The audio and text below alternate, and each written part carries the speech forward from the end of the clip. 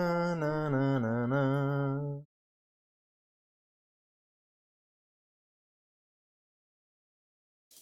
Do you know Desi Nach? What's Desi Nach? Wait, is this picking up? Ah, that's picking up, yeah. Do you know Desi Nach? What's Desi Nach? बैल जैसे धूल उड़ा के सींग उठा के तुम भी नाचो बाज जम के ताल ढोल बेटा राजू उड़ के नाचो हीरो से भी तेज कोई कर सके जो बेद नाचो अस्तबल में घोड़े जैसे भाग डोर छोड़ नाचो मिट्टी जो तो रोट मोटा मिर्चा खा के ऐसे नाचो हाँ जा छोरे हाँ जगोरे हाँ जा छोरे नाचो नाचो नाचो नाचो नाचो नाचो वीर नाचो नाचो नाचो नाचो नाचो नाचो नाचो यार नाचो नाचो नाचो नाचो कच्ची कैरी जैसा खट्टा नाचो नाचो नाचो नाचो बिच्छू काटा लागे ऐसा नाचो I've had enough of this nonsense. You two out. No, Jake, I've had enough of your bullying. I love his little dance.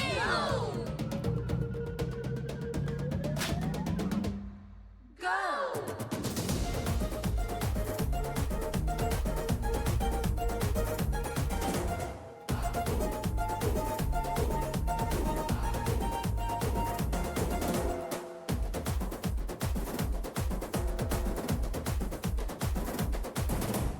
गूंज ढोल ऐसे देखो धन्ना के रोगी नाचे शोर सुन लो है धमाका जैसे शेर हाथी नाचे देखो दिल का ये मेला यार अपने साथ नाचो एड़ियों के जोरों पे तुम धड़ाका देसी नाचो ओ पसीना माथे का चमके दमके ऐसे नाचो हाँ जा छोरे हाँ जा गोरे हाँ जा छोरे नाचो नाचो नाचो नाचो नाचो नाचो वीर नाचो नाचो नाचो नाचो नाचो नाचो नाचो यार नाचो नाचो नाचो नाचो आगुवारा राग छेड़ा नाचो नाचो नाचो नाचो उसने चक्का लागे थी का नाचो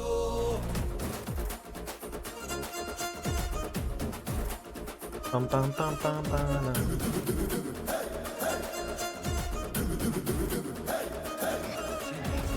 disgusting. This is filthy. झूमे गाँव है रेला ऊंचा पाँव यूं पटका है ये देसी मेला कैसा रहा यकायकी नाचो नाचो नाचो Hi there, Ghost. How you doing, friends? नाचो अरे धूम धूम थिरके जा पाँव में जान जगा धुमक धुमक नाचे जा दुनिया हिला दे सारी नाचो This is angrily dancing. Glad to hear that, man. I'm pretty sleepy. I'm sipping some coffee and trying to perk myself up.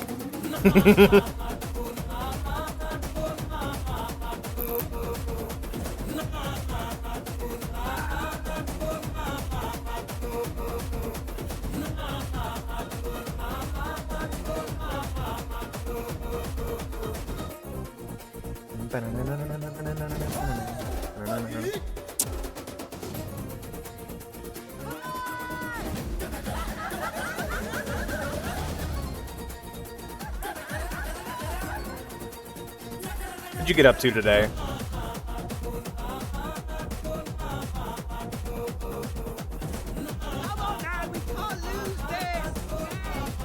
Oh, there goes the freeze. Yeah, I hate to see it happen. Ah, there we go.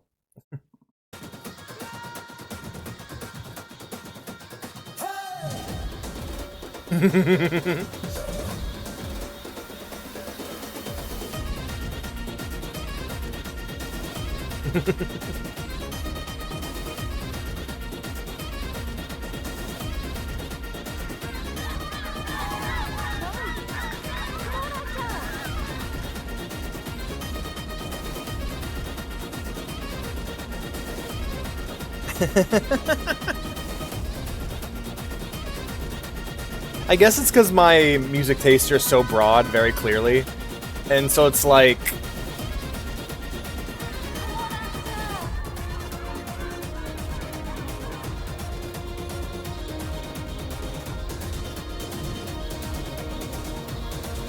I just find it weird that, like, someone would be like, wait, you don't like... Wait, how can you like that? You're a blank fan, you know? Like, how can you like MF Doom? You're a Weezer fan. Like, that's...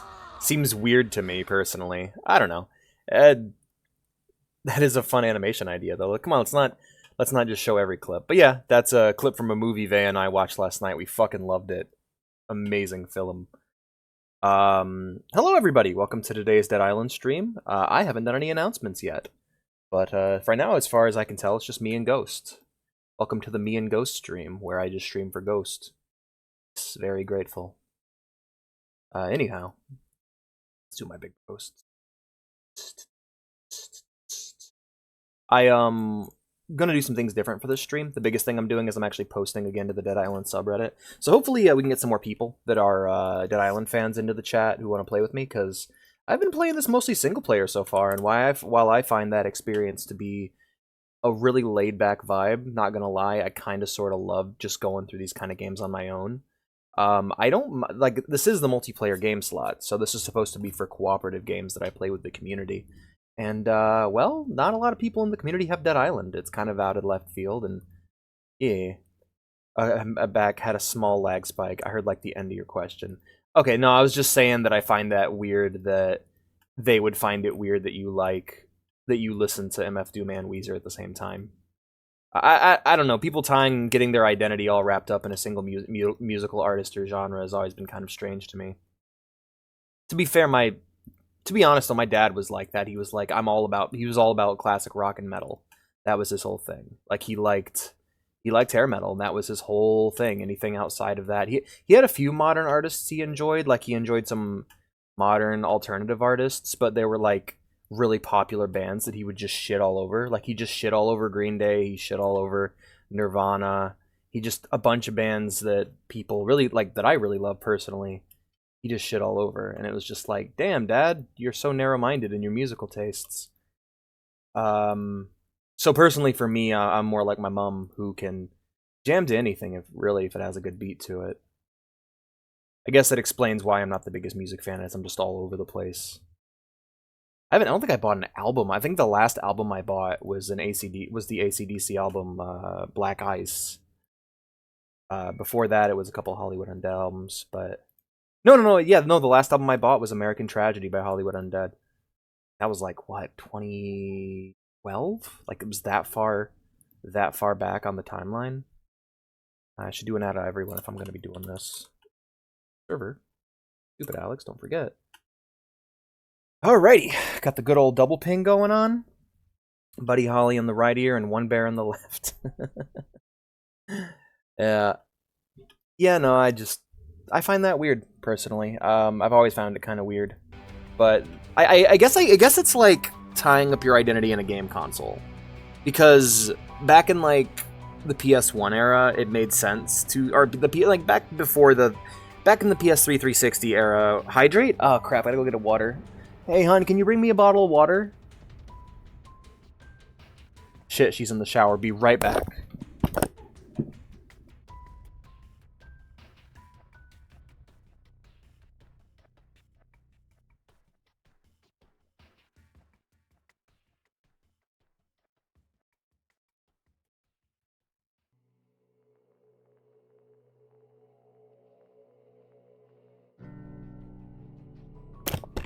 One beer? I was thinking like one bear. I read it as, oh yeah, because you wrote one bear. I was thinking of two bears high-fiving from New Vegas. Hi, Witty, how are you? Time to hydrate. But to be honest with music, I guess it makes sense because, like, well, following a musical artist wasn't just listening to the music, it was watching the videos, going to the shows. Maybe you're from a location that the artist is strongly associated with, you know, like how Drake is associated with Toronto. That kind of thing, I suppose. That makes sense. I guess it never made sense for me because I just really never got... I don't know. It's interesting to think about, though. Like how a lot of rappers are associated with California or LA.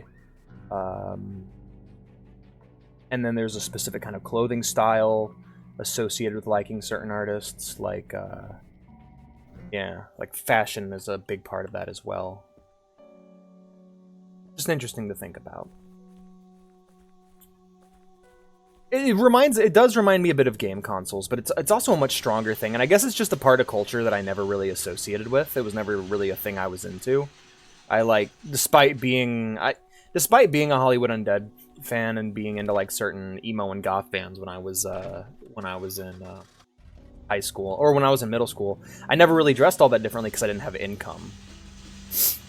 Uh-oh, Alex is starting to put it together. So it is like, is that style of music fandom like a middle class thing? Like you had to have disposable income and like be able to, because like for me, having clothes that I like the look of is a luxury, you know?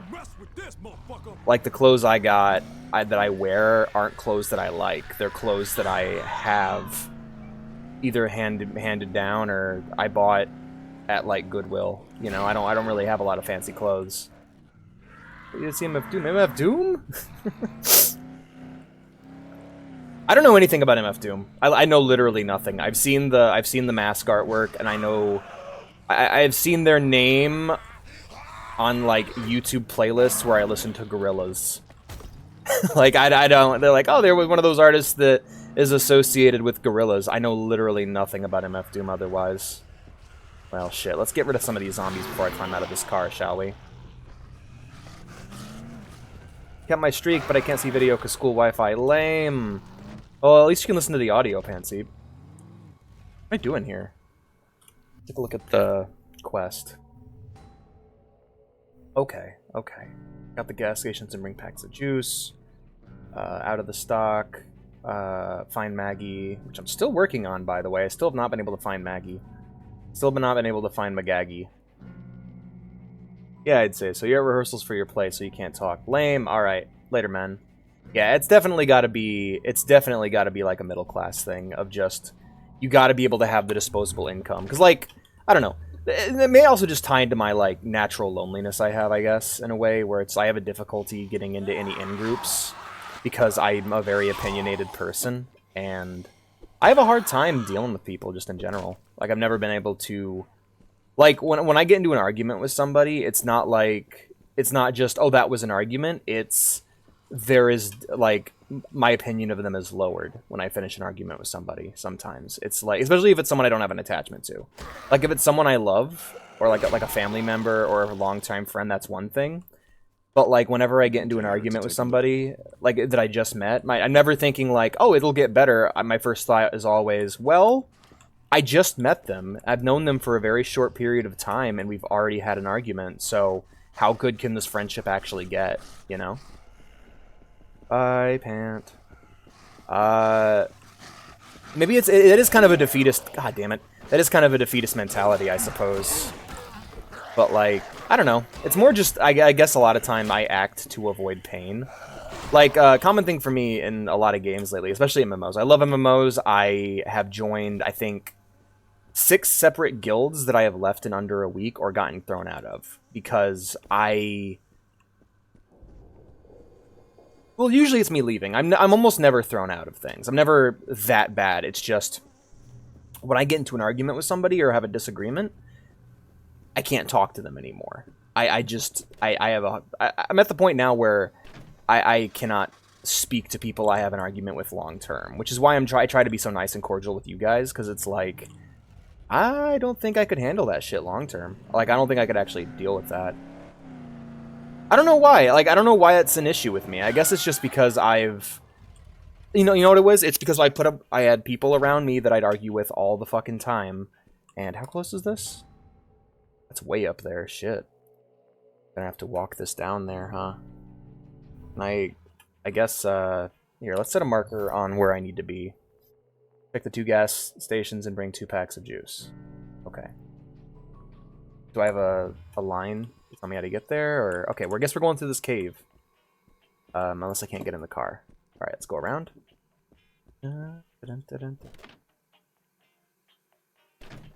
It's just something I think about sometimes. It's like, oh yeah, the reason why I think I have that is because I associated with people that I argued with repeatedly for years.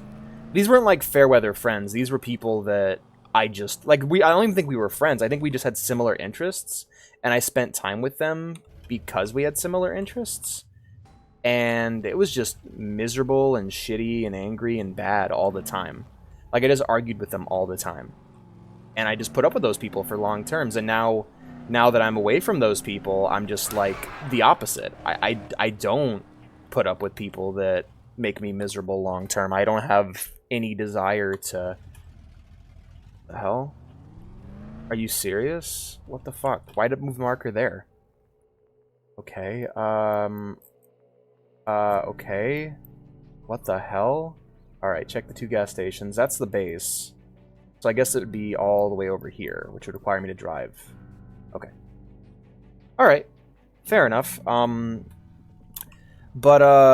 Yeah, so when I meet new groups of people, I can't really ever work my way into an in-group because I have disagreements, those disagreements become arguments, and those arguments create wounds.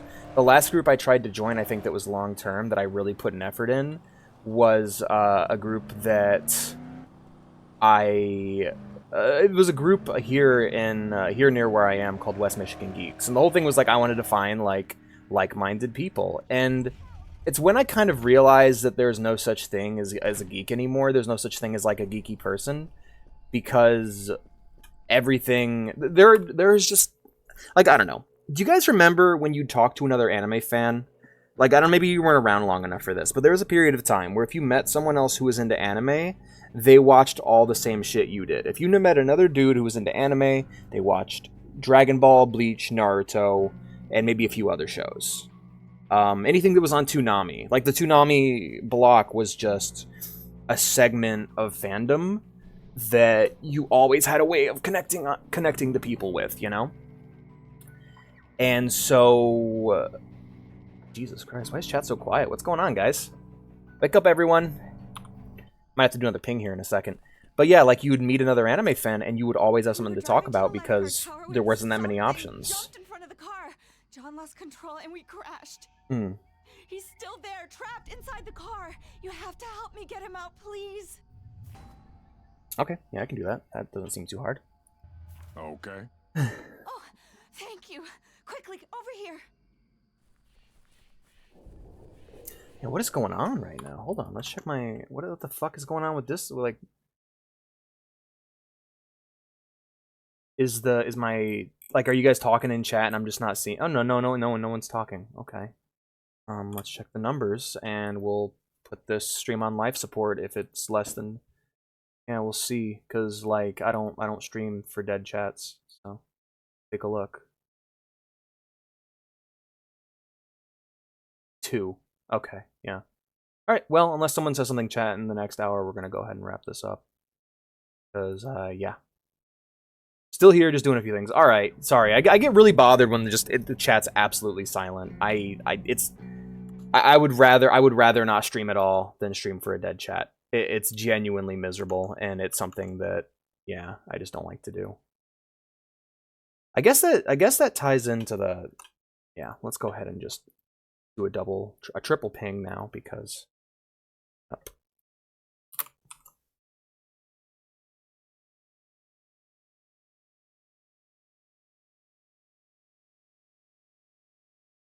Alright, doing it again.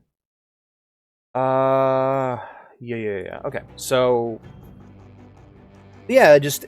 There's this... Like, ever since the internet got really big, I guess. Because, like... Or I guess it was an idea of just... When on-demand media became more of a thing, there was less of a means of connecting with people. It became very, very difficult for me. Even though there were fandoms where people liked the same things I liked, my issue is that every time so many people were just wrong about things. Like, that really bothered me. It was like, man, everyone's just wrong about everything all the time. It's just everyone's just wrong. It drove me nuts. Like, I guess it all just comes down to a difference of opinion, which is something I'm a lot more tolerant of now. But just back in the day, like, if you met someone who liked the same show you did, like at school or at work, you could be pretty sure they liked it in the same way you did, you know? And then there was just parts of fandom stuff I just never engaged with, like fan fiction. Like, I just never got into fan fiction. I never got into shipping. People would like ship all these different characters together, and I go, that's wrong. They don't get together in the show, and the show's over. What are you doing? Like, why are you wasting your time? Why are you wasting so much ink on something that doesn't happen? And I just didn't get that until somewhat recently. I always thought shipping was kind of fucking dumb. I really don't know. I think it's just because I for the longest, it's self-analysis is tough because I'm trying to understand what exactly went wrong there. John, you're gonna be okay. Here, take what you need out of the trunk. Whatever you want. Okay, man. Here, open the door. Oh, we got ourselves a Krober. Ooh, that looks nice. Let's take a look at our inventory here. We'll go ahead and ditch one of our paddles. Let's drop this paddle here. Drop, and we'll pick up the crowbar. Boop. Alright, got ourselves a spiteful crowbar we can probably upgrade when we get back. For now, we're going to get back to business. Let's go back in our car and continue on our little journey. I'll just keep talking about my life. Yeah, I think from a very young age, I've been one who avoids pain. I think I was one of those kids who was basically brought up being told they were, like, gifted. I did really well in school. I did super duper well in school, and my parents like, oh, you're a genius, you're gonna do all this stuff. And then I got to a point, because, like, something I guess is something that you just only know if you're, like, quote unquote a gifted student, is that being smart is easy. Already knowing all the information is easy. When you don't know the info and you gotta study, that's hard, and I did not understand how to do that. And instead of my folks accepting that, they simply got mad at me for not living up to their expectations. Thinking that putting pressure on me would make me step up. It didn't. It didn't.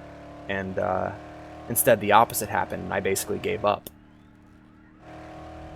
Very sad now that I think about it.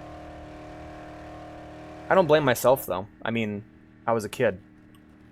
Kids don't really know how to handle that kind of thing. As an adult now, I can look back and be like, yo, I should have tried a bit harder in school and stuff. Maybe I'd be in a better place, but, like, that wasn't my responsibility. I mean, I guess it was, in a way, but, again, I was a child. What more could I have done?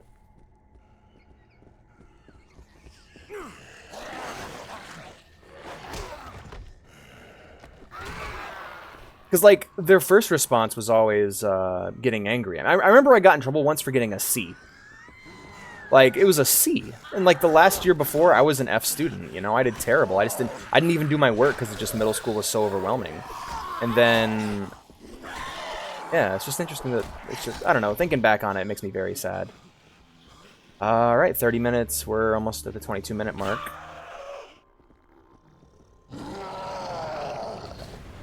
Go ahead and just put this guy down real quick. I'm wondering how long that's going to actually work for me. Like, how long can I use my ult as just a delete enemy I can't deal with button? I feel like I should have a dodge or something, but I just don't.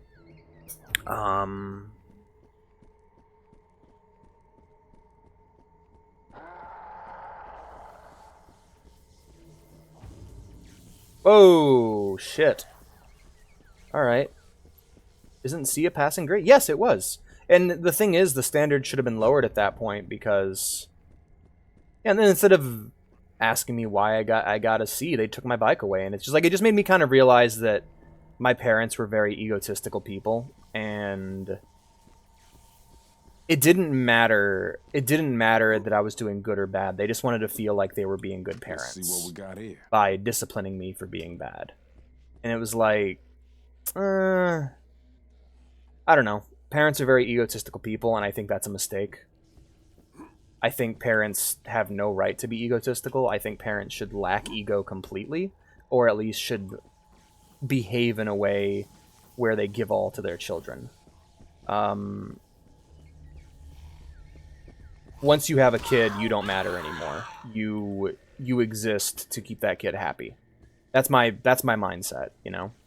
And it's why I don't have a kid. It's because I very much value my life. I value my individuality. I value my own personal joy. And I need to be in a place where I'm perfectly content and happy and okay giving everything up, sacrificing everything I have, everyone I know, everyone I love, everything I hold dear for my child. When I'm willing to do that, that's when I'm going to have a kid.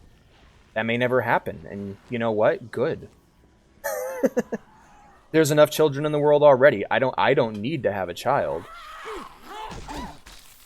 There's no reason. Okay, yeah, it's a bit of a hot take. Not every person needs to have a kid. You don't need to be a parent. Most parents shouldn't be parents.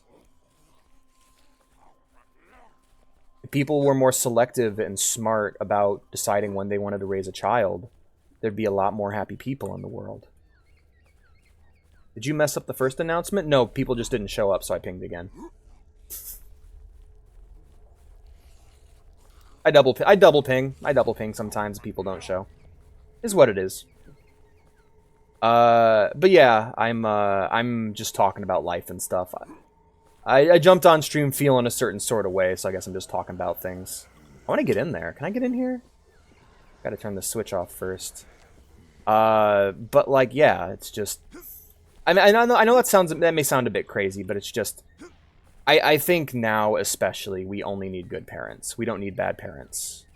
And it's like, I guess I can talk and say like, oh, you can. People can be like, oh, you can talk. You never had kids. And like, yeah, I didn't. My parents shouldn't have had kids. Clearly. Otherwise, I'd be perfect. Not fuck with me. I don't think the ends justify the means, but the ends can inform on the means and decide whether or not, you know. Like, okay, we can't look. Like, okay, I'm actually babies are not obligated. Yeah, facts time is something. I'm just thinking about like. There was a okay one, and mom won't let me forget this, but there was a time where I had friends over when I shouldn't have, and they drank all the soda in the fridge. It was just a douchey thing my quote unquote friends did at the time. I didn't tell them to. I didn't tell them they could, but they did it anyway because kids are assholes, you know. And shit. And my mom was like reprimanding me, and my stepdad was gonna come home and, well, basically beat me for doing that, right? And I remember asking her, it's like, Mom, how can you let him do that to me? And she told me the ends justify the means, and she'll pretend she never said that because it is clearly some psychopath shit. That's Niccolo Machiavelli originally said that statement, by the way. It's something you'll often hear from very radical people who are into politics, of just, oh, I can just attack and violently hurt the people who disagree with me politically. The ends justify the means, you know? And my mom actually said that to me in response to me being afraid that someone was going to beat me. And then he did. He lifted me up by my ears, and then squeezed my little 10-year-old head between his hands. And damn.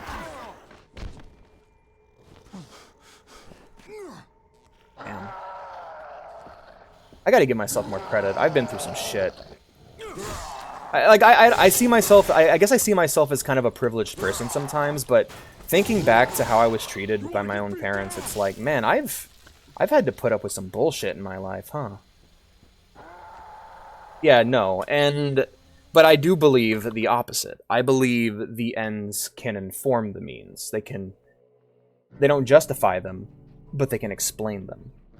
So, where did me and my sister end up because of my mom's parenting?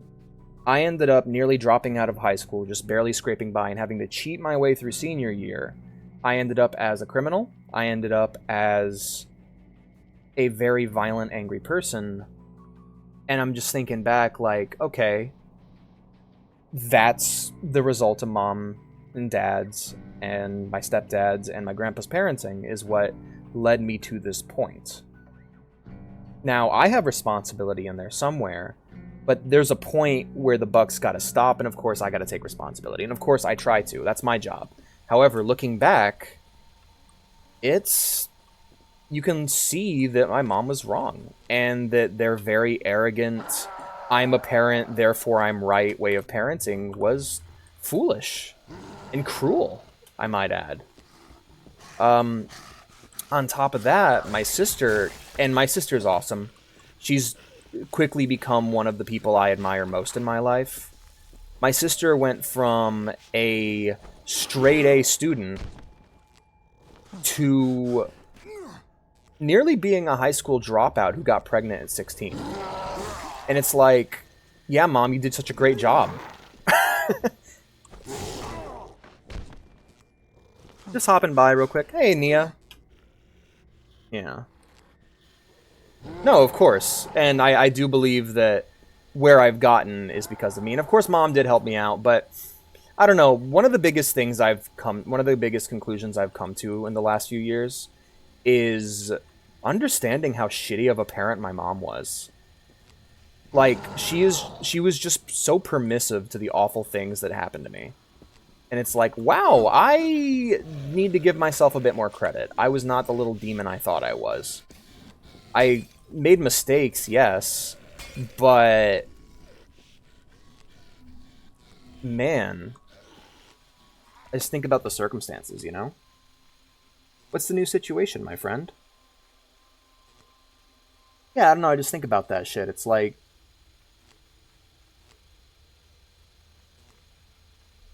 I think that's been the lesson of 2023. The lesson of 23. Like, a couple of years back, I was like, oh yeah, I get to go to Mom's. Cool, I miss Mom. I want to talk to Mom, you know? And then my sister I got to know my sister's kid. I got to know, I don't want to say her name because she's a baby and she doesn't, yeah. So I'm just going to say the sister, my niece. I've gotten to know my niece, and it's like, I see how that kid acts, and she is just the most excited, happy little kid. And I see the way my mom behaves around her. And every time the kid does something that Mom doesn't like, it's like she's a burden. All right, we're all around the Christmas tree. It's Christmas morning, right? And Mom's open. You know, Halen. Shit. Sorry. Forget that. My sister's my niece was just excitedly opening presents. She was so excited to see what she got for Christmas, and then she finally. Fuck Estonia. Fair enough. She finally opened up Mom's present, and she just didn't seem all that interested. My sister got her a slide, and the kid was more interested in playing with the train set. Oh, no, it was a train set. The kid was more interested in playing with the train set than the slide. And Mom and my stepdad looked so hurt, and they were just, like, bitching about it the whole time. And I'm like, what the fuck's wrong with you? You're, like, both of you are pushing 50. And you're, like, your feelings are hurt that this baby didn't want to play with the toy that you got them? Like, what the hell is... Like, it's Christmas. There's other people here. Are you serious right now? It's just fucking embarrassing. It's like, why? And it's because they're still kids themselves. They still have those silly, petty emotions, but the difference is they're in a position of authority. And so when I get that feeling, I gotta shut the hell up about it and just keep it to myself. But and when I do, I gotta work through it, and maybe I'll talk to Vea about it, and she'll help me figure it out. But for the most part, there is no. Does this just kill me? Oh, yep. Get out of the water. I was wondering what was going on with that, and I have no health. Luckily, it regens. But all right, so we have 2 switches. Let's try heading into the gas station. I'm sure there's a switch in there I can hit. Fuck Estonia. All right. We're in the anti-Estonia zone right now.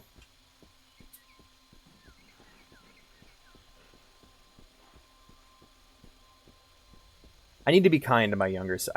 That's another thing I've been trying to do. I before this year, the idea of self-love didn't occur to me. Because whenever I feel bad, I'm like, all right, I did something wrong. That's why I'm feeling bad. Or somebody else did something wrong. That's why I'm feeling bad. But over time, I've kind of just realized that sometimes I just feel bad. And also, thinking back to when I was a kid, I got to remember like what emotions I was going through at the time and how I had no support from anybody. I was completely alone. The only person I really got to open up to was my sister, and as much as I admire her now, she always ratted me out.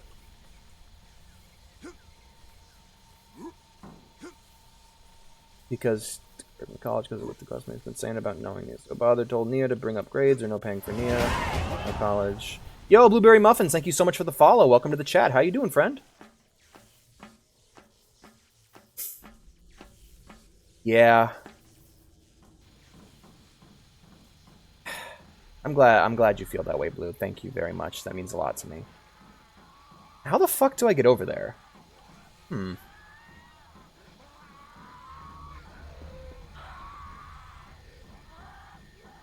Nice! How far in are you? What character are you playing as? I'm really liking Sam B. He's a lot of fun.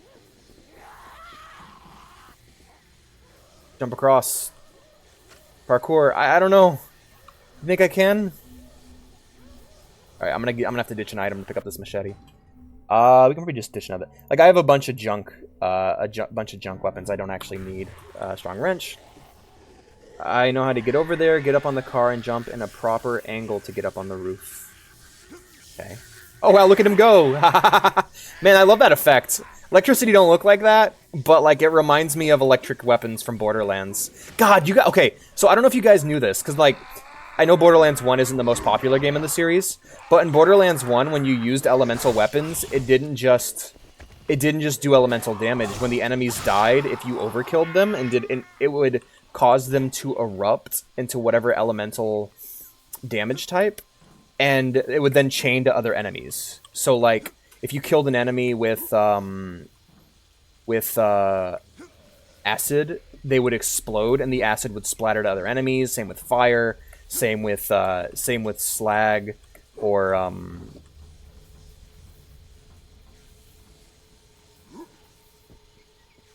same with slag. Same with electricity. Electricity was really pretty because it would just chain lightning entire enemies.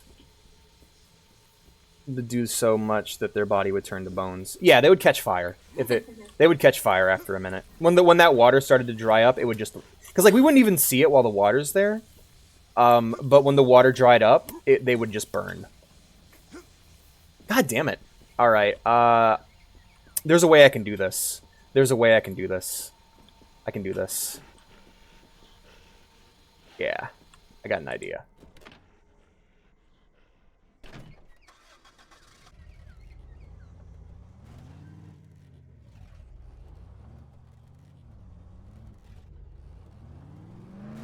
Damn it, I gotta hit it with the wheel. So it actually works like a real car, okay. Alright, that was worth a try. You're jumping early. Okay, I'll try it again. I'm thinking I could angle this truck though, because it's got a higher roof. You know? Let's try getting out.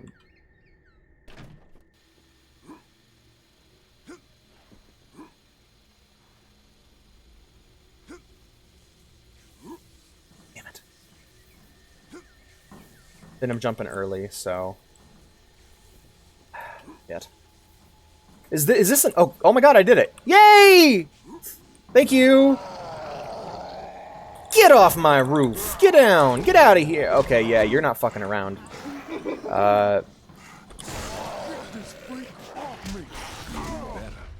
Don't knock me off the roof, asshole. I'm gonna be mad as hell.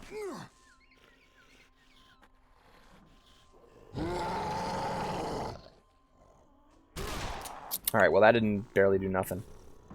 You know what, as long as I can get my, if I can get my, rage up, I'll be fine. I love Sam B and Logan. I haven't played Logan yet. I've played, Sam B and I've played the Blade Lady. Ow! He bit me.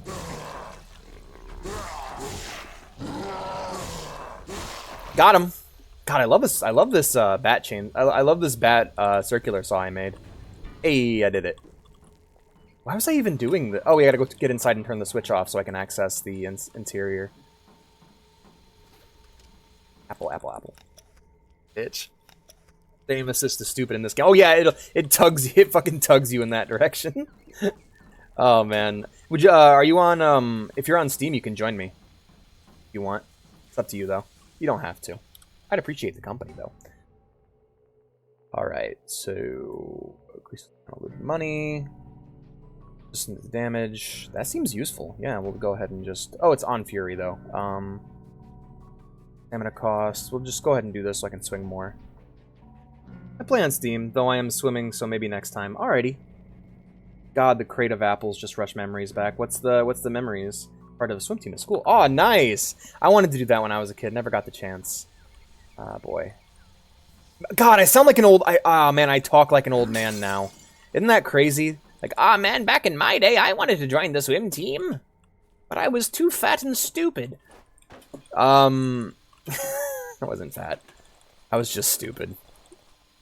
Honestly, every single time I'd be like, I want to join a team, Mom would be like, oh, you got to get your grades up if you want to do that. And I'm like, all right, never mind. Every time I wanted to do something like that, it would just be like, oh, you gotta have good grades for that. And I'm like, oh, never mind. And then when I got into high school, it's like, man, I'm too cool to join a club. Like, I was such a fucking asshole. Thank you. I try me best. I comb my fur every day, and I make sure my whiskers are trimmed. Oh, wow. Sam B's the one who organized your shelves. Who do you... Yeah, that was pretty good, Sam B. Alrighty. I love how he throws it like a basketball. Like, it's like a basketball pass. Oh, boy. Let's head back to the car. Or I should pull the... I could probably pull the car around.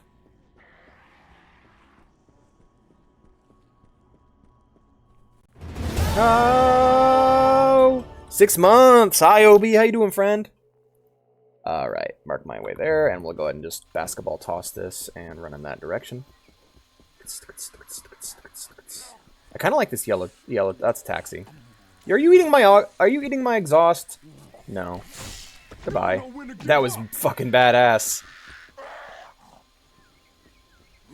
Scrap mechanic, that's the one. Gotta spend some time. Damn, I love this weapon. I'm guessing this doesn't count as a blunt weapon anymore, huh? Like, does this still count as a blunt weapon, or is it a, it'd be a bladed weapon. I mean, like, looking at it, it's clearly a bladed weapon, but... Yeah. Obi is dead, I'm Azrael. Azrael Dreamer? Or Azrael... Azrael? What the fuck is the name of that Dark Eldar? Asdrubal Vect, or something. God, it's been some time. I have not played Scrap Mechanic. There's a couple games like that like remind me of that title though. Like My Summer Car is a game I've had recommended to me, or recommended to me by Mad Rogue, who's just like losing his mind playing that game. And then there's Jalopy. Jalopy looks like it's really fun. Hey, a dreamer. Play Little Inferno. You know what? I actually do have a little more Little Inferno planned because apparently apparently there's some DLC I need to get for it. So I have that DLC wishlisted. Oh yeah, by the way, if you're a subscriber, go into the subscriber channel, take a look at the stream log, and let me know what games on the list you want me to play. I'll move them to the top. I've decided to start moving those to the top of the list, and we've made up a little miniature, smaller, more manageable stream log at the top of the stream log. So yeah, if you have access to the subscriber channel, take a look at the stream log. Let me know what games from it you want me to play, and I will move those to the top of the list. That way we can play them sooner. After, of course, when we've played all the games we have lined up. I've always seen the videos about it, just never got to play it. Scrap Mechanic? Or Jalopy / My Summer Car? Little Inferno just for me. I've got a fireplace that burns and burns and burns. Burns and burns and burns.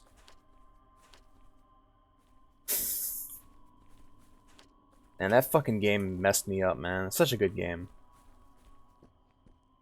Aw. You should. That'd be fun. Yeah, you should stream the games I don't know so I can learn about them. Kind of like how I do it for you guys. Alrighty. Alrighty, everyone. Let's head back home. We've got our goodies. Do you like my car? My car. Meow meow meow meow meow meow meow meow meow meow. Recommend Scrap Mechanics to Alex. Alright, I'll take a look.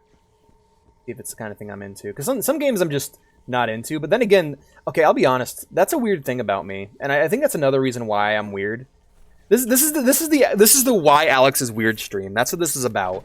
We talked about child abuse earlier. Now let's talk about Alex's weird gaming tastes. That's a bit more of a lighter topic, I think. Come on, turn. There you go. Cars control weird in this game. But, and then there's a survival mode. Interesting. So wait, survival mode? Like, aren't you just like an auto mechanic? What's the survival mode like? Try to avoid getting murdered by your pissed off customers? Alrighty.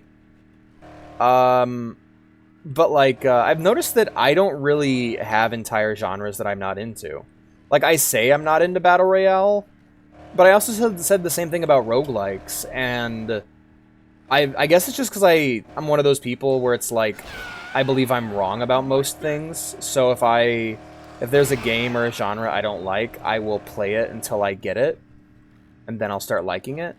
Like, I said I didn't like roguelikes, but I do now. I've played enough Hades and Risk of Rain 2 to kind of, like... And also Post Void and FTL and Darkest Dungeon. Like, I played enough of those games to know that I do like roguelikes. But, like... Yeah, but like for a period of time I just didn't like that. And there's so many people I know where I'll just talk to someone and they'll be like, I'm not into shooters. And I'm just like, how? There's so many of them. But I guess it's just because most people don't consume as much media as I do. So they just live their entire lives and assuming that they hate everything with that label. Because they've never experienced something otherwise. I'm not going to play Fortnite. I'm sorry. I have ethical problems with Fortnite. And also, it just doesn't appeal to me, and I think it looks bad. Like, it's a game... Okay, so here's my thing with Fortnite. And I've talked about this before, but let's break it down. I'm not going to not play a game just because I don't like its monetization. Of course. However, that is something that will put me off of a game. Fortnite, I don't like its monetization. I don't like the way it looks. I don't like... I know I'd probably like the way it plays, but everything about it outside of the gameplay is so fucking unappealing to me. Like, I look at Fortnite and I see a corporate product, and I don't play video games that I see as corporate products. I'm not out here playing fucking Sneaking or Chex Quest, though I will eventually play Chex Quest. I don't see any passion in that game. There's no artistic integrity to it.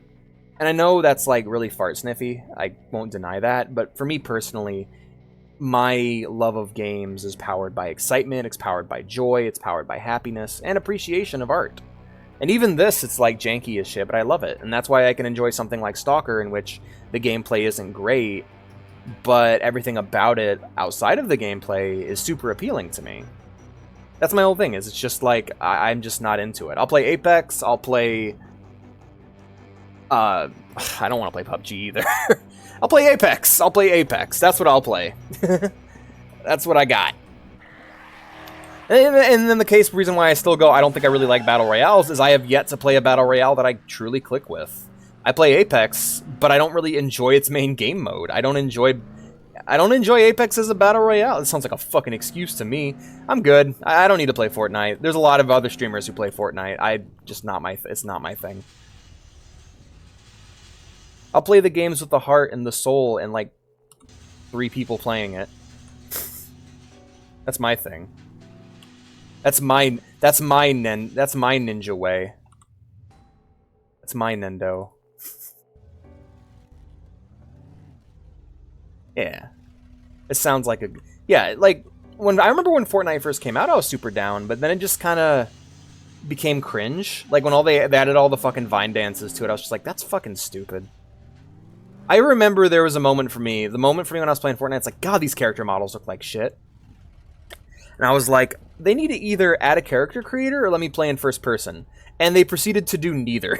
And instead monetize that aspect of the game. And I'm like, alright, I'm done. Oh yeah, and then I came back for an event game mode that I really, really liked. And I'm like, wow, this event game mode's great. If this was around all the time, I'd keep playing this game. And it's like, oh, it was a temporary event. It's gone now. Like, okay, cool. Oh my god, I gotta make a second run for those fucking juice packs. Yeah, just throw that in there. Alright, back in the car. First person would suck in Fortnite. Probably. Back when it first came out, though, like, I just didn't want to look at my stupid-ass character anymore. The default skins are so fucking ugly, and they know it. And that's why they didn't do that. They want people to pay for the fucking micro, and I'm just like, that ain't me. I don't do that shit. I'll never do that shit. Never again, at least. One and only time I did micro, or, like, I guess really the only time I did micro was for Overwatch, and I regretted it.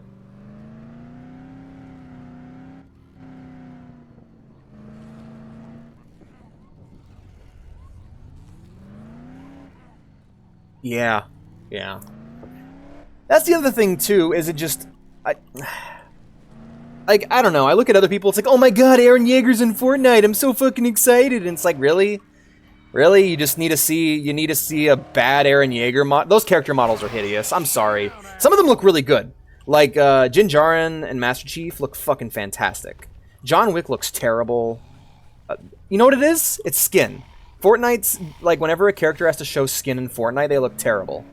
Fortnite's character models look awful unless they're wearing armor. Raiden looks terrible. Snake looks awful. Eren looks bad. Naruto and Sasuke look bad. Goku looks bad. Rick and Morty look alright, but that's because they actually managed to carry over the art style. It's just Fortnite looks bad to me. I hate its fucking plasticky look.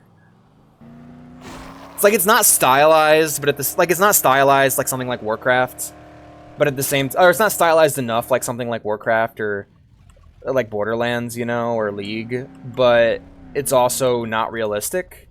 So it just kind of comes out looking cheap. Would you play Strukid on Roblox? I don't know. I don't know anything about Roblox. The only thing I ever did in Roblox was I went to a world in Roblox that was a complete recreation of Undertale, and I walked through that, and I hung out with a friend, and we got fucking drunk and hung out in Nabstablook's house. It was a lot of fun. Yeah.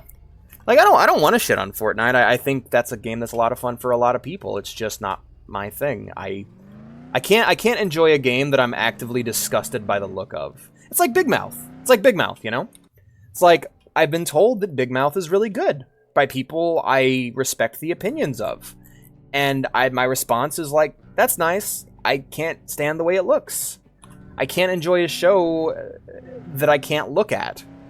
I can't enjoy a game I can't look at, you know? And I don't mind games with quote-unquote bad graphics as long as I can recognize the art style within. Or if the game's world has a certain... Like Bethesda games would be a good example. I don't think the character models in Bethesda games look good at all. But, like, you play something like New Vegas, and it's like, oh, wow, they really put the effort in to stylize each character. Every character's got a unique look, despite being made with the same creator. I appreciate this, you know? Yeah, it also looks like every other adult cartoon show outside of its horrific-looking characters. That's my issue with F is for Family. Like, F is for Family and BoJack, I have the same problem of just, wow, this is amazing! Writing-wise and, like, storytelling-wise, this is amazing. Why's it gotta look like that? Like, BoJack, it hurts me so much. Like, I love BoJack. I love every episode of BoJack that I have watched, I have loved. And they have, like, lived in my mind as, like, fantastic episodes. And with F is for Family. But, like, couldn't you have given it a unique art style? I mean, BoJack kind of gets a free pass because it did it before that style became super tired. But, like, man, just, I don't know. If you want to get an example of, like, me talking about that, like, oh, you're going to make an adult cartoon? That's great. Please do something unique. Please don't just do the Family Guy look again. I don't know, maybe go for something like Smiling Friends, where every character has a unique art style, or Black Dynamite, where it's anime. Black Dynamite Out of the Boondocks, where it's like super duper anime. Or Venture Bros, where it looks like an old Hanna-Barbera cartoon with like really good animation. Like, or Robot Chicken, or Celebrity Deathmatch, or just go stop, or Moral Laurel and go stop motion with it. It's just,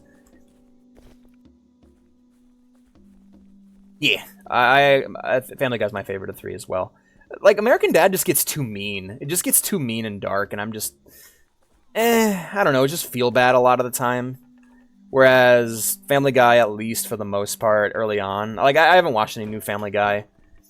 Like, I haven't watched any post-2010 Family Guy. It's just, yeah. Style looks bad. Everything's too hilarious. I love Warcraft style. I adore. Like, me and Obi are on, like, I don't know. I feel like Obi agrees with me on that. Like, I fucking love the way Warcraft looks. Like, it's the comedy. Like, I guess if you want that, like, comedic look, because I do know the pain. I do know the pain of like you finish watching a cinematic for Warcraft and you're just like, oh, that was great, and then you go to play it and you're like, what the fuck am I looking at? You wish you could play Warcraft? You'll be able to. Don't worry.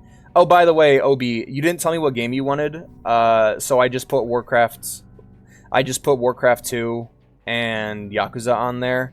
I know you want to play more WoW, so we're starting the road to Beaverton, I guess. The road to Beaverton. That's what it'll be called. But whatever, I got my own games. Oh, you can join me sometime though. We'll figure it out. I know. Yeah, Yakuza Kiwami and Warcraft 2. The road to Beaverton begins. And you know, other games. PvZ Modern Warfare 2 might get. Oh, Garden Warfare. Don't you mean Garden Warfare? Or are you actually calling it Modern Warfare? Is that what it's actually called? Is it? Is that what you want from me, game? I don't understand what the game wants. Oh, wait, no, there's little outlines there. Okay. Okay, hold on. I think I'm solving the puzzle.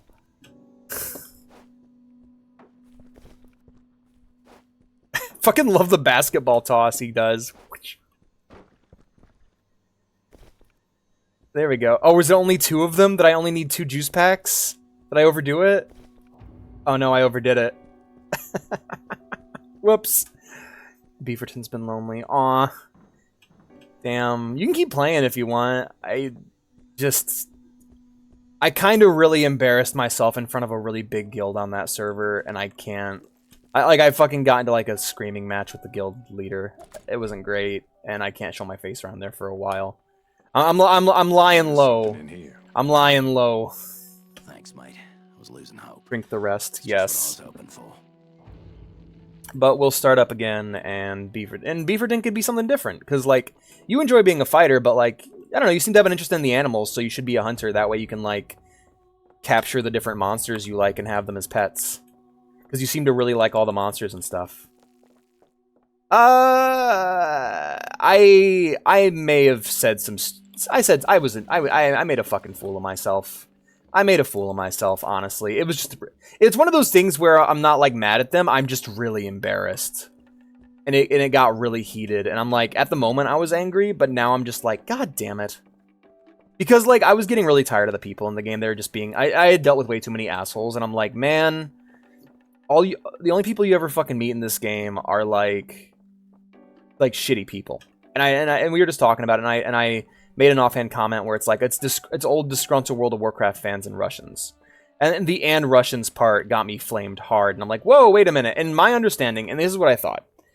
Because I assumed because most games were getting taken away from Russia because of the troubles over there with Ukraine, I had assumed that Warcraft was banned in Russia and that all those players were coming over to private servers. Because that's what usually happens when an MMO gets banned.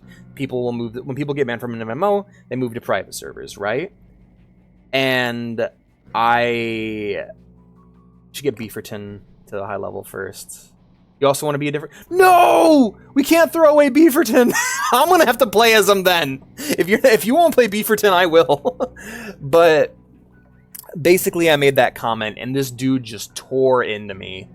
And, like, for lack of a better word, he destroyed me with facts and logic, I guess. And I was just so upset, and I'm like, God, you're a fucking asshole. And I, like, called him an asshole in front of everybody, and I fucking just tore into him, because it was embarrassing. I was mad. And I had completely misunderstood. Like, no, the game isn't banned in Russia. That's literally, that was the crux of it, and I had to Google it, and I'm like, God damn it. This stupid-ass assumption I made led to me, like, looking like a fucking racist in front of a bunch of people.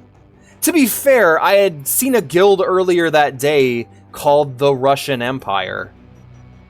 And I'm just like, that's a bit fucked up to have a guild name like that right now. Seriously? So yeah, I got caught up in a fucking dumbass political argument, and I made a fool of myself. And I'm like, I'm out! I gotta go!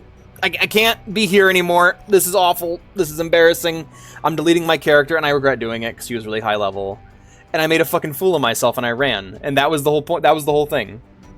No, it was just me really embarrassing myself. Obi's like, wait. I'm waiting for y'all to dig into me, too, because I'm like, I've been really embarrassed about this for a while. Was that the one time we were playing? No, it was like the night after. I was playing, and I had gotten into a dungeon, and just, God, everybody in it was an asshole. Like, no, that guy was fine. That guy pissed me off, but he was on my list of people I was gonna hunt down once I got to max level. But yeah, no, just I embarrassed myself.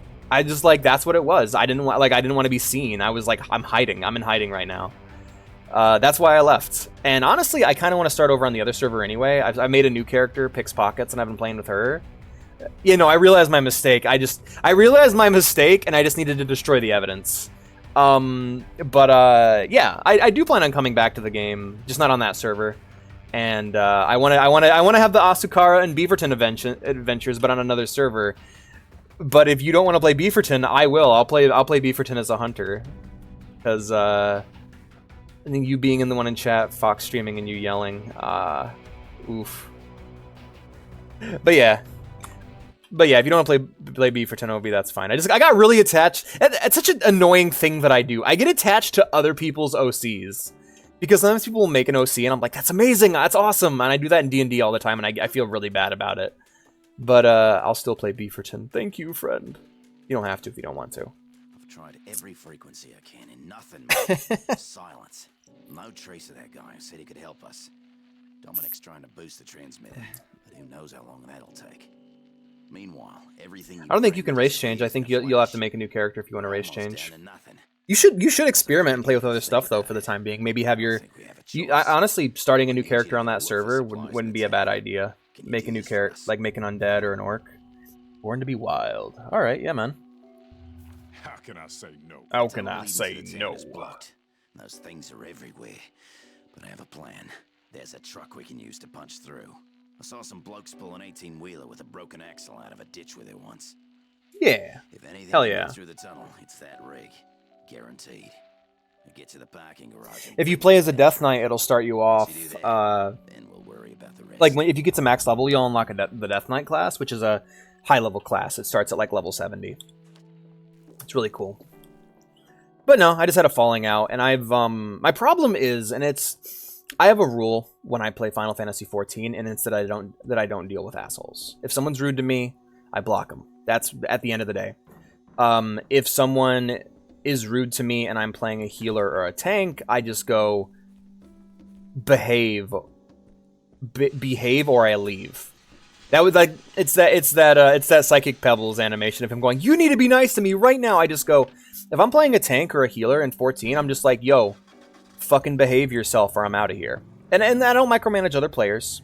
I'm not like that kind of person. I spent too much time in WoW. I think I'll never return. You know what?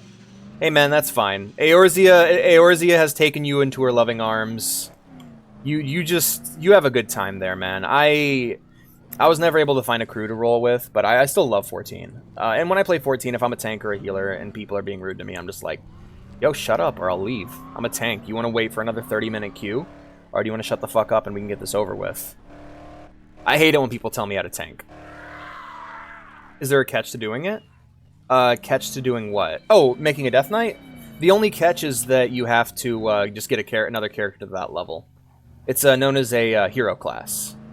Basically, if you want to play a Death Knight, you got to get a character to level 70, and then you can play a Death Knight on another class, or on another character. The version of WoW I'm playing is completely run by the community. It has nothing to do with Blizzard, so I'm able to play for completely free. That's what's pretty great about it, is there's no microtransactions or nothing. You just play the game and it's free. And it's not illegal either, because I own the game, and yeah, there you go. Not illegal for me to be playing it. I won't speak for anybody else. I've bought every WoW expansion up to Legion, because when I bought Legion, they gave me every WoW expansion.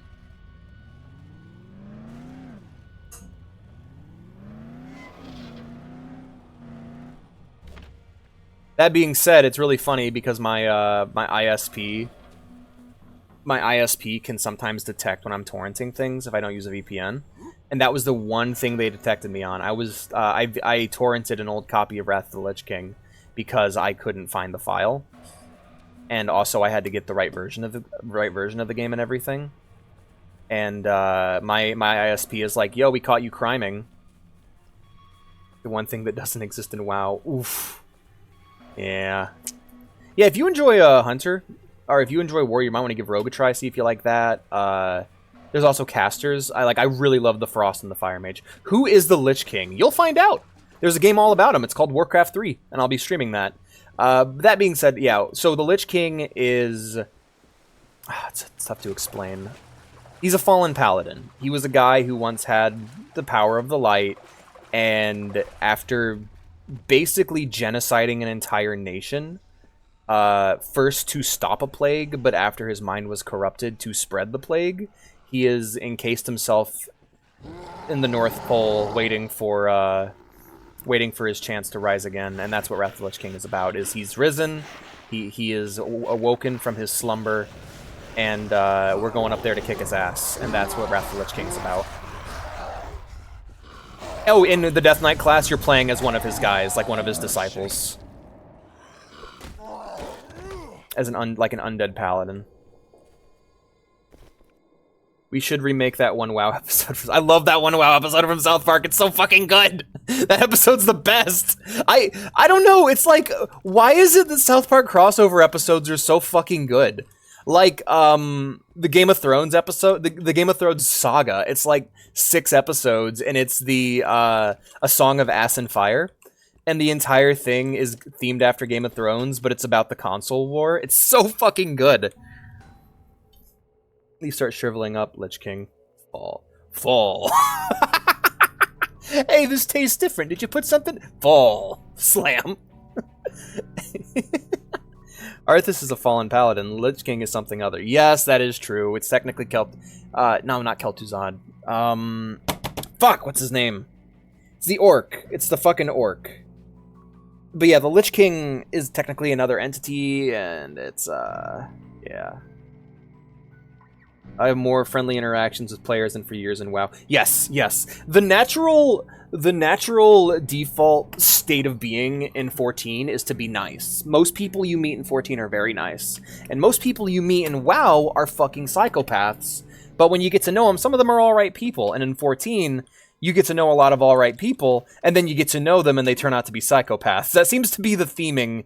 Like, I've heard a lot of different stories. There's this podcast I watch called Drama Time, and it's just different player stories from MMOs, and that is the same. Oh, that's a great video. I keep getting recommended to that video. Is that a good one? I gotta check that out. But in every Final Fantasy XIV story, that's how it goes. It's, I met a really nice person, they seemed cool, Let's see what we got. they turned out to be a psychopath. And then in WoW, it's always, I met a group of fellow psychopaths like myself, but when push came to shove, some of them turned out to either be really good people or far worse than I could have ever expected. And that's like the weird uniting theme. And it's really funny because you get that with different games. Like, God, there was this one gacha game we kept hearing stories from. But, like, the reoccurring fact was just really desperate, horny old women. Like, it was like a weird thing that kept happening with, like, a certain mobile anime game. Anyways, it's a great podcast. The guy running it's a swell fella.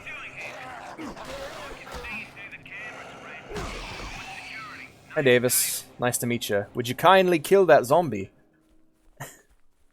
Anyway, yeah, sorry. Great podcast. I recommend it if you want to just hear stories about people being crazy on the internet. My favorite story, and I gotta tell you guys this one. This one's a Diablo 3 story. So, Guy is working at a tech support center. He's working at a tech support center for Blizzard in Australia. Basically, back then, there was only one support call center for Europe, for World of Warcraft, and for Blizzard, and it was in Australia.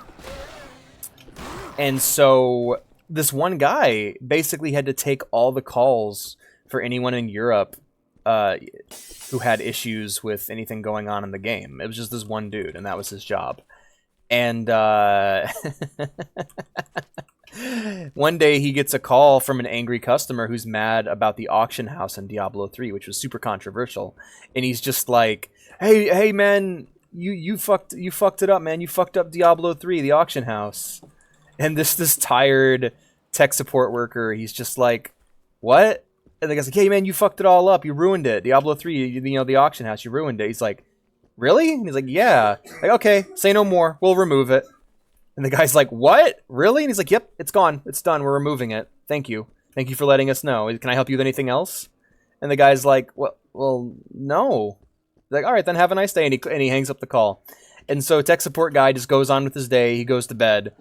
wakes up and he's got like 50 missed calls because that guy, after talking to him, went and called like a news site, and the news got out, and like there were like several articles made up about how Blizzard was going to remove the auction house, all because of this one sarcastic tech support guy. And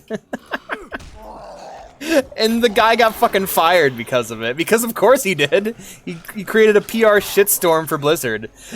And like years later they removed the auction house. And he's like, I like to think I had something to do with that. And just that story always cracks me up. Just this like, yeah, no problem, it's removed. It's gone. Oh no, I don't know if you guys find that as funny as I do. I just think that kind of shit cracks me up. Alright, switching over to the baseball bat.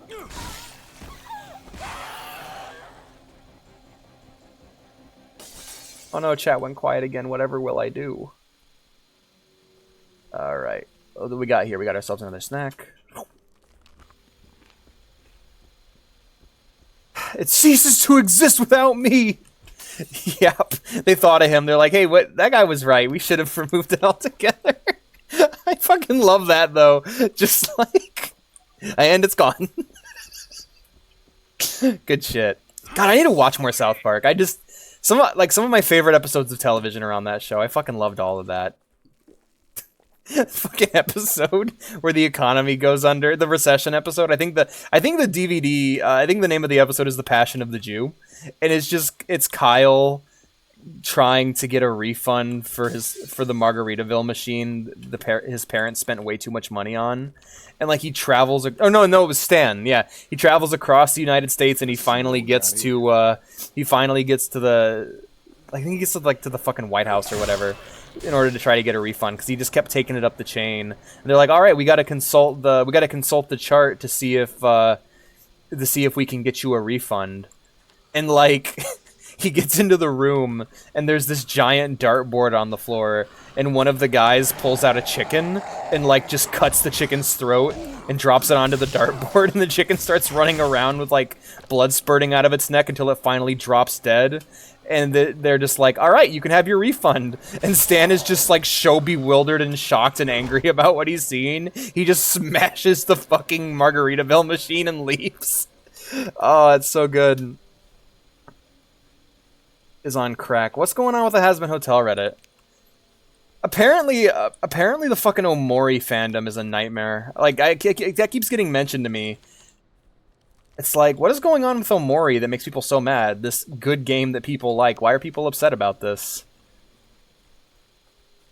Isn't that super weird, though? Like, when there's a fandom for a show that you haven't seen yet, and it's, like, on fire all the time, and then you watch it years later, and you're just like, this is great. What the fuck's wrong with people?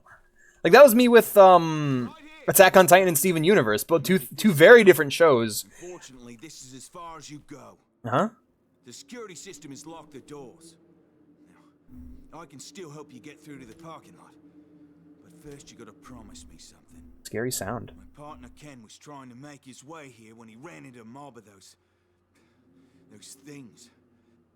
Steel meme. Ah, I see. I'll tell you how to get to the parking garage, right? The idea of stealing memes is so funny to me, because you can't steal a meme. It's an idea. It's a shared idea. If an idea isn't, if something is shared, it cannot be stolen. That's stupid. It's like, fuck. I have to break it down and go back to the original definition of meme. But like, you can't steal a meme. That's not a thing you can do. If it can be stolen, that means it belongs to somebody. And if it belongs to somebody, that means it can't be shared. So it's not stolen. That's fucking stupid. I've always had a problem with that idea. Anyway, sorry, just... If you can steal it, it's no longer a meme. That's my mindset. Yeah, a meme is something you share. Like a meme is an idea that perpetuates itself.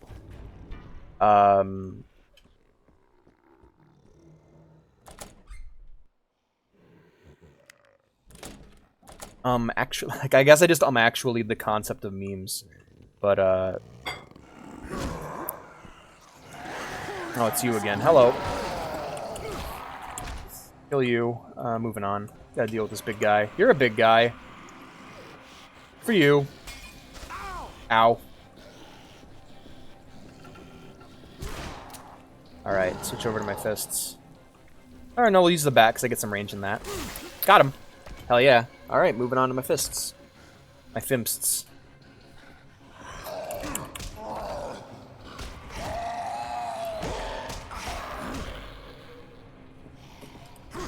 Yeah. Roll stow every meme. It is really funny, though.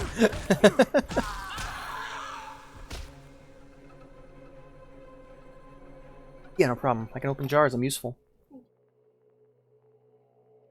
There you go. Alright, I'll check gallery. Thanks, hon.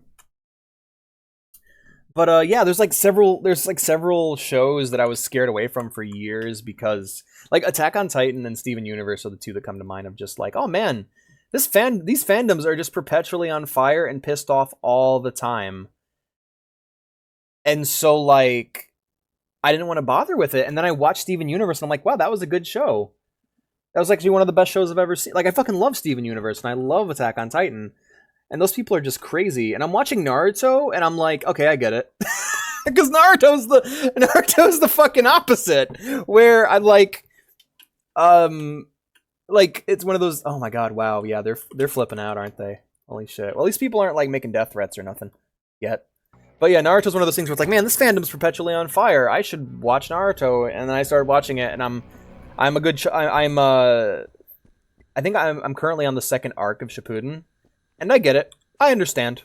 This show is like purpose built to piss people off because it's so inconsistent. Here's the thing. I feel like a consistently high quality show will piss people off less. And if it's high quality in the same way from beginning to end, people won't be so mad. Like you never see the One Piece people bitching. You know, you never see the Kirby fandom flipping out. Because those are of a consistent level of quality. Even if something is consistently shit, you know?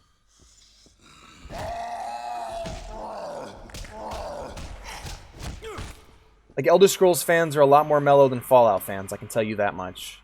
Dead rat. Dop anime. Dopamine. I heard that is Dop anime. What about Dead Rat? But, yeah, like, the more consistently high quality something is, the more not even high quality, the more consistent the quality of something is, the more laid back the fandom is. Like, the Adventure Time fandom's pretty chill, but that's because Adventure Time is just great from beginning to end. But, like, Steven Universe completely changes its style of storytelling from beginning to end. Now, personally, I love one just as much as the other. But for some people, not so much. Same thing goes for Attack on Titan. Attack on Titan changes the way it tells its story. Hell, it changes main protagonist halfway through the story. Or not halfway through the story, 2/3 of the way through. And that really flipped people out.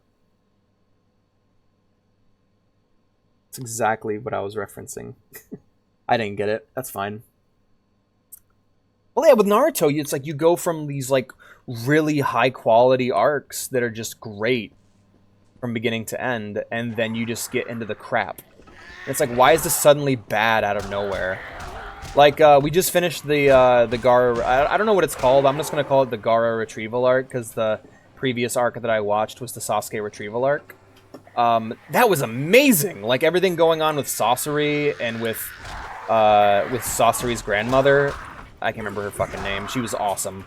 But, like, yeah, Ninja Ed Gein. Ninja, like, creepy motherfucking serial killer voiced by Johnny Young Bosch. And, like, seeing the entire history of how a child...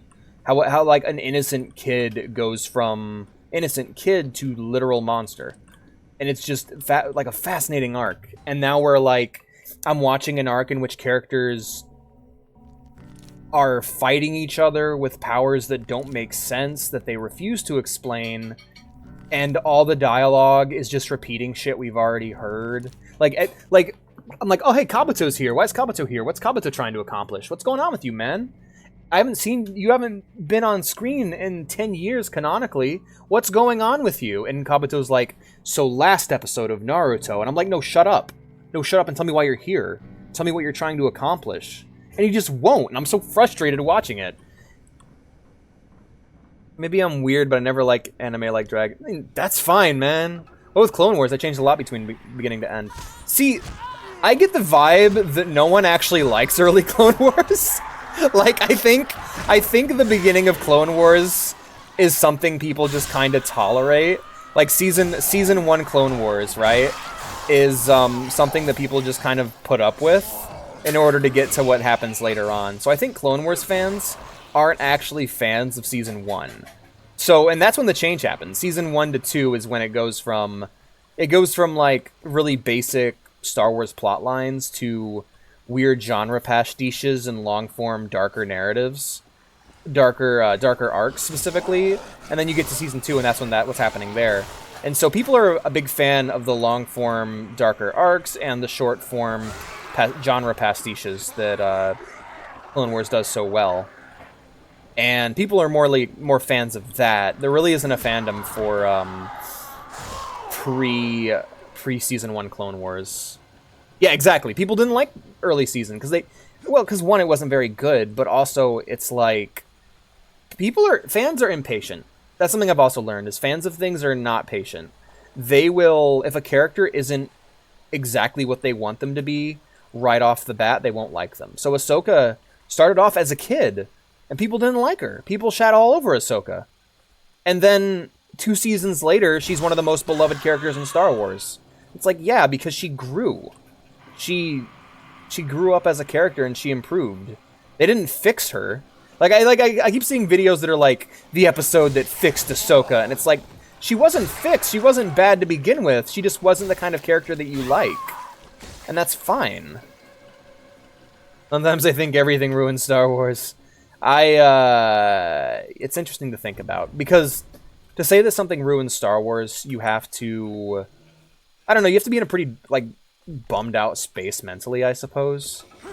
Like, when I watch those original movies, I don't think of the fucking sequels. I don't think about what's bad. I think about what's good. I think about Clone Wars and Mandalorian Season 1 and 2 and Rebels and Clone Wars. I already said Clone Wars. And Bad Batch, you know? I think of all the good shit. Everything I don't like, I just excise from my mind. Because Star Wars' timeline is such a fucking mess already. Why should we... Like, okay. Basically, the authority on what's canon and not canon is Disney, right? Disney says the sequels are canon, I say fuck off, and that's the end of it. I don't care what they think is canon or what's Legends, I decide, you know? That's my whole mindset with everything, really. But yeah, as for Naruto and Dragon Ball, other than Boruto's a whole other thing. Boruto apparently is, like, early on really good, but then it loses it. Yeah, I cannot actually escape, I actually cannot escape Pomni. But then you get shows like Hunter x Hunter that are just different all the time, now that I think about it. Because, like, Hunter x Hunter, I don't see a lot of angry Hunter x Hunter fans. Aside from people being angry that Hunter x Hunter just isn't continuing. Berserk fans are pretty much the same way, really. Like, a lot of Berserk fans just seem perpetually happy with what they're getting, or perpetually miserable with what they're getting with how Berserk's story goes, and how it can just gut punch you sometimes. But, let's switch to my machete. I really like this section so far. But yeah, like, things like One Piece, or things like Hunter x Hunter and Berserk, they change, like, immensely from beginning to end. Berserk starts as, like, a one-man shonen power fantasy, then becomes a long-form political romantic narrative, and then becomes an adventure, a dark adventure manga. It's weird. I think people have described it as Berserk starts as Game of Thrones, then becomes Dark Souls, then becomes Final Fantasy. And you just go from that. Like, the way that the narrative shift is really interesting. Sometimes Star Wars ruin, I think, everything. You cannot escape Pomni. Some girl had her wallpaper on her phone. What have you done? It's not my fault. I don't know the girl at your school that has Pomni on her phone. She sounds cool, though. You should talk to her. Anyway. Just okay then later. Yeah, because, like, my mindset going into The Force Awakens, I wasn't really... See, I wasn't really a big Expanded Universe fan. I only watched the movies. I didn't even watch Clone Wars, really, at that point. When Force Awakens came out, I was just like, yeah, all right. This is better than the prequels, and that's all it had to be. All it had to be was a better movie than the prequels. And in terms of everything but writing, it was. And then we get to the end, and it's like, oh, this is a fucking... The end of Last Jedi, for me, was when I gave up. I got to the ending of The Last Jedi... Because, like, The Last Jedi is an interesting story, because... You start off with it basically completely throwing away everything that came before in the previous movie, right? And then it sets up a way more interesting narrative that could be going in a really interesting direction. The idea of a Sith Jedi alliance, right? And then they just throw it away, and it just doesn't happen. And we get a narrative... We get a worse version of what the first movie was setting up. Ooh, I find it... We have a part together in the play. Wait, what play? Oh, what's the play? Funny how then it's like Dark Souls because Dark Souls was inspired by Berserk. Yeah, big time. Yeah, oh god. Berserk's so fucking good, you guys. Like, it's Japan's Lord of the Rings. As much as it, like, sounds bad to say, that is Japan's Lord of the Rings. It is such a huge contribution to fantasy fiction. And it's just such a good story. Like... Don't let the imagery of, like, monsters throw you off, but... Yeah, no. Please, give me something. There was a first aid kit with morphine in the medical room. If you can find it. Hurry. Yeah, was this, like, written by someone at your school? Or is it, like, an adaptation of a book or something? Because, like, typically when there's, like, a play, I just think it's, like... Anyway, I just had a question. I don't know why. Anyway, yeah, I don't like the narrative around the new trilogy either. I think we can just kind of leave it alone. Because... Just because three bad movies exist with Star Wars named on it, doesn't mean that it's forever ruined. Like, I'm a fan of Batman. There are literally a million bad Batman comics with Batman's name on it. It doesn't make me fucking hate Batman. Because, like, good Batman stories always exist. Same thing goes for Star Wars. It's like, yeah, I may not like Mandalorian Season 3, but Mandalorian Seasons 1 and 2 are the best space westerns I've seen since Trigun. Like, how the fuck am I going to throw that away? Is it, like, it's not all ruined. I don't like Book of Boba Fett, but goddamn, Andor is really good. That's an amazing spy show. It's just, you don't gotta throw away... Like, we get all bogged down in franchises and shit. You don't need to be a fan of everything with... Like, just because you like Final Fantasy VII doesn't mean you have to like every game with Final Fantasy's name on it. Just because... Like, I'm a person who likes Final Fantasy VII, but does not like most properties that have the name Final Fantasy on it. I can still love it.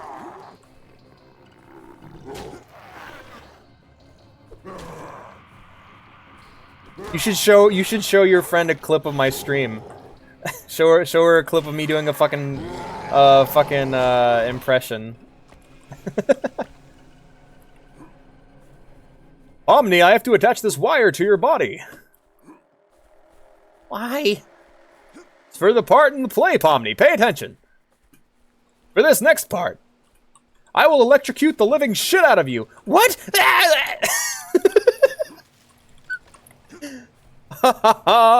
Don't worry, you won't die. We're all electrical here.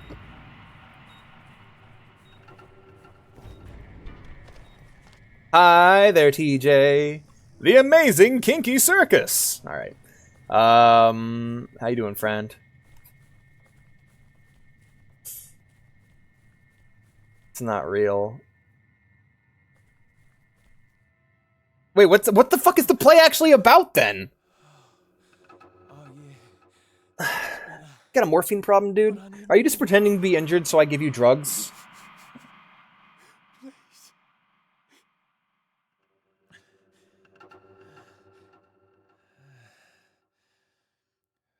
The amazing digital dungeon.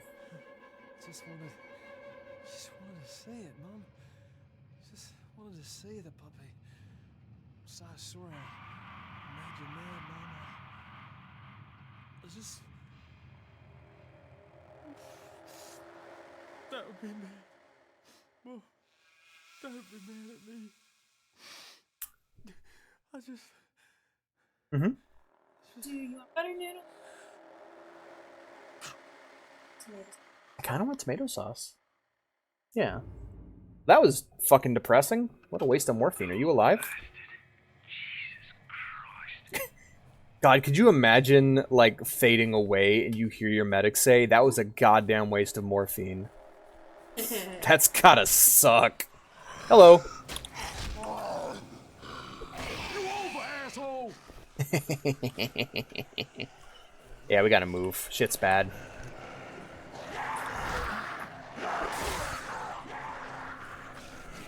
Ah, shit.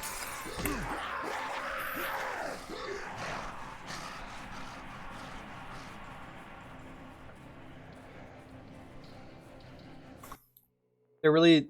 Ah, damn. Well, at least you're not here in the States where everybody who... I don't know, maybe you'd prefer that, because if you fight in American schools now, they just, like, fucking... The school will press charges on you for assault. It's ridiculous.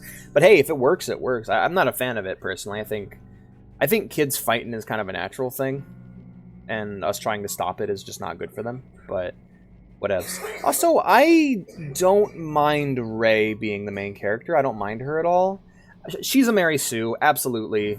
But so are a lot of characters, and you can make that work. Problem is with Rey is they just did nothing with her, and it just came out vapid. I think I just like Daisy Ridley. I think the actress did a very good job with it.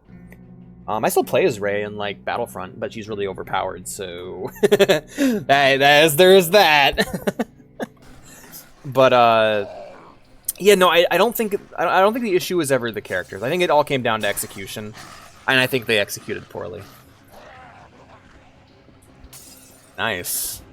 Rayman.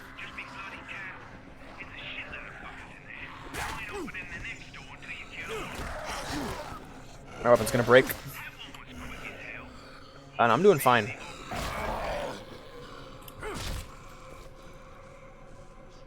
He was kicking him. Damn, yeah. I've seen that. We had a situation where there was like a yell, and then I walked down to the hallway, and like there was a kid rolling on the floor, another kid walking away with the teacher, and like there was like blood splatter on the lockers because he had punched him right in the nose and gave him a nosebleed, and he like fell backwards. God. Yeah, the movie industry's all kinds of fucked up. But at the end of the day, you know, like, the thing is with movies, at the end of the day, you still get those big money passion projects. And they're a lot more common in movies than they are in games. Like, we have way more The Fathers, Dunes, Everything Everywhere All at Once's, Blade Runner 2049's. Like, we have so many amazing movies that come out that are clearly driven by passion.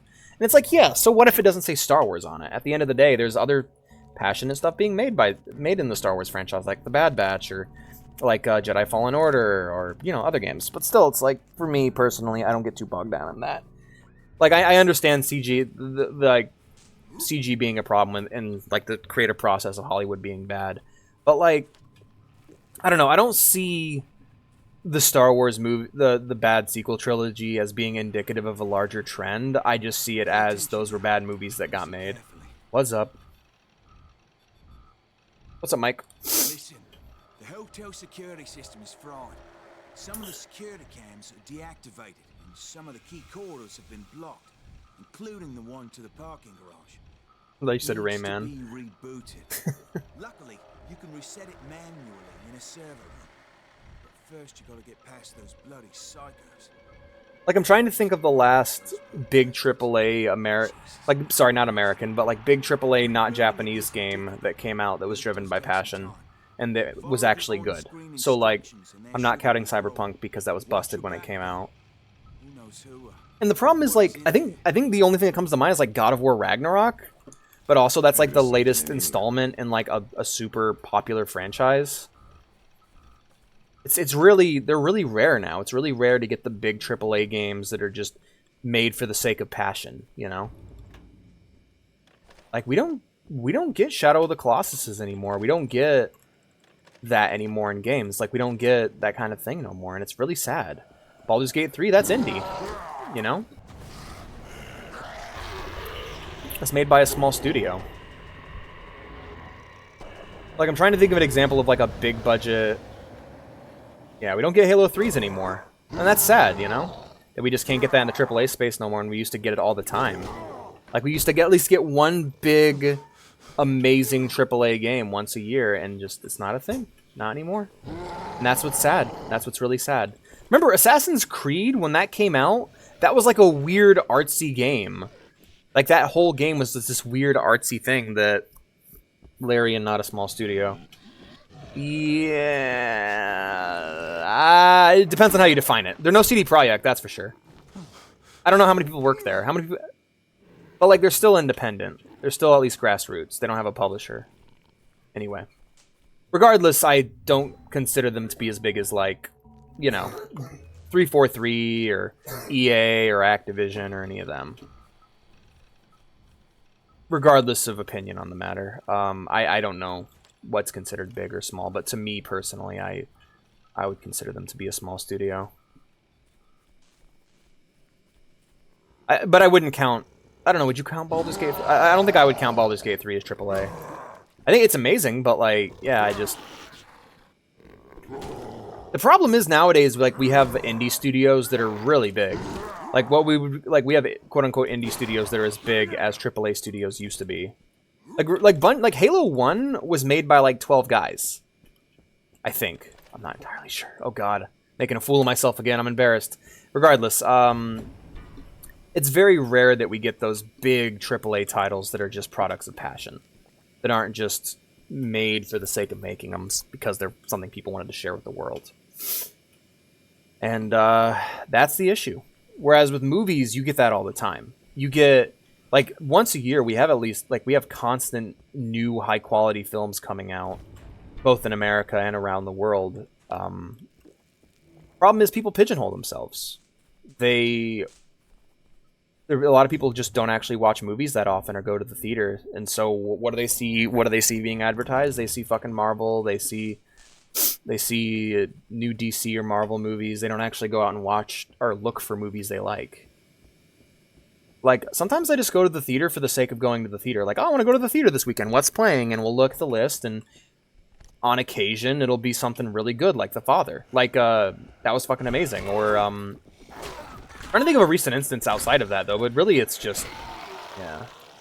We have big franchises, remakes, sequels, spin-off. Most of well-selling stuff is based on franchises. Yeah, exactly. That's my problem as well. That's why Ghost of Tsushima was so exciting. It's like, oh my god, it's new! It's new, and it's something that's never been done before. There's never been an open-world...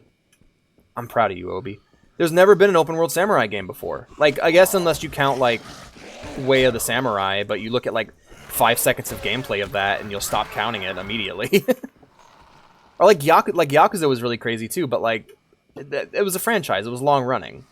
I agree. I think remakes need to, like, I don't think they need to stop. I just think they need to be more carefully considered. What are we remaking? Are we remaking games that actually need it? And what defines whether or not a game needs a remake? Because, like, for me, I think we should be remaking bad games. Let's stop remaking good games. Let's give games that are conceptually good another try, you know? Like, don't remake The Last of Us. Remake fucking not Binary Domain. Fucking Inversion. Like, there's a lot of really, like, there's a lot of games out there that are bad that need remakes. Don't remake Max Payne. Remake Enter the Matrix.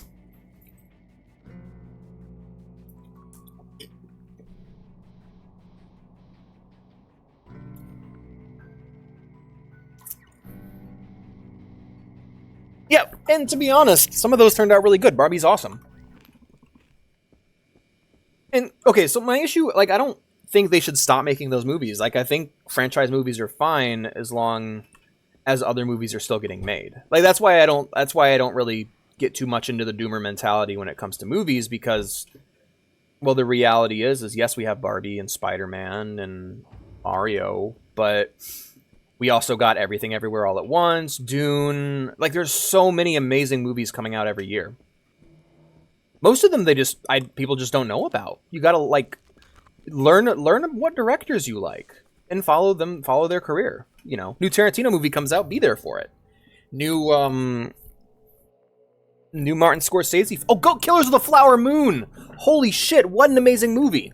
Like, follow directors, follow creators, don't follow franchises. Yeah, that's fair, but that's because people have this dumbass habit where they follow franchises. Don't follow Star Wars.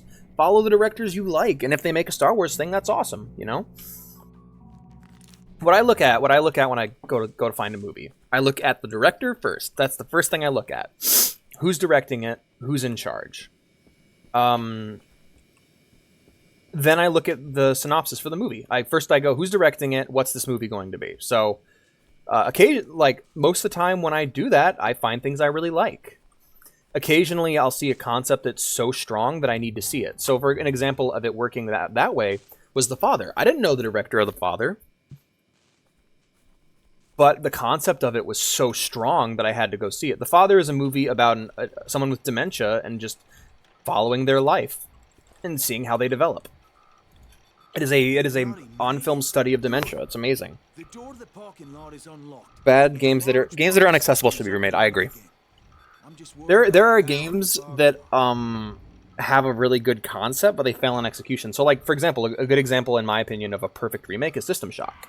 System Shock being remade. Nice, you did it. Good job, TJ. But yeah, a good example of a game that needed a remake that got one recently, a really good one, was System Shock. System Shock needed that remake. System Shock 1 is not a good game. It is a fucking mess. And it getting a remake made a lot of sense. I don't like the Shodan redesign, but still, like, it made sense to remake that, you know? But yeah, for movies, I look at the title of the movie, I look at the director, and I look at the synopsis of what the movie is kind of about.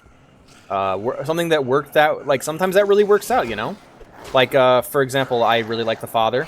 That didn't work out, however, for a movie I saw very recently called Beau is Afraid. Beau is Afraid is by a director that I have come to really appreciate. He made Hereditary and Midsommar, two of my absolute favorite horror movies. And then I watched Beau is Afraid, and it was a very confusing comedy that was genuinely horrific and constantly undercut its drama with, like, bad comedy. Like, every single time there was something touching or happy going on that I was really enjoying, it would just suddenly undercut itself with either brutality or a comedic moment. It was a movie completely at odds with itself. And I hated it. I mean, I love parts of it, but, like, the way it ended was just so fucking upsetting that I just... Like, it wasn't even upsetting in, like, a, oh, that's so dark and sad kind of way. It's just the reveal of what was going on the whole time, the plot twist, was so fucking stupid that I got up off the couch and walked away. It was bad, man.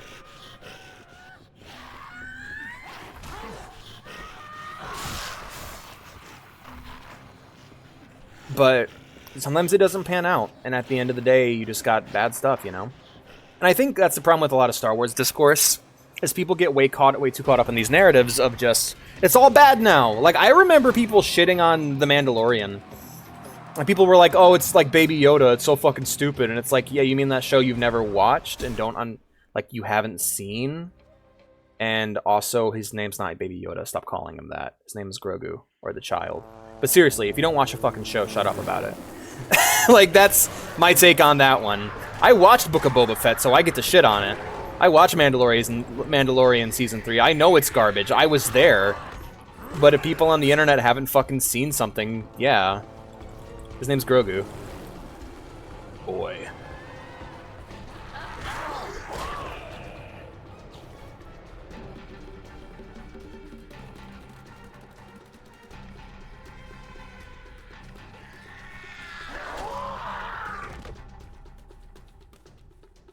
Yeah, it's just...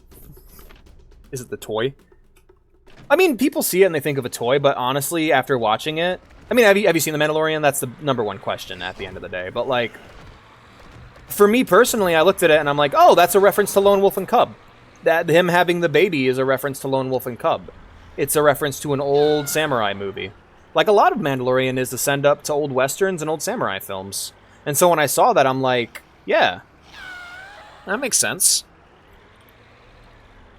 It's like when there's a lot of stuff in Star Wars that is like that. Like the lightsaber is like the Jedi as a whole are like full of references to the samurai. Same thing goes for Mandalorians. They have a bunch of references to Roman centurions, and like a lot of old Roman movies are in their DNA. It's fascinating to me personally, but like it wasn't just there to sell toys. This was a very creatively led project, and I really enjoyed it. And honestly, it's really frustrating how difficult it is to find good stuff of Grogu in terms of toys.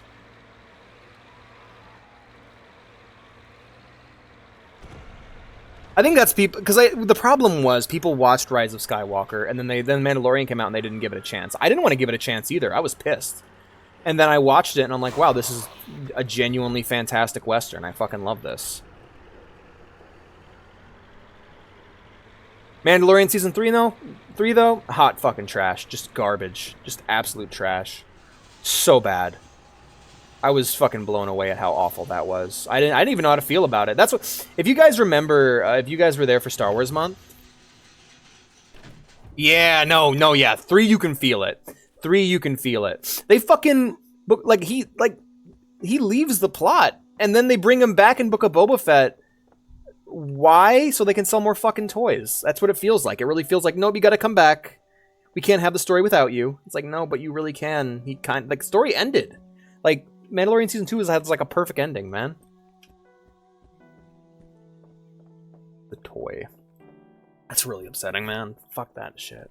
But yeah, if you guys remember during Star Wars Month last year, I was just like... My energy just drained halfway through. That's because I finished Mandalorian Season 3. Because I was watching Andor, and I was watching the new season of The Bad Batch, and I'm like, this is good, this is good. Can't wait for Mandalorian Season 3, so excited. And then I watched it, and I'm like, oh no. And just all the joy just drained out of me. I didn't even watch Vision Season 2. Like, I was just done. I was just dead inside. And then Ahsoka came out, and I watched one episode of Ahsoka, and I'm like, nope. Nope, you fucked it up. I could tell immediately. They fucked it up. And it's not all Ahsoka's fault. Like, Mandalorian fucked up some shit too, especially when it came to the Rebels characters. By the end of Rebels, every child character is an adult. And so it really felt like so just seeing them again as like they're the exact same they were. They didn't change at all. They're in the exact same place they were. We heard fucking lame. Talking about a chopper going down. From what they said, the crash site's pretty close by. Maybe you can check it out.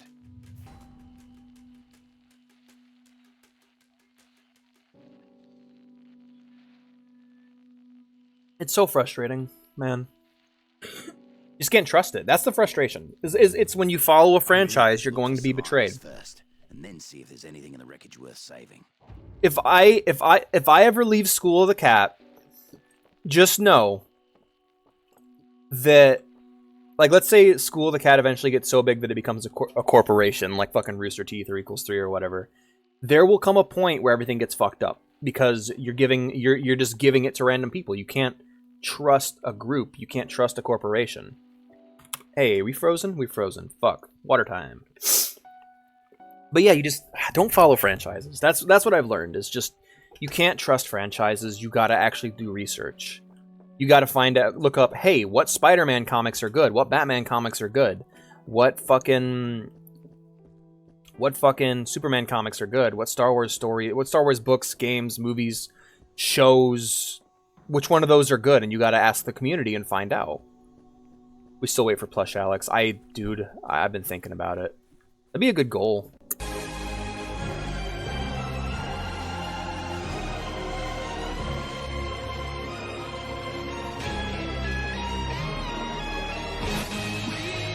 You look just like Buddy Holly.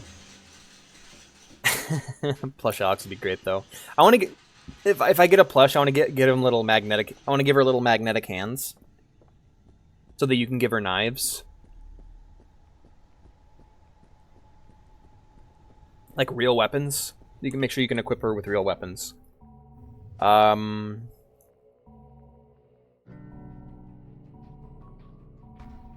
Yeah, big damage. But yeah, just because it has a franchise on it, you can't just Don't be a stupid consumer. Do your research, you know? Much as I love Metal Gear, I'm not expecting every Metal Gear game I play to be great. As much as I love a franchise, unless there's a singular creative mind behind it, it can't be trusted. That's why I say look into the showrunner, look into the director, find out who's making what. In fact, I should probably look back at some of those Star Wars shows and see if Jon Favreau was still the showrunner for Season 3. Or Dave Filoni was still creative consultant. Because I don't know what the fuck went wrong for that. But I need to look into it and be sure. Because, like, despite me loving Robert Rodriguez, despite me loving From Dusk Till Dawn and Sin City, he really fucking botched it with Book of Boba Fett. I just need to see who the creative lead was, and then I'll go from there.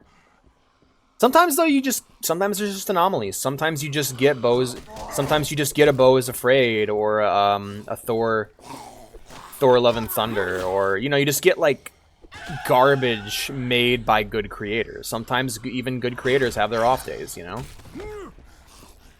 Sometimes you get a Metal Gear Solid 4, you know? You get a bad story made by a great creator. I love parts of Metal Gear Solid 4, don't get me wrong, but that game is a fucking mess. And it's a shame. Sometimes you get bad Alex streams. Sometimes you get a Dead Island stream where he just talks about his problems and nobody cares. It's like, you can't trust creators to be on the ball every day. And that's when it's the worst. That's when it's the worst. When you're like, but they made this. You know? Good. I'll wait here if you don't mind. I'm not really up to moving around. My stomach, Jesus. Maybe if you drank something besides booze, you'd feel better. I'm gonna throw up. Fucking moron. Alright. It's frustrating, man. It's really just a bummer sometimes.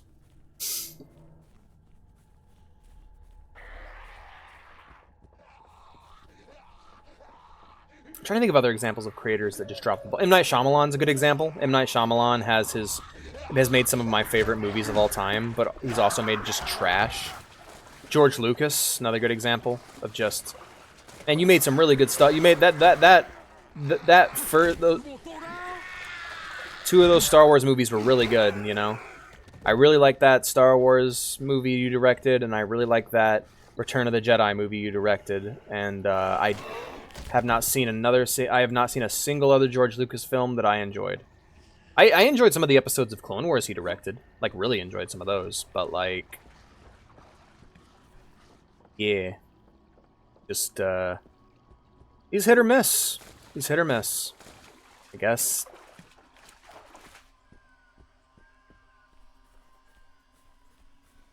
Yeah, no, and... Like, I understand that there's creative passion. I would never say that to the artist's face, but for the sake of just shorthand, yeah, it's a lot. I know what I like, I know what I don't like, and sometimes something I don't like just doesn't require any further understanding. I would rather push the things I don't like out of my mind and dismiss them as garbage than I would continue to dwell on them, you know? I dwelled on the sequels for a long, long time and got nothing out of it. Star Wars sequels. I don't want to dwell on Mandalorian Season 3. I'd rather just dismiss it and leave it alone and move from there. And maybe one day I'll have a time to critically re-examine it, but for now, it's a lot easier just to be like, nah, I'm good. I'll pass. Oh, no, yeah, I'm sure Love and Thunder has... sorry, by the way, I haven't seen Love and Thunder. I just know it's kind of hated.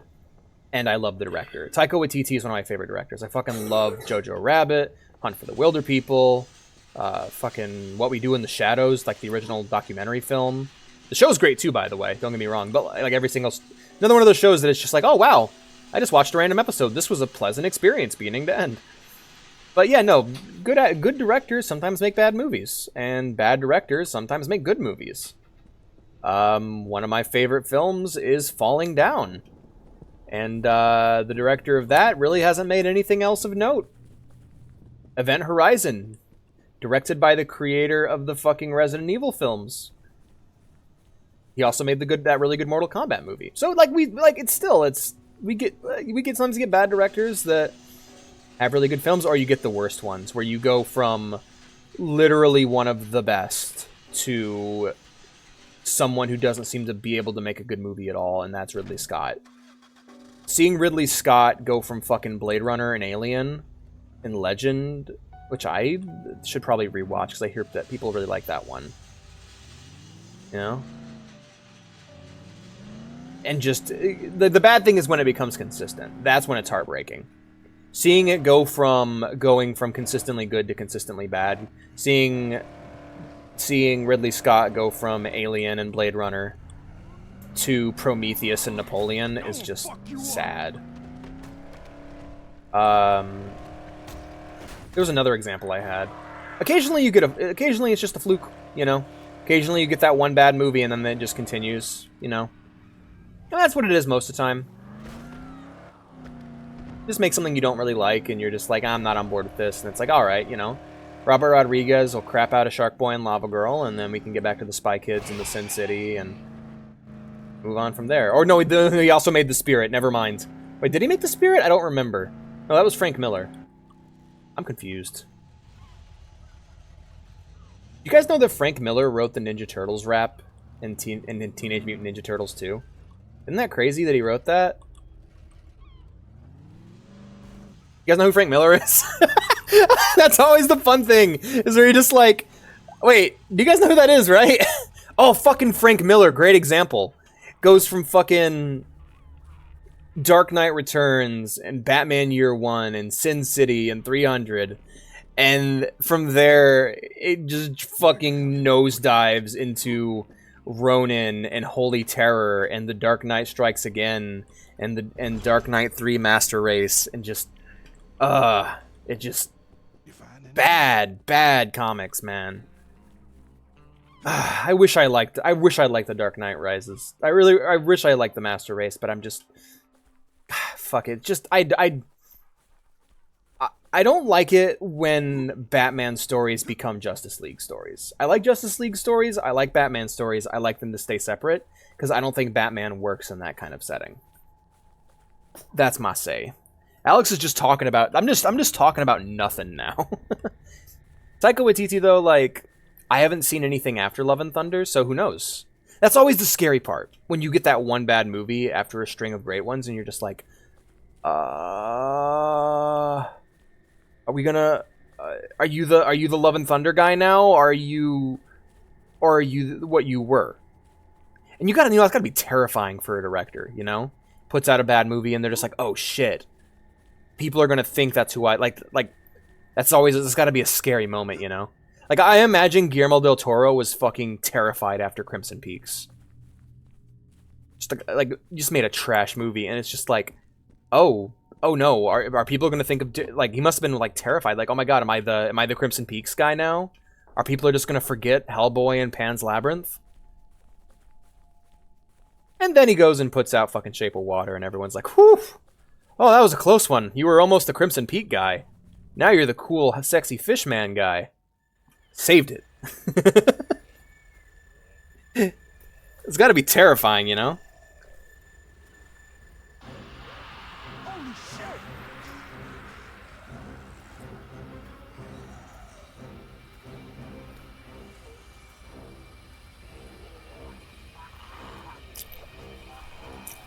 Careful! Watch it!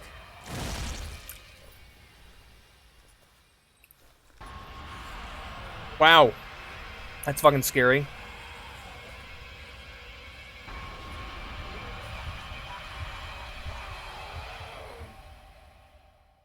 Oh, man.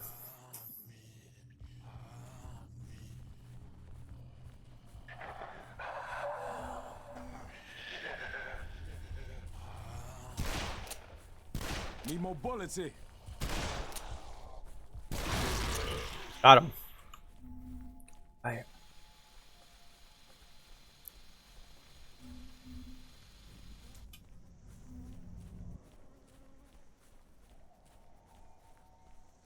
There's a lot of movies about that concept. You have the artist who just like made something really, really bad, and he's just like, fuck, I gotta redeem myself, you know?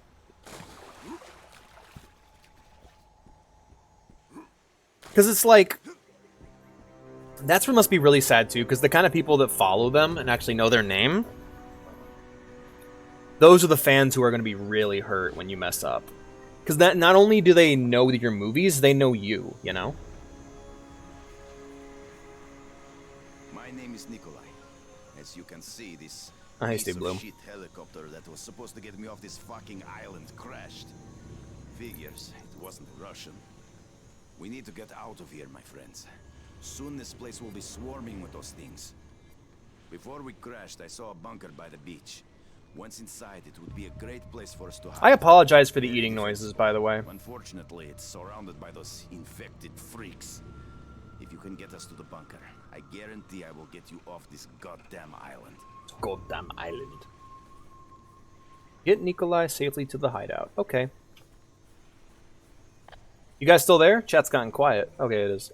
Why I'm a little skeptic about the JoJo Part 7 anime, because there was always the possibility of it going bad, right? Yeah, that's always scary, you know? But I don't think any of the JoJo animes have been bad so far. Like, Phantom Blood wasn't bad. It's just Phantom Blood. You know, there's not much that could have been done aside from, you know, having better animation, but I didn't have the budget for it. I don't know. I don't look at Phantom Blood as like a failure, because it's like, at the end of the day, it's just Phantom Blood. It's the shortest arc. It's get it out of the way quickly and move on to the other ones, you know? Like, Part 5 had its flaws, but also, like, Part 5 is just mostly great. Like, there are parts of Part 5 where I'm like, that's terrible, but other parts I'm just like, yo! Like, most of it's awesome. Like, I don't know, I don't really have much to complain about there. And,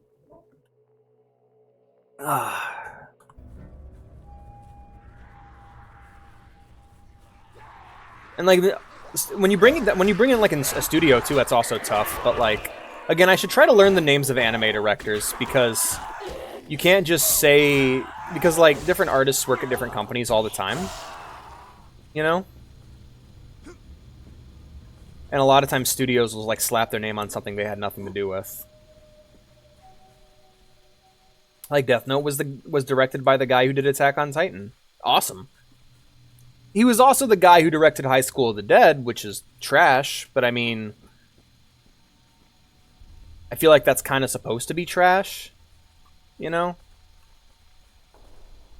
I'm worried, I'll be honest, my main fear with the Part 7 anime is that it's not even going to exist. Or that they get caught up in another, No, exactly. Phantom Blood's the baseline. It's all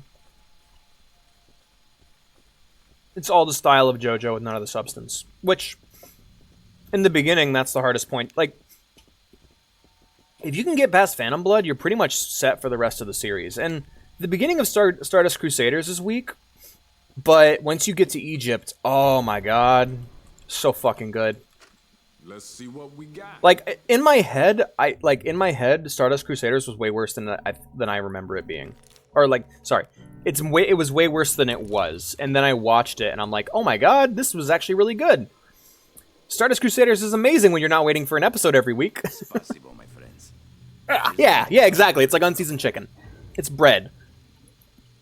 I don't really want your machete. Moving on. Let's go back to Cinnamon Boy. But, oh shit. Does he have a quest for me? He does. Okay. Let's go back in.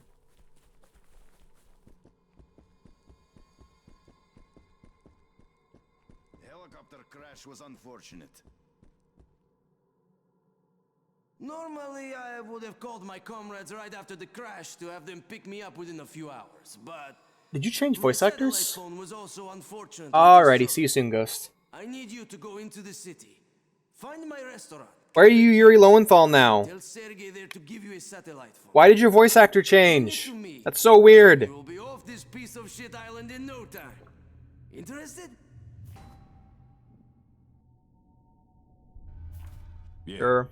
Good, good. Give him this ring. He'll know you came from me. Now go. Now go. Let the legend come back to life. Alrighty. Oh shit, water dance. I didn't actually... I didn't actually finish this quest yet.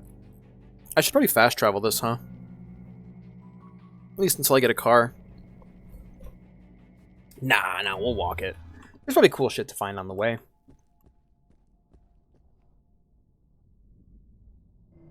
I want to see what's in here, though.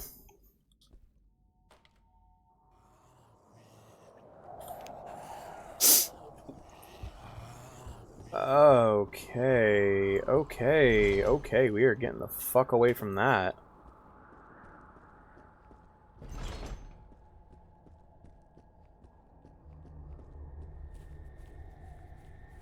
Hey, why did I do this? This was a huge fucking mistake. I'm going back. But, yeah, no, that's the thing with art. You can never be sure. That's the thing with life. You can never be sure about anything, but, like, when it comes down to what you can place more trust in, you can't absolutely trust anybody, of course. But there are things that you can feel safer placing your trust in than other things, or you should. There are things you should also never trust. And I think brands are one of those things that you just can't trust. You can't trust a brand. Unless there's a creator behind it who's permanently attached, you can't trust a brand. That's the lesson for today, everybody. Thank you for coming to class. Hope you think long and hard about what I said.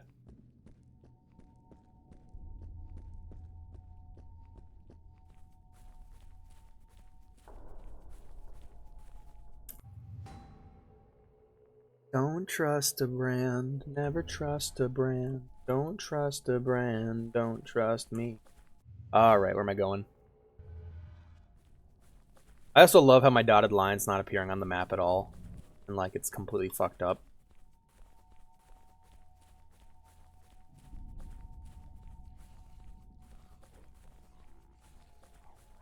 God, this game's so pretty. I love the way this looks. Alright.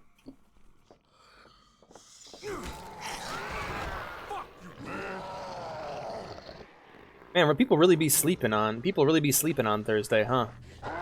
I feel like, I think I've learned at this point with my Thursday streams that just, when we get to the 2-hour mark, people just go to sleep. Like, I think it's just too late after a certain point. I miss you, Blue. If you're still here, let me know. I'm not like you. I gotta have attention or else I'll die.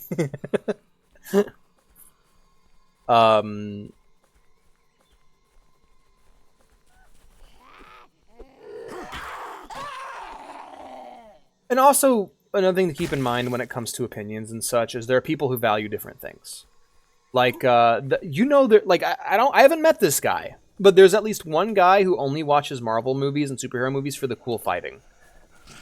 And like, he feels, as long as there's a cool action scene, you know, actually now that I think about it, I think that's actually most people now that I think about it.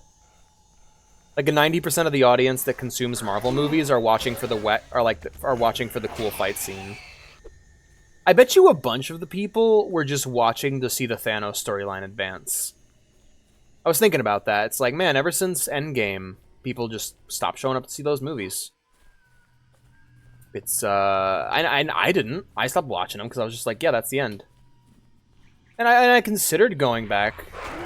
But then every time I did, people were like, oh, you gotta watch these 3 other movies. And I'm like, I'm good. I don't need to. I don't want to waste my time with it, you know? Like, I wanted to go see Doctor Strange in the Multiverse of Madness. Because it was directed by Sam Raimi. It was a Doctor Strange movie. But I hadn't seen the first Doctor Strange movie. But I liked him in Endgame. And I liked him in Infinity War.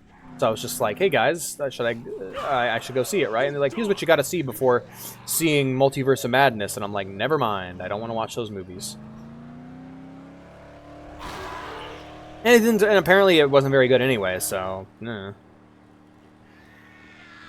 know, I still haven't seen Black Panther.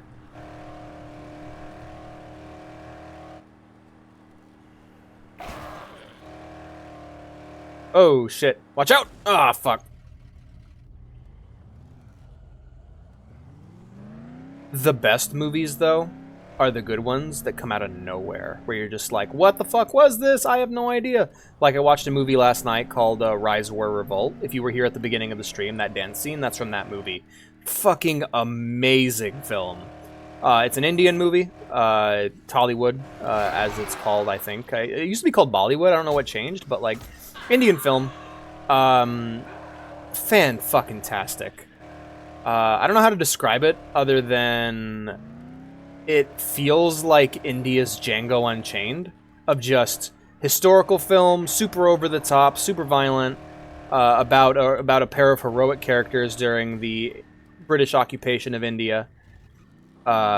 Great movie. Really recommend it if you guys haven't seen it. If you guys want to see it, let me know. I will link that shit to you. Damn, you're burning to death back there. That's some shit, isn't it?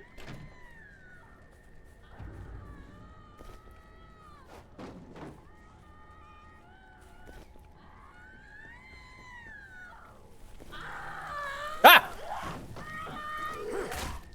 Motherfucker! Good lord, that was terrifying. Oh, apparently the last few infected I killed with a single blow. That's really funny. Oh, okay, that's how I get up there.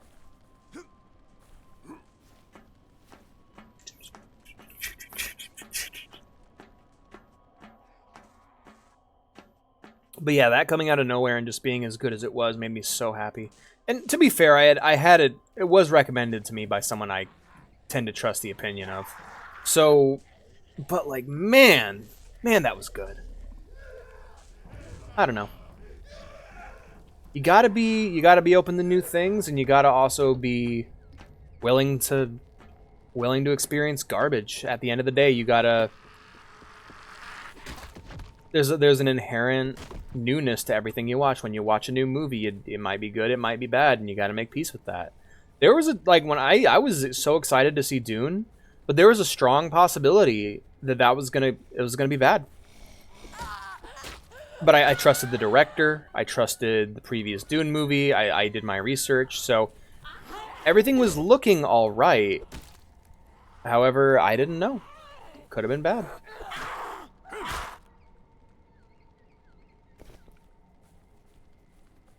You never know.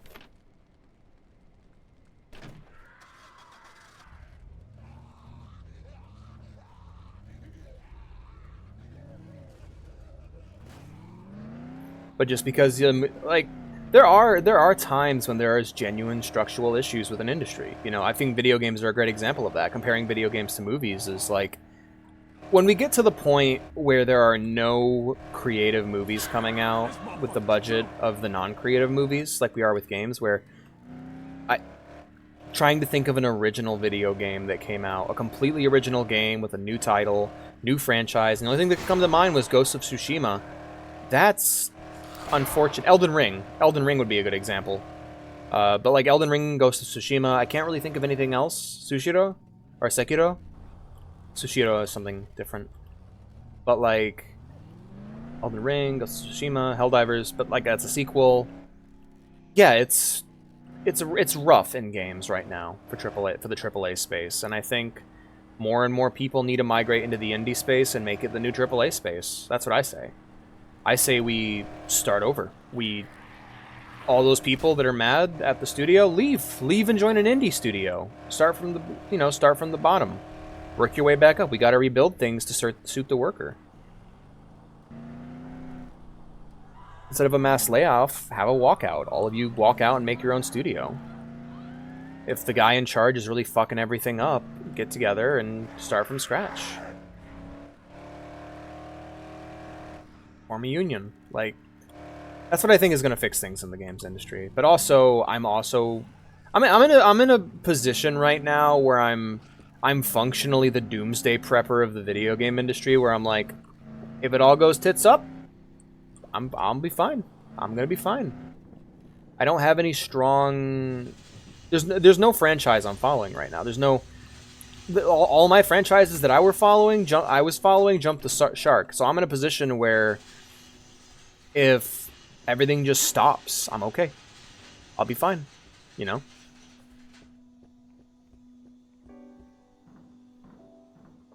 'Cause But I'm also a player. I'm not like working in the industry. I haven't attached myself to it, so there's that too. Hello, Cinemoy. Every little bit helps us hang on a little longer. Happy to help. Shockmod, thank you. Alright, let's check. I'm going to check the view numbers, and if it's at like 2, we're going to go ahead and wrap it up.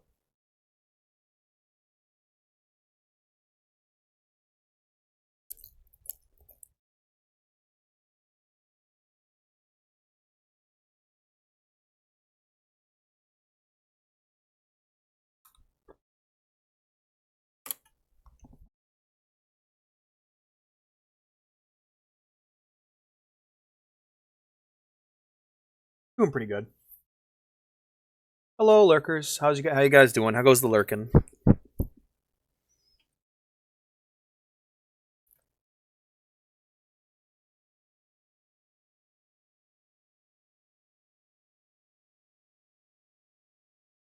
Geez, I wonder how many people here are bots.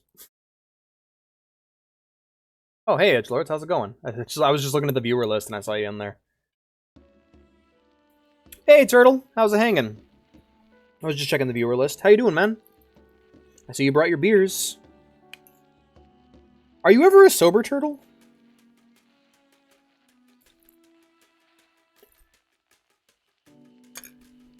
Unlurk. Yay! Ghost is back. It's a big, powerful truck, but we need to turn it into a bloody tank. Let's go. Use the metal. We need to reinforce it and make it unstoppable. Bot. You are a bot. Oh no, he's a drunken turtle bot. Welcome back, Ghost. Start now. There's a workshop not far from the lighthouse. You'll find what you need there. We were talking about like media and whether or not you could rely on a brand, and I've come to the conclusion that you can't. Yeah, it was a bunch of stuff. It's basically been. It started as me having a conversation with Witty, and then it became me just having a conversation with myself. So it's kind of over now. So yeah. Never then I would have to deal with my thoughts. Oh, I hope you're joking.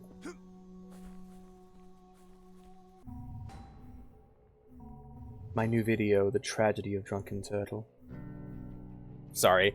I just thought of like VaatiVidya making like a Dark Souls lore style video about you. It's like The Tragedy of the Drunken Turtle. Down in Caelid. You'll find this turtle here at the edge of the beach. Near him, of course, is a barrel of grog. He laps vigorously from the barrel. How did he end up this way? What happened to the drunken turtle? I need to make... Like, that's going to be me one day. I'm going to make lore videos about all my viewers. Like, the green ghosts. How did they die? And what is their connection to this little robot? Find out today on Making a Murderer, Green Ghost.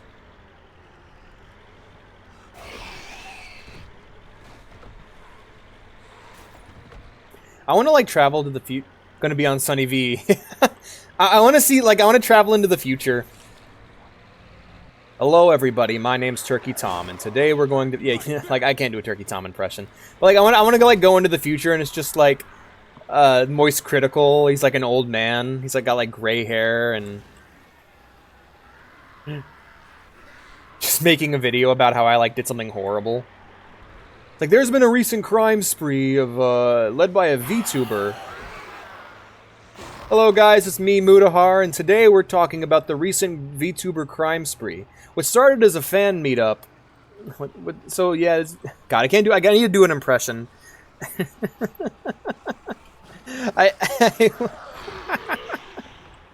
Yo, this robot sucks. I love him. Apparently, during a fan meetup went sour, and School of the Cat and his fans decided that they were going to steal every Rob amiibo that they could. They broke into several Walmarts. What started as just general shoplifting soon became stabbing, shooting, and much more, as the group repeatedly began to steal and take stronger and stronger over-the-counter medicine. When they were caught by the police, they had a combination of Monster Energy and NyQuil in their bodies. Like, that's just crazy shit, you know? One of the people known as Panseep, a 25-year-old young man, was found with Quaaludes and bath salts in his system. My phone's going off, hold on. Who's calling me?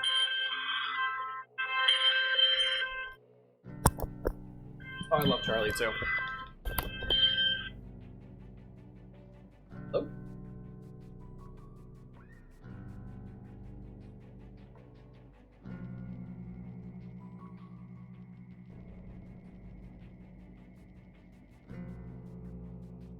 I think she's in the bedroom.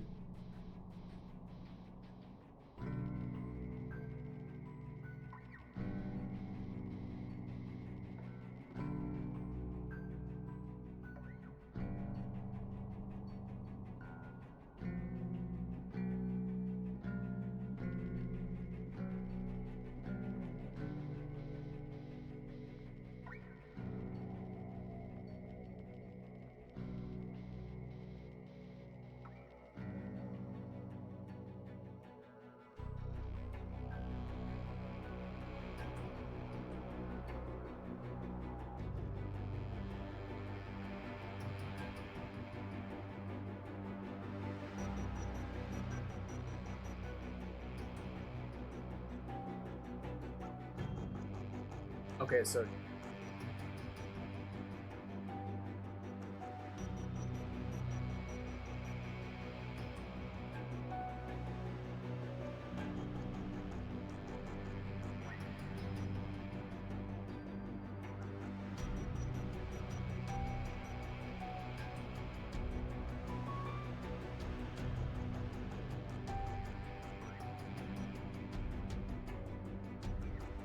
check.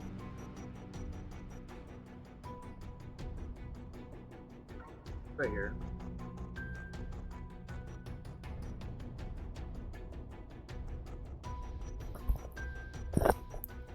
I'm back. Hello. Sorry, guys. Yeah, what were you saying? Yeah, I was just, I don't know, I just like, I kind of want to travel into the future to see what kind of, what's my downfall, you know? If I get, like, in the future where I, like, when I'm starting to get popular, I wish I could travel into the future, like, if that ever happens, and I want to see what my downfall is. Like, how do I go out as a streamer? Do I get to retire, or am I going to be one of those ones that go horribly, horribly wrong?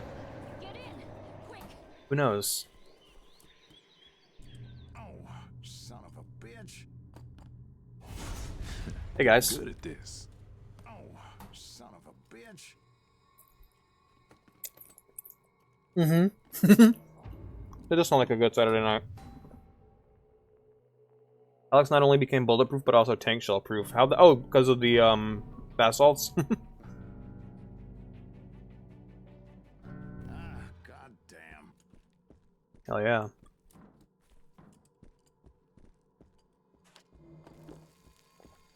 I'm surprised I made it out of that situation. I had to use my ult to survive that time.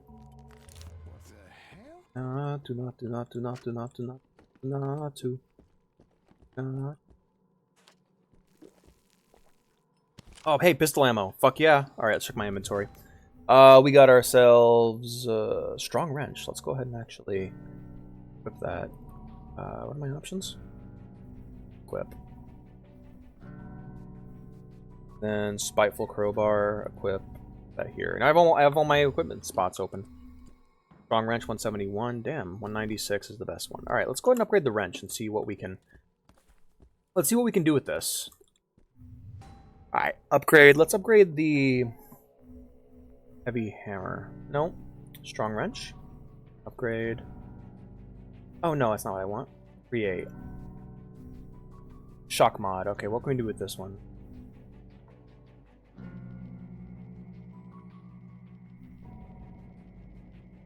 Okay. What's up, honey?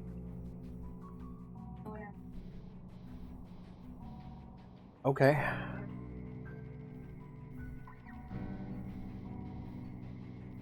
Good luck, hon. Doing family stuff. There we go. Alright, we'll switch to the wrench for a bit. See how that goes. He had a tank shell like in the if you were amazing. Ate 200 pounds of McDonald's. If I could surmise the situation, it would be a gun mukbang. That's fucked up.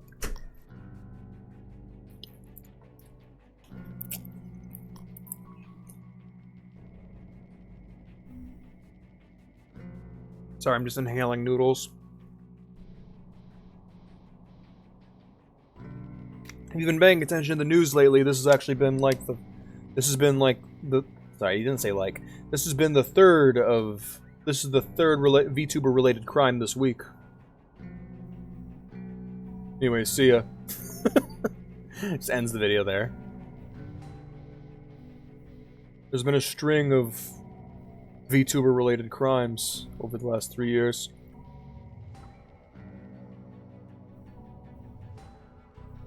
Nighthawk.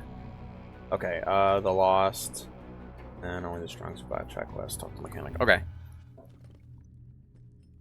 Yeah, so that's about it. See ya. Yeah, what's up? They can't help what they are. They sick in the head. The mass VTuber murders. I got bit. By tomorrow, I'll be one of them. Got maybe 6 hours left. McDonald's order? Probably less. Quarter pounder with cheese. But large fry. then, I can still do some good, right? What do you want this thing to be? A rolling fortress? A homemade and tank? an apple pie. I can add And some armor or whatever. large caramel You want frappe. me to give it a try?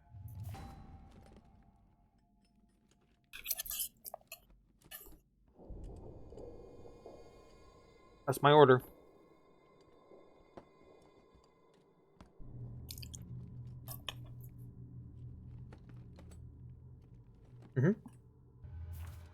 Yeah, okay. Now you're talking.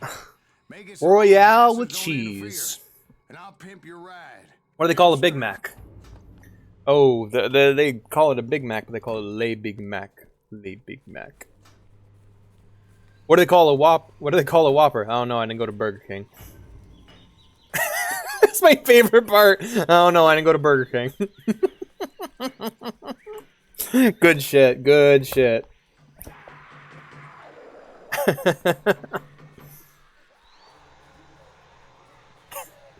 Fucking kills me every time.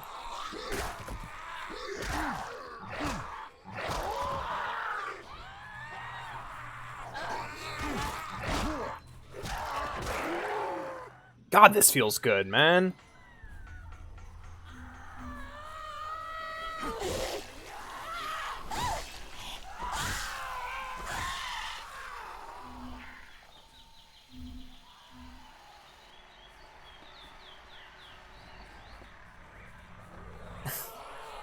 Le Big Mac.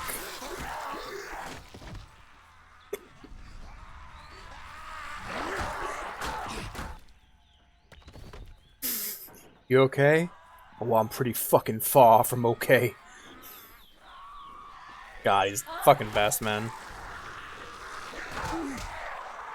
He's convinced me. Give me my money back.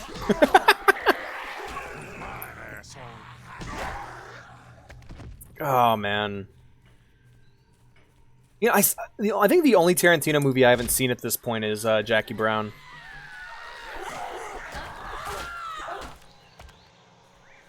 Oh, and Death Proof. I haven't seen Death Proof yet. I haven't seen Planet Terror either. I haven't seen either half of Grindhouse. I've seen movies with the Grindhouse logo on them, like I've seen Machete. That was pretty good. Hey, Earl. Done. It'll have to do. I'm sorry you're dying, Earl. Yeah, the battle construction vehicle. Let's go.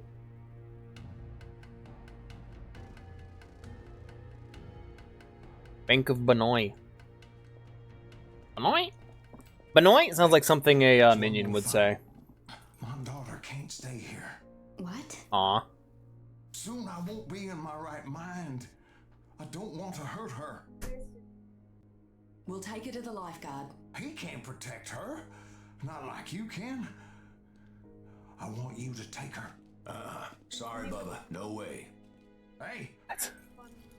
Is this You hurt? what you need? Are you hurt? Then give me what I need. What are you saying, Dad? I'm not going anywhere. No, honey, listen to me. You have to, honey. There's nothing for you here now. She give her yelling at that dog all the time. I'm gonna make it mean. Look at me. Neighbor's dog almost bit Vea. I love you. Fucking hell. And this is how I want you to remember Well, if he hurts me. you, we'll call the police, okay? You promise me you'll take care of her. She'll come with us. Dad, no! Dad! You go on now. And don't you lose hope. Live your life. I love you. Fucking mad as hell right now. I'd love some. Thank you.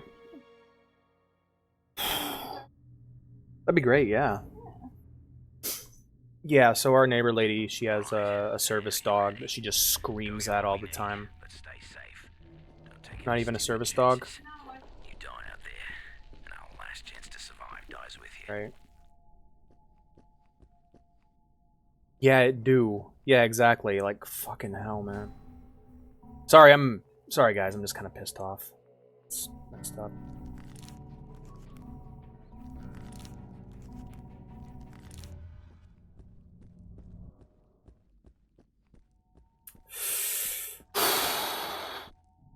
Right, okay. Sorry. The frustrating thing is that she's always screaming at that dog. She's always making noise. The dog is, like, aggressive and, like, violent. And we watched that dog when it got here. It was super sweet. And then she doesn't seem to understand that you can't just yell at a dog over and over again. She doesn't know how to take care of it. That's for fucking sure. Mom always wanted to come back here, but... Yes, it do! the chance. We settled here after her death. The island helped him forget, and he poured his heart and soul into it. This is where my heart is, too. So, if we're supposed to help Thanks, someone, son. let's just do it. Alright, let's go. Oh, it's a 1-star quest. Okay. Yeah. Yeah. All set? Let's go. I say we check out the church first. Anyone still alive would probably go there. I would. Oh, exactly. You can't go hitting the dog all the time either, but like a quick tap on the nose or like a spritz with a water bottle or a rolled up newspaper tap is a good way of letting them know, like, hey, stop it, you know? If you're just yelling at a dog all the time, it'll just get mean and aggressive. It's like if you yell at a kid all the time, they'll get mean and aggressive.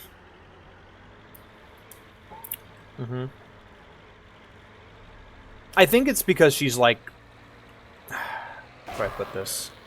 She's not all there. She's clearly a bit like, you know, a bit cuckoo. And she lives alone in the apartment. Where these are low-income housing that adjust based off your income. So it's likely that her, because I remember we see her family come over like once or twice a day. It really feels like her family's got her set up there instead of like a nursing home. It's like these low-income apartments where she doesn't have a job, so like her income's really, like, her rent's probably super duper low, like the lowest it could possibly be, and then her family just covers her and keeps her there. And they probably got her the dog in order to so that she wouldn't have to live alone. Which is a shame. We had a lady downstairs who was just super nice. And I helped her out a few times, and, like, she died recently. And it was really sad, because I remember the night before she asked me for help with something, I couldn't help her at the time, I was busy. And, yeah. She was a nice lady, I never learned her name. I feel like this place is like a Silent Hill type place sometimes, where it's like, I don't know, people around here, they're kind of crazy. Like, there's some weirdos living in this fucking apartment. The people are either, like, young and crazy or old and dying. Like, there's a lot of lonely old people living here.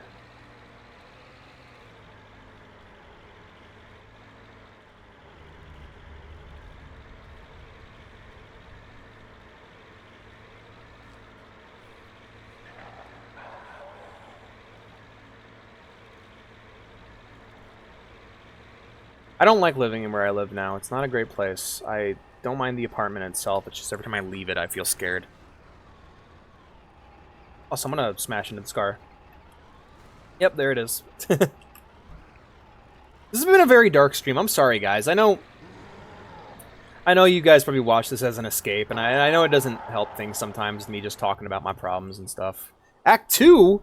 Oh shit, I just left the map. Wasn't expecting that to happen. Okay. Nice.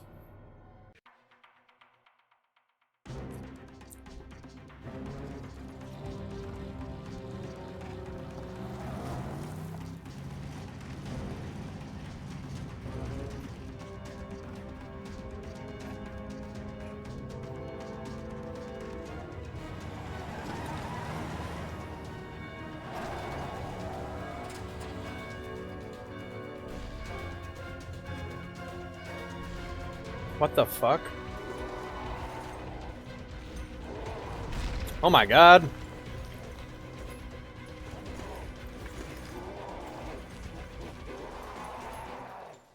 Wow, boss fight?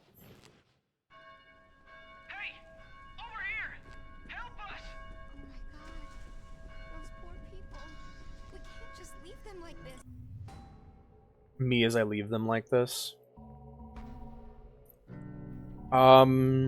Right, the Lost. Alright. Christopher!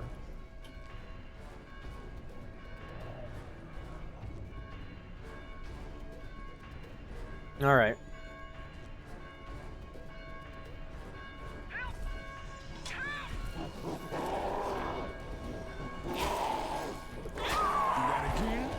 Me as I leave like this. Hey, hit me, big guy. Ow, fuck. I'll deal with you in a second.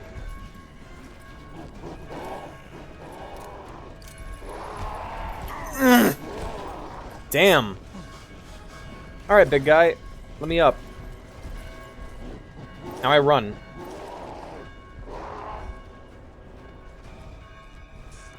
Alright, and what are we dealing with here?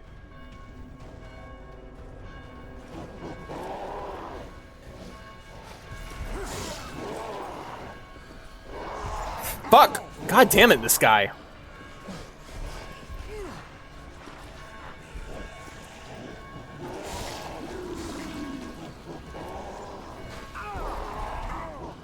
Oh my god, I'm gonna die. I'm gonna die. I am gonna die. Fucking hell.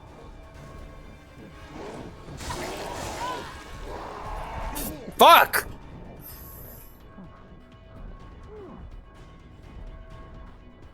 The lack of a dodge button is really fucking me.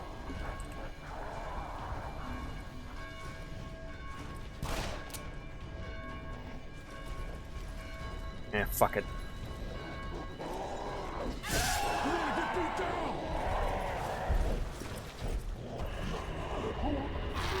Fuck you, Ram. Ah, you deaded. They're attracting demons from all over the city. We did it. Demons? Hey, down there! Open the gate. The guests are here. Go talk to Mother Helen. Maybe you can figure out how to silence those blasted bells.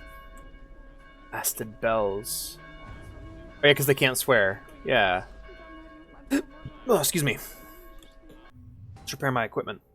Me as I leave like this.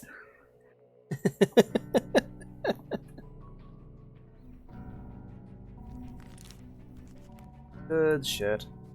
Reload, rebuilding everything. Hello, ma'am. How you doing? Lifeguard said you'd be coming. One of ours, possessed by a demon, locked himself in the belfry. Please help us silence these bells. They are calling to the devil's disciples. You know what I'm saying? Demons, girl. This is like zombie shit. I mean, you're getting your movies mixed up. None should watch more horror movies so they don't make stupid-ass mistakes like this, because frankly, it's embarrassing.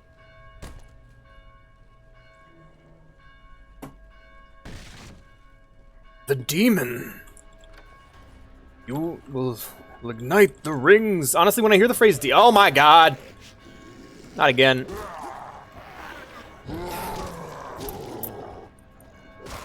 When I hear the phrase demon now, I think of Halo. I think of the Prophet of Truth just being like, I will kill the demon and ignite the rings!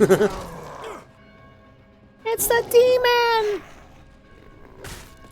Get deaded. Dang, that bitch was huge! That's great. Energy drink, Sambi. Go bump in the night.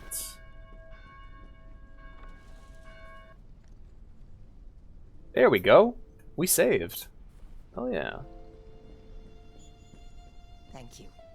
You saved us. You sound evil. Those demons nearly pushed their way into the church. And Frank, You're like a Silent Hill nurse, huh? soul was lost to the beast. Getting in shape. Poor Frank.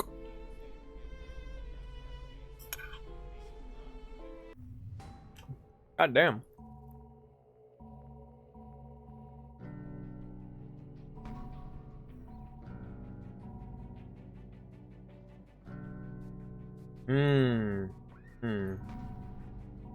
Level 3, hell yeah. Oh, a mace! Disabling mace. That looks pretty good. Oh, wow. Look at this bad boy. 195. Nice. The wrench is the best right now, though. We're sticking with the wrench. We got other quests we gotta pick up here. Repair our shit. Boop a deep. Boop boop. And beep beep. Please. When the madness started, I was able to evacuate here, but my wife and daughter, Oh no. they didn't make it. Oh no. Someone told me they saw them out there, half dead, half alive. Aw. God knows what they are, but they are no longer my family. Please, this is not easy, but I would like you to lay them to rest, to stop their suffering, yeah? It depends. They deserve peace, not this. Will you do it?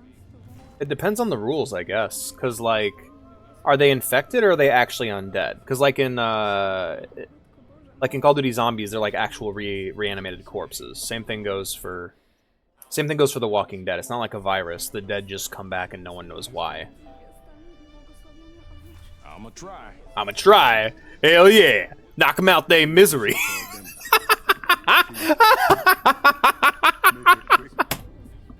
That's so fucked up. Like, can you go euthanize my sick wife and daughter? Hell yeah!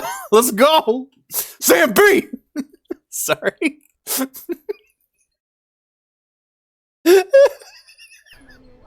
Fucking spat all over my monitor. But yeah, like an infected person, like who still has access to their like nervous system and stuff, they definitely feel pain. Yeah, sure, dude. We were attacked by the infected last You night. were attacked. I managed to get away, but I don't know what happened to my family. If they survived, they probably don't know I'm still alive. Could you help me let them know that I'm okay? I'm okay. I made some posters. Need some posters, eh? If you could put them up around town, maybe someone I know will see them. What a great voice. Yeah, man. How can I say no? How can I say no? Putting up posters, that's my That's not his voice. Did you get those posters up, eh? Hey, Ellen. Supplies, food, medicine. Rope, bombs. Sorry, but the city has already been looted. You won't find much unless you know where to look. I will help you, but only if you promise to help me. For it is the Lord's will that you are here. Wait a minute, hold on. That's not. Yesterday we lost our water supply. 2 brave souls left this morning to check the pump station. They haven't returned. I'ma try. Can you find out what happened to them? Or at It's the not very very godly least, of you, turn Helen. the water back on.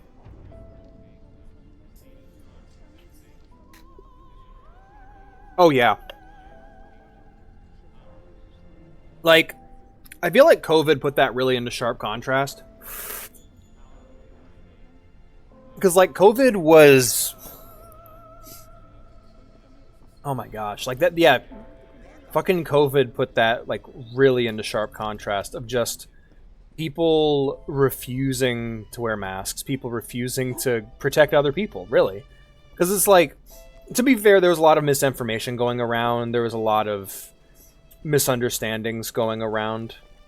Like, for example, the mask isn't for you. The mask is for other people. You wear the mask to stop your sickness from spreading to other people. But yeah, sorry.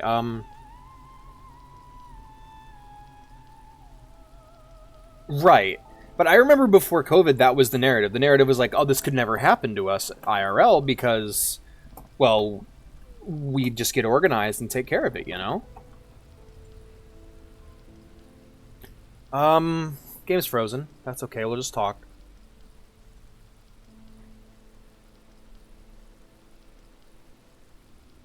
So frozen. Alright, now it's unfreeze. But yeah, like, I remember before COVID, everyone was just like, oh yeah, no problem, you know, just run over with cars, the zombies would rot away. There was a bunch of, like, circumstances that, like what you just said there, it's like, oh, people wouldn't be stupid enough to let that out, right? But, like, man, it's, oh wow, this is awesome. The atmosphere in this game is really good.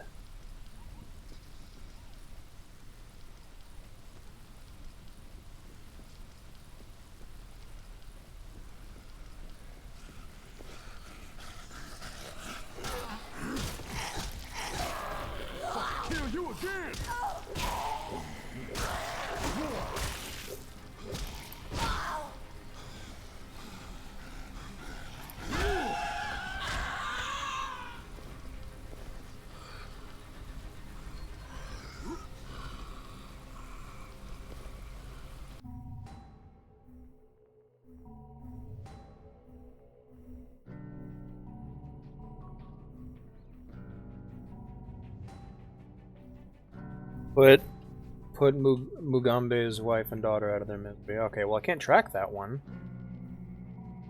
Where to quest marker at? Okay, whatever. That one's a no-go. Can't do that one either. But this one. Or this one, I guess. That's really Mitter. Schoolka, we were very happy tonight. See you in stream. Game look more fun for you too, mate. I hope that you're doing tonight, dear School. Aw, thank you. I'm doing quite well. We've had some upsets. Not really on here, but IRL. But, you know, I'm enjoying it. I'm having a good time. How you doing? How you doing, Jade?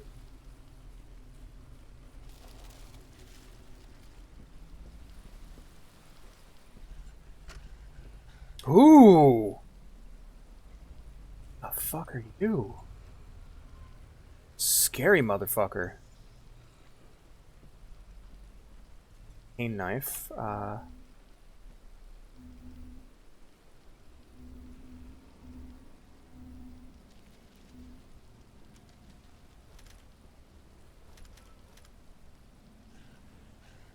Cool. I want to go fight that.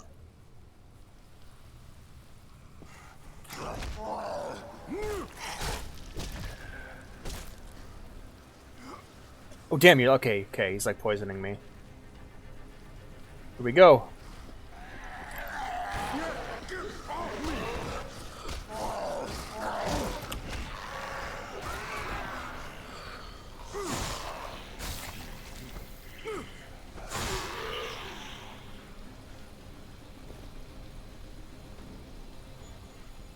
I mean, that's great, man. I'm happy.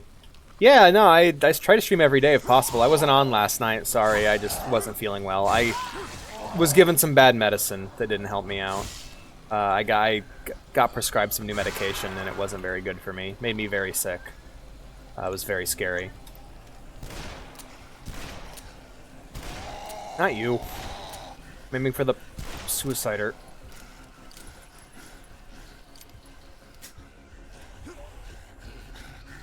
There you are. That's what I wanted. Alright, let's go ahead and try to use this mace.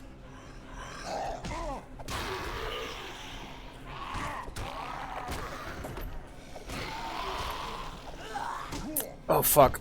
Oh, boy. Get up. Get up, dude. You got this. You got this. Yeah, how you been, Jade?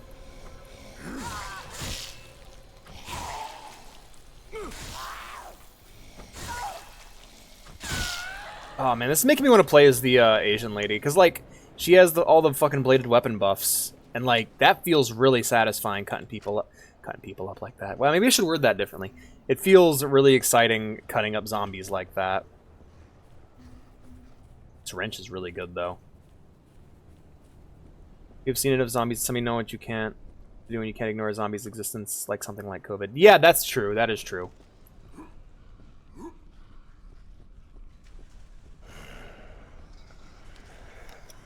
Good, good, good, good, good. Hell yeah. That's good to hear. Good vibes. Oh my god, get away from me.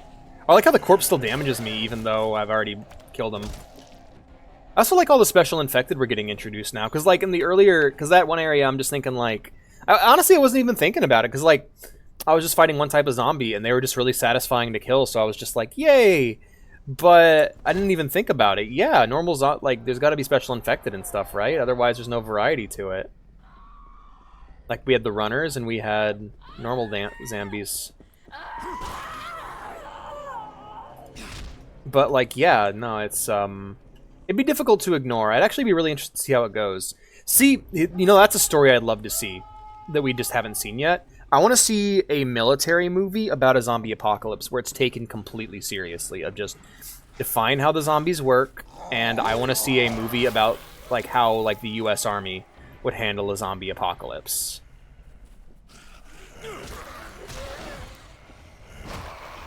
Like the logistics that would go into that, because like one of my favorite movies is Shin Godzilla, because it plays it super straight. Like Shin Godzilla treats like shows how like Japanese disaster response would handle Godzilla, and it's fucking fascinating. And I'd love to see a movie like that, but like about a zombie apocalypse, of just, all right, we have a task force meant to deal, or we have like a commander, and he has to deal with this city that's been infested, and they have to like work together, and we get to know all the characters and their goals. Honestly, that would be better as like a TV show, just like a really long form procedural, you know? Band of Brothers, but Modern Warfare and zombies. I wouldn't even want it to be all that dramatic. I'd want it to be very dry and realistic.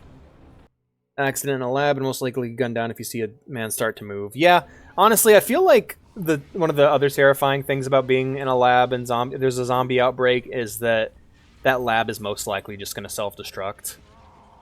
It's like, oh, we just drop it into the ocean.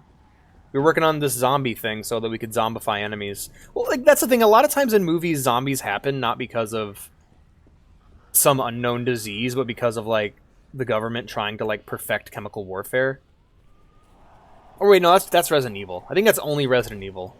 One of my favorite takes on Resident Evil that I've heard is Yahtzee Croshaw, who said, I want to introduce the people of the Resident Evil universe to the concept of a really big bomb.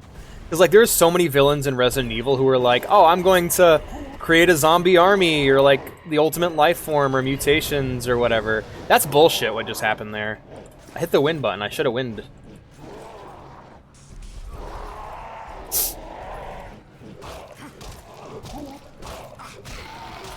Got him. But, yeah, it's just, because in that world, they always go for the zombie plague, and it always ends up spiraling out of their control. Every RE villain tries that method, and it just doesn't go well for them.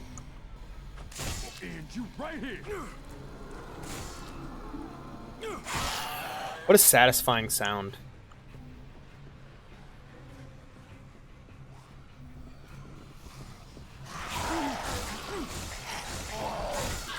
God, yeah, it's the blow through. It's like this weapon is great for crowd control.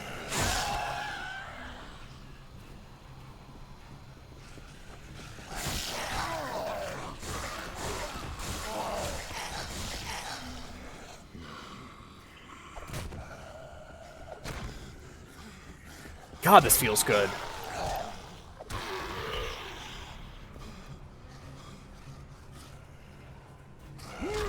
I cut this one's arm off.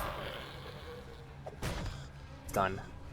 Weapon's busted up. Gotta catch my breath.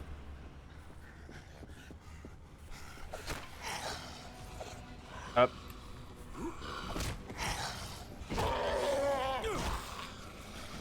There's a weird invisible wall there.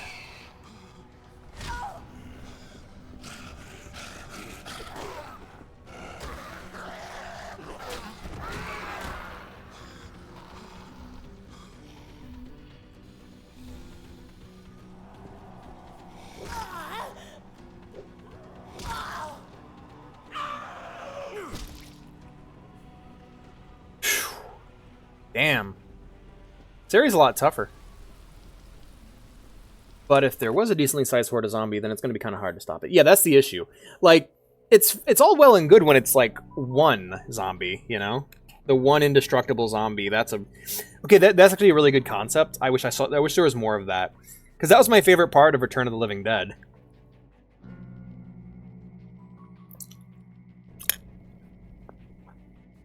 There was one truly indestructible zombie. And we gotta stop it, you know?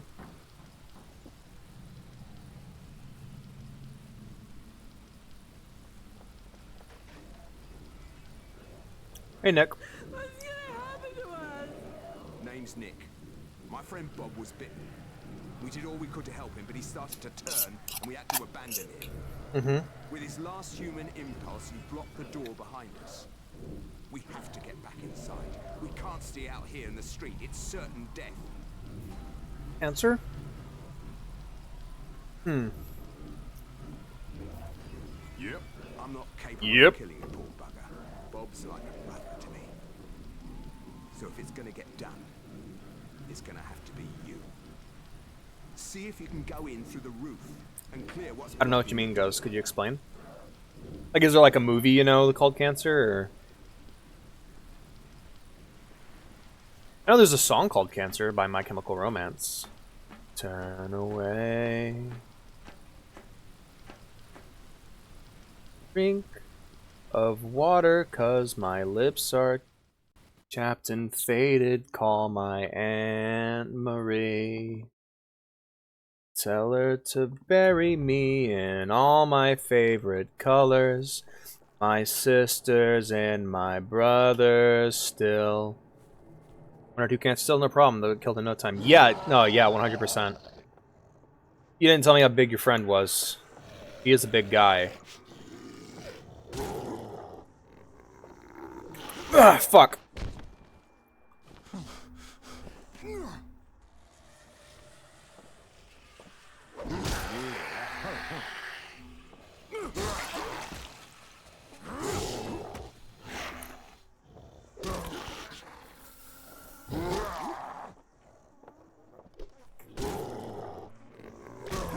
Fuck.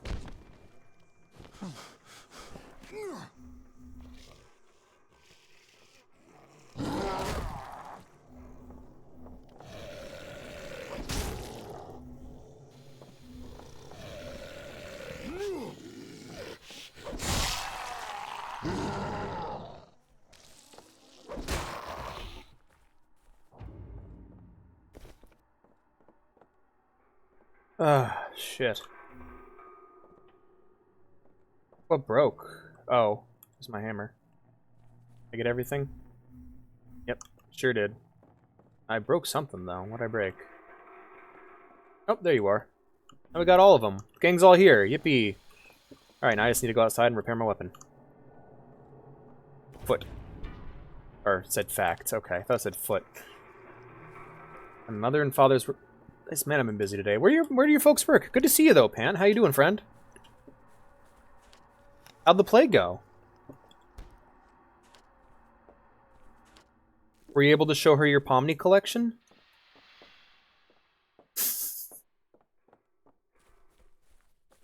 Nice. The Pomni collection.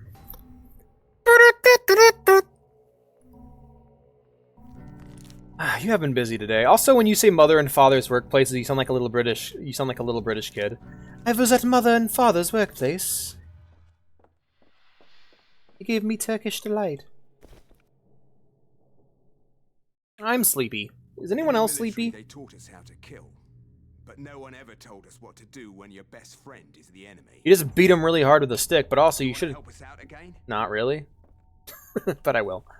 I need quests. Haha, I'm turning on all your faucets. Haha. How you doing, Nick? I can tell you real quick. What have you been up to today, Pant? Aside from the play, of course. Something's been bothering me. There used to be an army base here. This is where I was stationed. But ever since this insanity started, I haven't seen a bloody uniform anywhere. God, you got those crazy eyes. Army has something to do with this. Wouldn't be the first time a bioweapon was accidentally unleashed. Dude, you got those crazy eyes. Holy shit. Start now. Copacetic. Copacetic. Why wouldn't you be? Take this recorder and record everything you hear. There are 2 transmitting stations on Banoi. One's on the prison island, so you can bloody forget that one. But the other one is somewhere in the jungle. It's a long shot. Dude, you got those scary eyes. Holy shit. Let me know what you find out.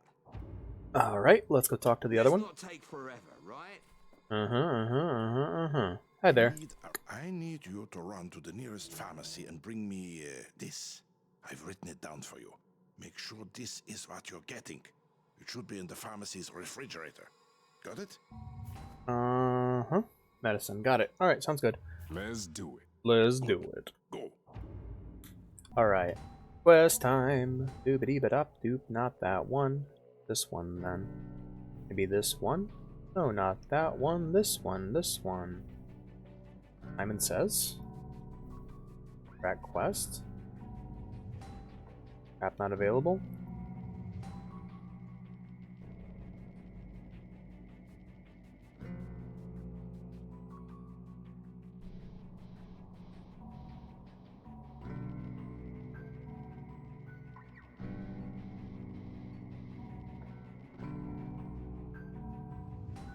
I don't know, I just don't have a map of the area. Holy shit. Okay. First fast aid, okay. Dude, I need a map. There's a map on that wall over there though. Hey. There we go. Where'd a map at? Dude, I just got here. I'm trying to figure things out. I don't have a map. Fuck. Okay. Oh no, because I'm inside the building. I'm a moron. Let's get out of here. Imagine Cell from DBZ. Yeah. Oh, fuck. I was talking to him last night to the girlfriend.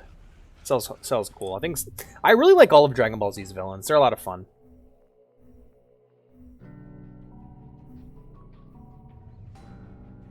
Ah, there we go. Look at that. Alright, cool. Making our way back in that direction then.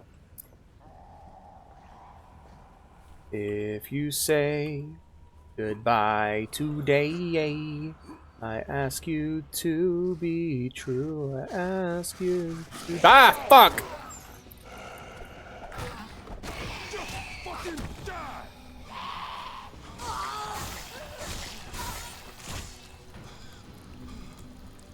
Uh-huh. Okay, I'm imagining it. That sounds terrifying.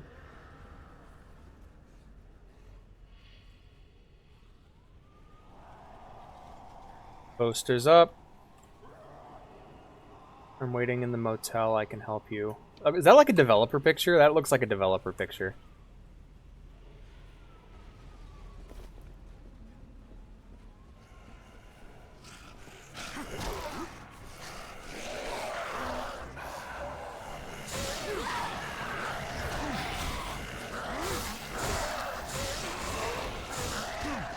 God, every engagement has been super tense now.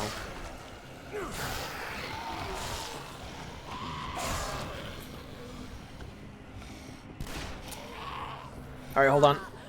Shit, it hit the fucking fence.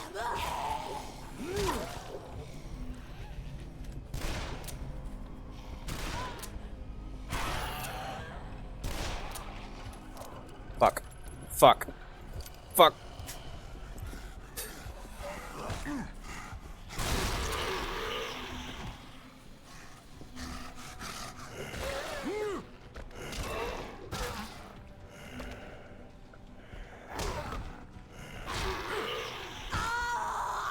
Imagine, what would he say? What would you say if you met yourself? You talk about how perfect he is, and you start making out with himself.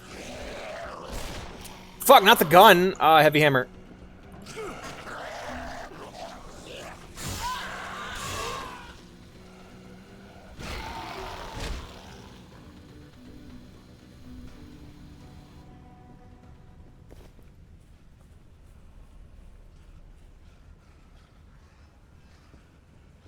These streets are fucking fucked. Yeah, Cell would probably just admire his own perfection. Be like looking in the mirror for him. Or he would find flaws with himself, and then it would lead to a fight. Well, one way or the other, because of how narcissistic he is. Oh, it's perfect. You look just... Actually, I don't think I can do a Cell impression now that I think about it. I would need to actually watch more DBZ and hear him talk more. The only time I've really heard him talk is in the game. Or in the games. What would I say if I met myself? It's hard to think about. I think I would immediately, like, try to ask myself questions. Like, I don't know. I'm very, like, self-analytical, so I try to, like, angle for some sort of deeper understanding. Which may lead to a fight, but it depends. Like, are we talking about me from right now? Like, if I were to just, like, suddenly duplicate, that'd be one thing. But, like, if it was me from the future, from the past, that'd be a whole other ballpark.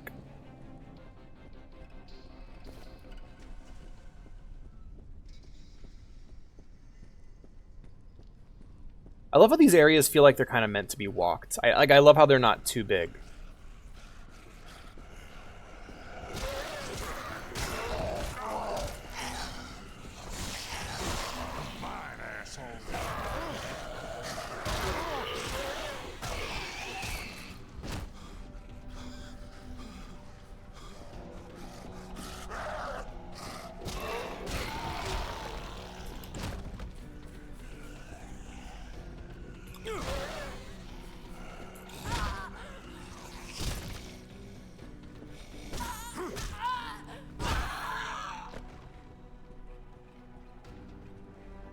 But from right now, I'd probably try to have a conversation or, like, angle for some sort of understanding.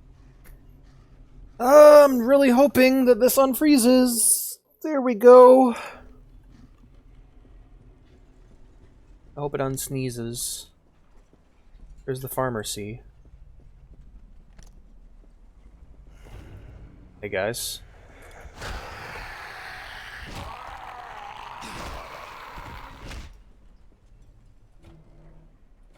Eat the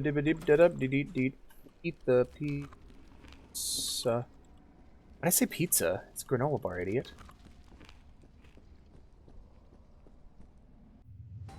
Ugh. So embarrassed. Called it pizza when it clearly wasn't pizza. Gosh, how can you guys even like me? I meant me from right now, though. I don't know. I don't know what I do. It's a tough question. What would you do if you met yourself from right now? Because I feel like you'd be better at answering this than me, because I am genuinely blanking right now.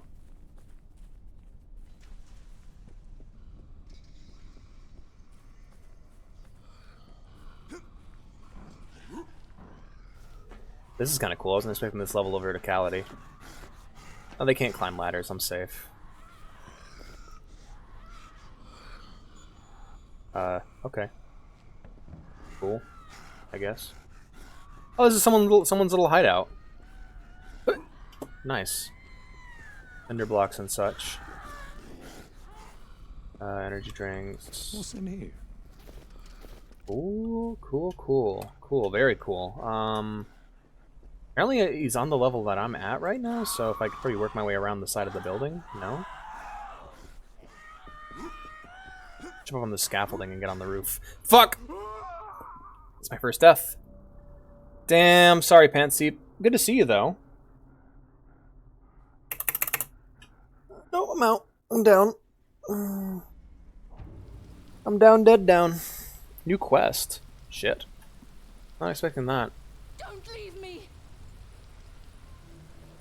Okay. The urge to complain about like a boomer about Elden Ring is strong. Dude, let it out. Let's hear it. What do you got? What do you got, Spectre? Good to see you again, by the way.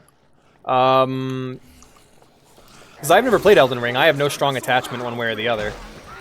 I'm a Souls fan, but I've never played Elden Ring. I'm very fond of Dark Souls 1. I like Bloodborne, and I've never really played 2 all that much, and I'm kind of meh on 3. Annoy him and just kind of observe him. Okay, okay. Interesting. There you are, friend.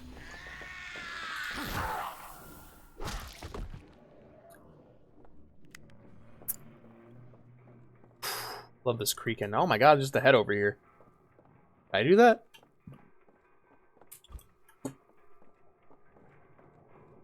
Then I said something that only blackout drunks and Steve Urkel would say. Did I do that? I don't think I would do that.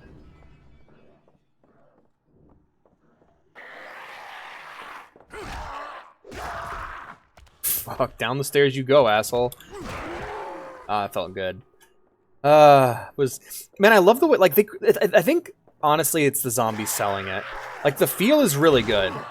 But, like, dropping the leg out like that felt super nice. Just, that's good shit, man. This game feels really nice. Dark Souls 3 has such better scaling, and it's so much less of a pain in the ass because of it. Shalom, Ghost.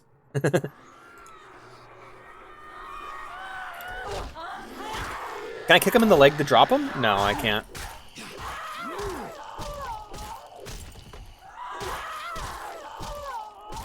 Have a drink. And here we go.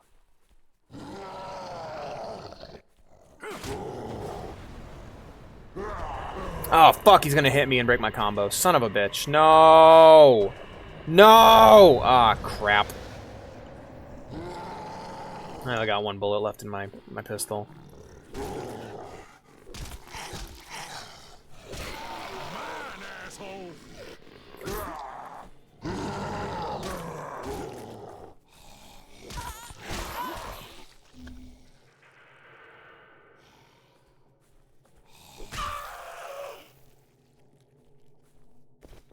Yeah, good shit. Scaling as in... What do you mean by scaling? Like weapon scaling? I like how, certain weapon damage will scale with your skills.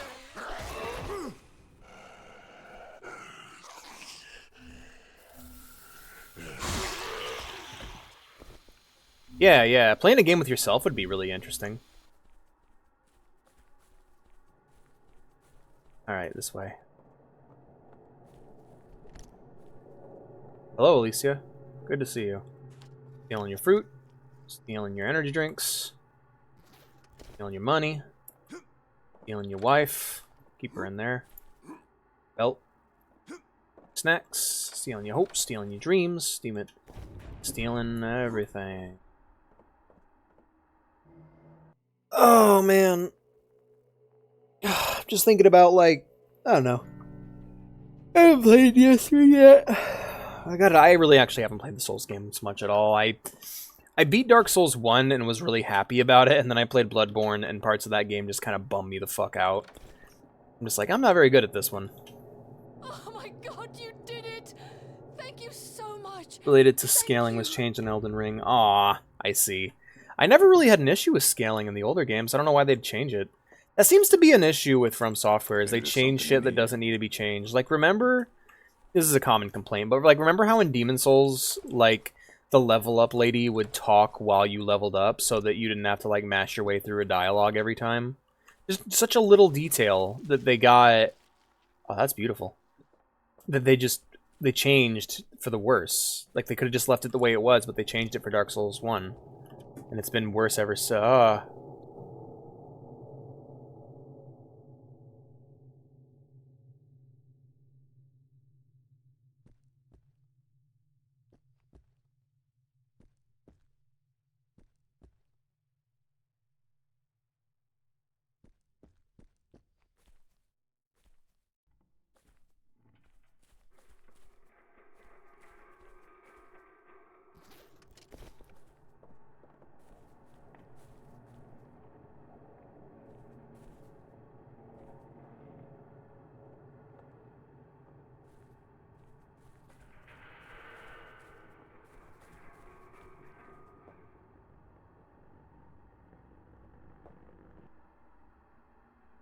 Alicia, what was going on here before I got here?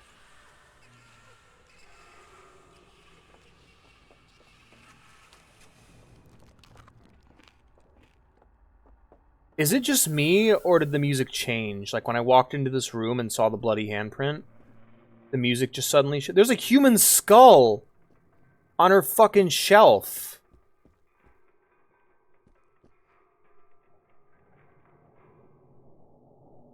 Career in game dev. I feel like something dark was going on here before the zombies showed up. That's my take on the matter. Holy shit, that was creepy as hell. Okay.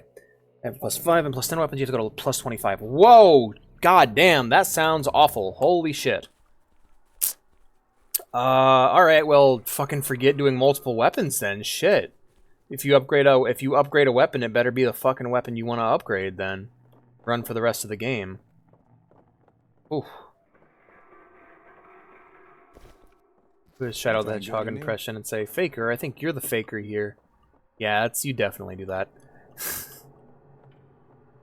I'd probably just be like, brother! It's not over. Not yet. Yeah, that sounds like shit. That does not sound like a pleasant thing to do. Because I remember for me personally, I settled on the weapon I wanted, and then I got the stones I needed, and I upgraded it. And that was it. That was that.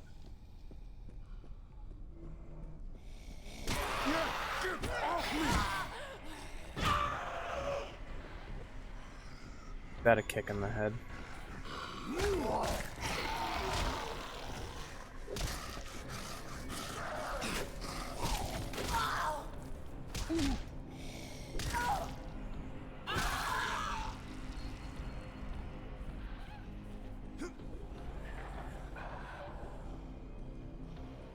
I'm looking forward to playing Elden Ring though. Like but I'm also looking forward to playing Elden Ring just as much as I'm looking forward to playing Dark Souls 2 or Sekiro or Bloodborne.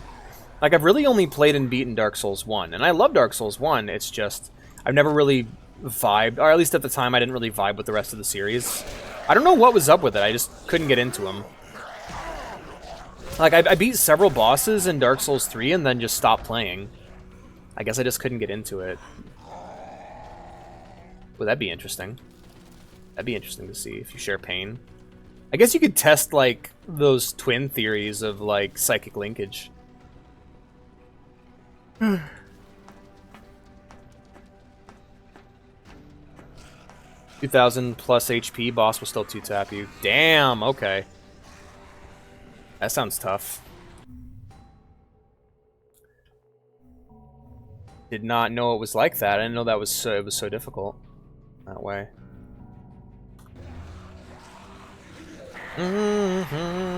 Sun. This is gonna suck.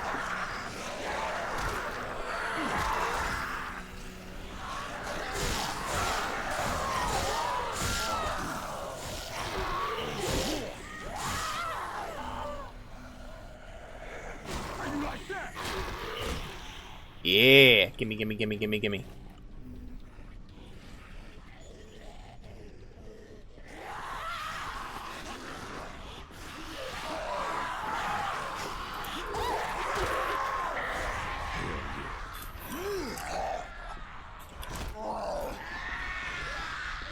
Yeah, we're moving. Out. Parkour, let's go! No!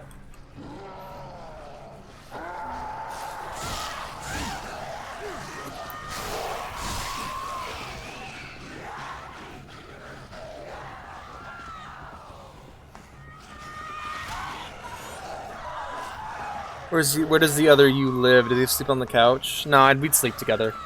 We'd fuck. We'd fuck. Nah, what am I mincing words?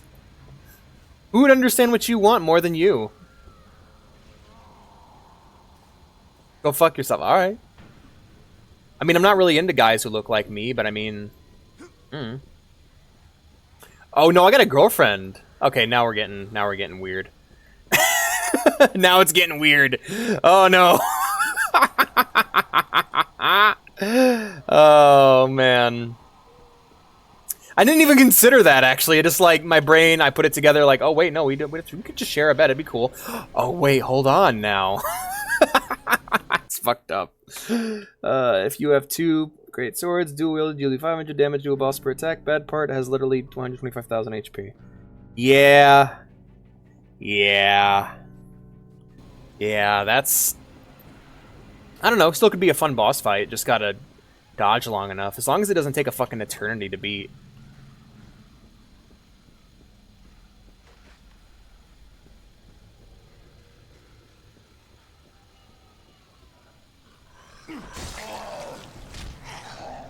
Get out of here. Get out of here. Get out of here.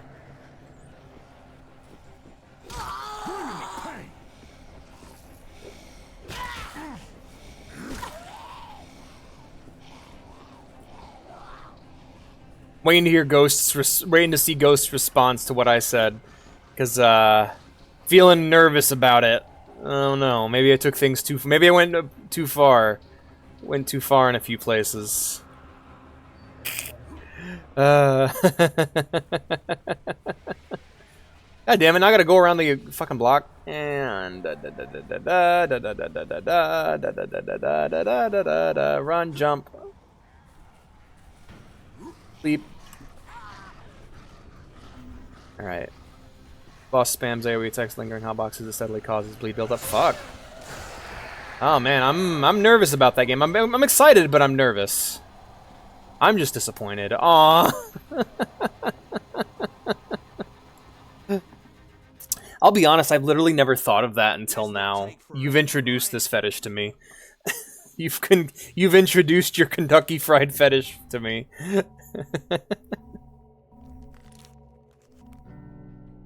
Oh, do you? Really? Well, I wasn't joking. No. I'm laughing because of just how... I don't know, it's just a weird thing that it suddenly occurred to me, like, oh yeah, I could try that, see if I like it, you know?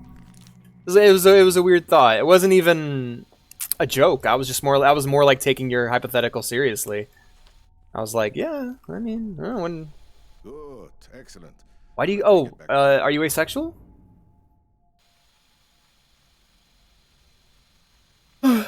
Ah. Let's open this up. Any news?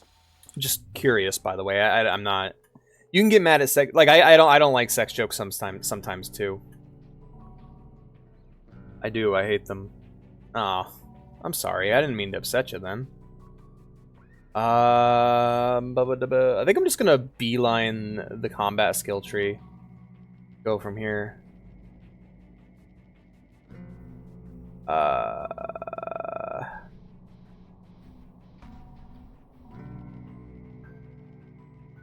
How many things did I forget to mention?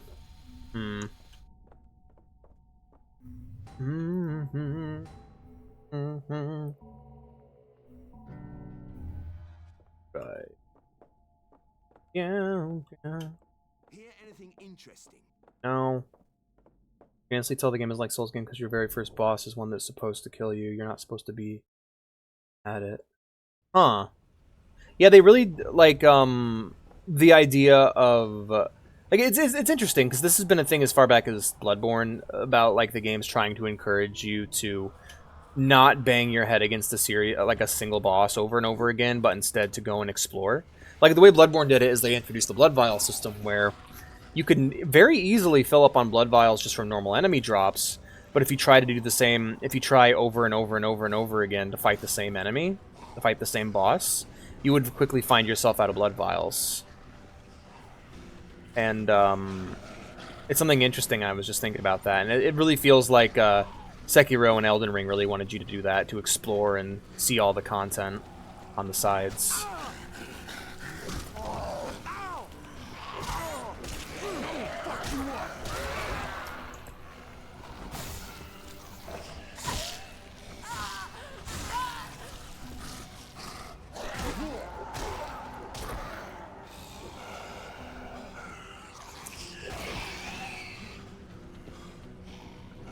L plus Den plus Ring. Touch Grace. Sorry.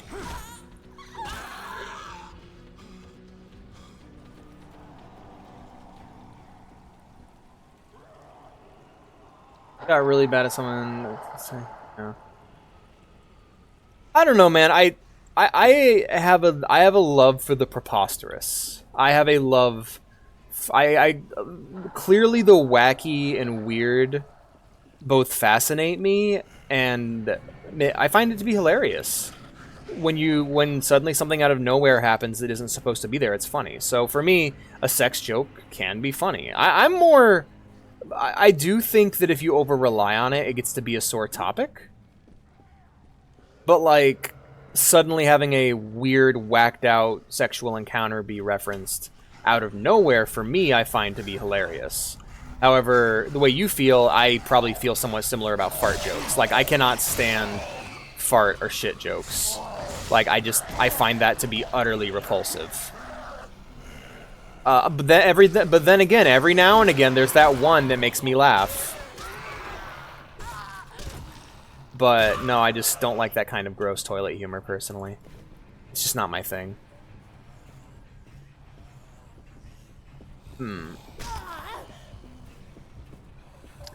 Well, shit. We have ourselves a new problem now.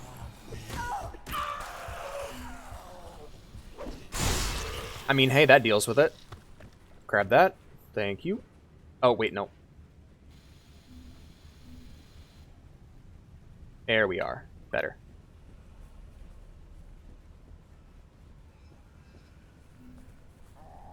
Monkey brain and bonk with big sword or hammer, but unless you spend 10 years farming to get a 25 million 200 damage through. How is so yeah, how's the strength to out of nowhere? That's funny. Yeah. You know, that's why I was like, that's why it was so funny to me. I never considered it. I never like thought of that happening, you know? The idea of like that concept never occurred to me. So when I just suddenly thought about it, I'm like, oh my god, that's ridiculous. But yeah, no, I totally try that. And then, yeah, that's why it was funny to me. I wasn't trying to make you uncomfortable or anything. But, oh shit. But yeah, I actually have a question. What's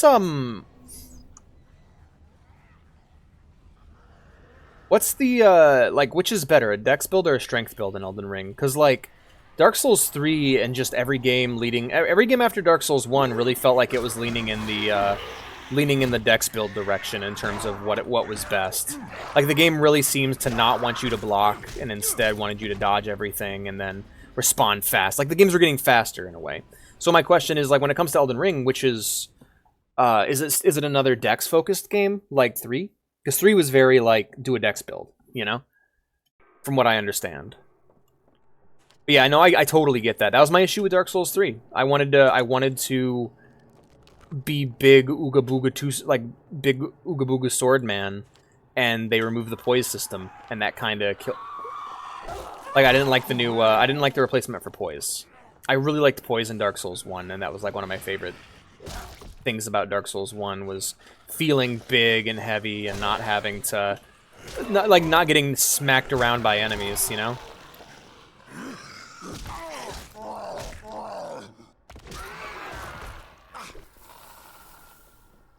Dex is PvP, strength is mostly PvE. Okay, yeah.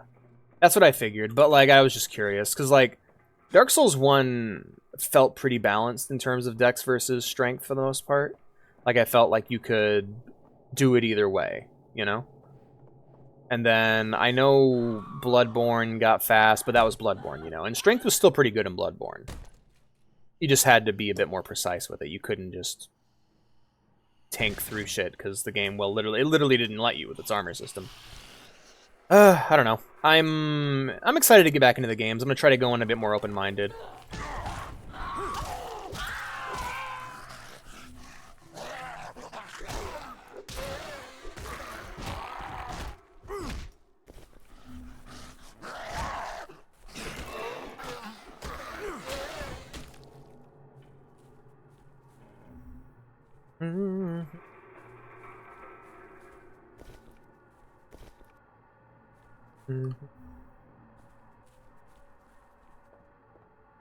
A status effect build up for pure strength to be viable.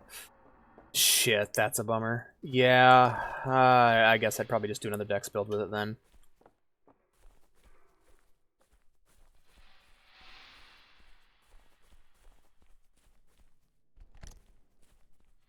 So is this the first Souls game where resistance is a good thing to level? It still happens if the attack hits you during What the fuck? Really? That's some shit. So yeah, you'd have to just get resistance gear then. I guess your best bet there would be to find gear that helps you resist whatever you're dealing with. Maybe a ring. I don't know, like, I don't know Elden Ring, so I'm thinking of this in, like, Dark Souls 1 terms. I know there were several fights in that game, like, using flame resist gear against the Centipede Demon, or against Ceaseless Discharge.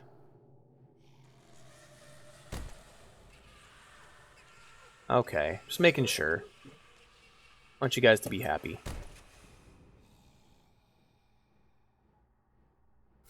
I feel like the chat delay is really bad tonight.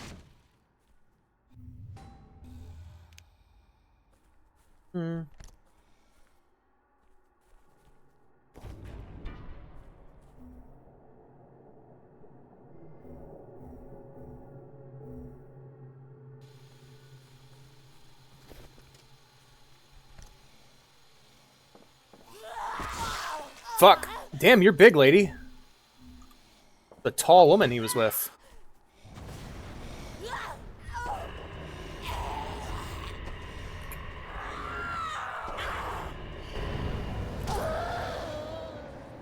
Damn, okay. You're alive.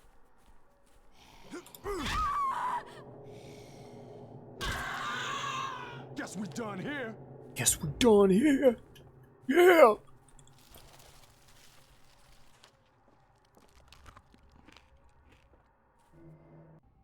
Trying to explain how I feel. Yeah, that's fair.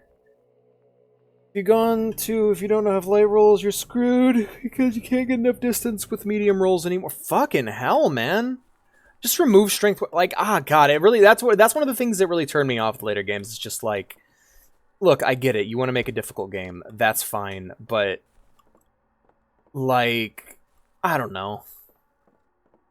I don't know, man. I liked... It's interesting because it's like one of the things you can only do in Dark Souls. Like, it's the only game where you can fucking dual-wield greatswords like that, you know? It's the only video game where you can be the big, heavy guy and feel like a big, heavy motherfucker, you know? Like, you can play as Guts. It's the best Berserk game. And they seem to just really, really want to just encourage people to go dexterity and instead play it like a hack and slash. Even though Dark Souls, like the Souls series, has always been in its heavier, more impactful gameplay, you know? I don't know. Whoa, whoa, whoa, whoa. Shit. Guys. Can you not? The fuck's the matter with you? I'm human, asshole. Yeah? Well, you're not getting anywhere.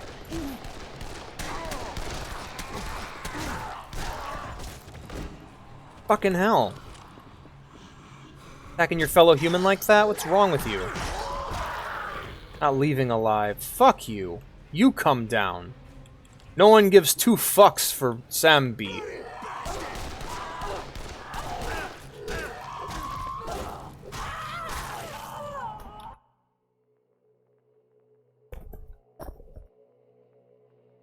Or fucking katanas. God, that's so fucking lame. Like, I don't know. Like, you could do that in other games. You can... Ooh, slow pistol. Is that better than what I got? Slow pistol versus spiteful pistol. I mean, it's an upgrade. Take it. Got ammo on you, dude? Oh, hello. Douchebag. For the Molotov. And the money.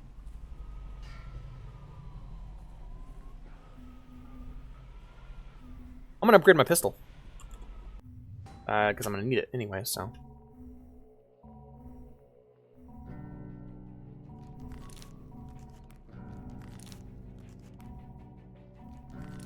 I'm doing pretty good money-wise.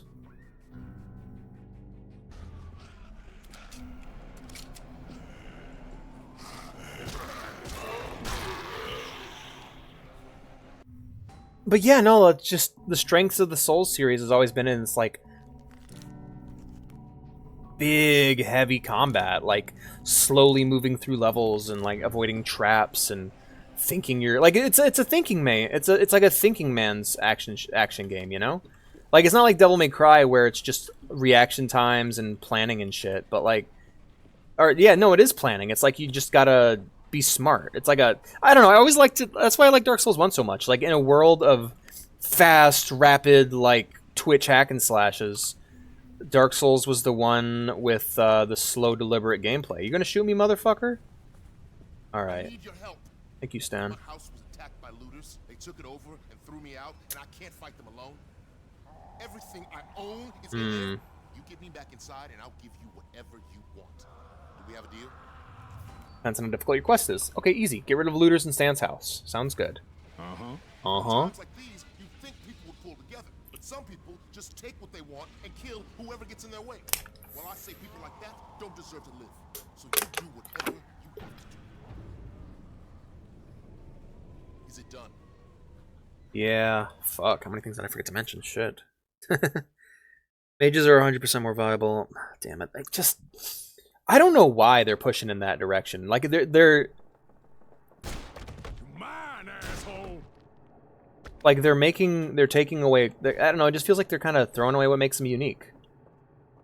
Like, I like that you can still play the game that way, and I'm always gonna be big heavy man when I play Dark Souls. Like, I don't think I'm ever gonna get too much into the Dex builds, except for maybe in Bloodborne, but like, it's not, I don't know, if you play other games, that's not the Souls series strength. There's other games that do fast, aggressive combat better than Souls. I've always liked Souls combat as being slow and deliberate, personally.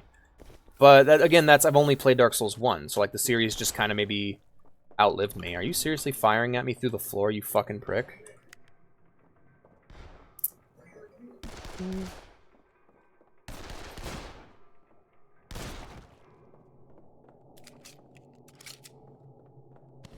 You picked the wrong house, fool!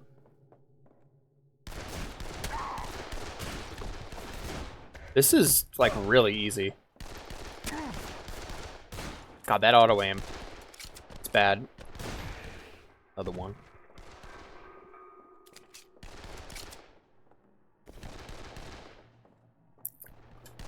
It's a bash-in door.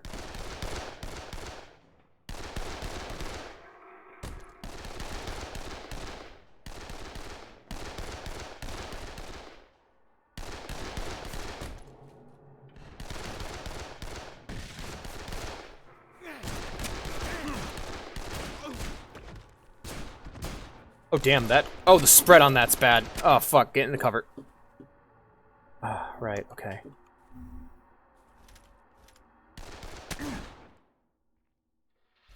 The other one.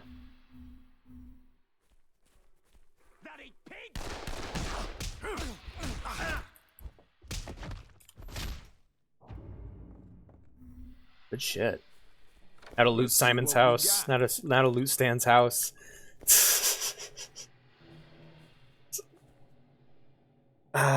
Let apply status affect Kite until either dead or having to reapply status. Oof. Bro is not playing Siege. No, I am not. Yeah. That wasn't bad. That wasn't very good, though. I was getting shot a bunch. Feeble pistol. I don't think any of these guys have better guns than what I got. Poor bastard sent me in to make sure no one looted his house. Proceeds to loot his house. Medieval mod? Ooh. God damn, wonder what that is. Got the damn. Okay. God, what is this creep-ass apartment music? Yeah, so it wasn't just that lady's apartment. I just caught the creeps by looking at the bloody handprint in the tub.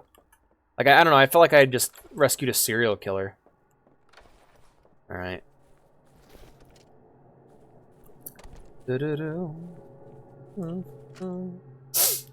Double blade. I don't want that. That ain't my thing. I'm not a blade person.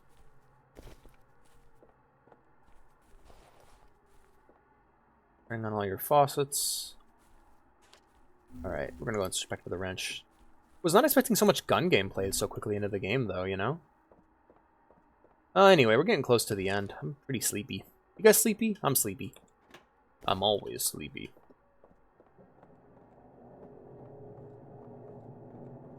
Yeah, I'm excited to play those games. I need to mitigate whatever the issues are with Big Heavy, because like I love the Big Heavy swords and stuff, and it's what I want out of a Souls game. Being past, my friends love Elden Ring and hate DS3, but I love DS3 and hate Elden Ring. Ah, yeah. Okay, so I don't know. I'll need to get into it or to give my opinion. But right now, the ranking in terms of what I've played goes Dark Souls 1 at the I love Dark Souls 1 so much. That style of world design, I'm really sad they stopped doing that. I get why. I understand why, but like I miss the way that Dark Souls 1 was designed. Ugly business. It had to be done. You can't just abandon the rule of law. Then we have nothing. Thank you. God bless you. I don't know, man. We've kind of haven't been existing under the rule of law. We've been doing okay, I guess. I don't know.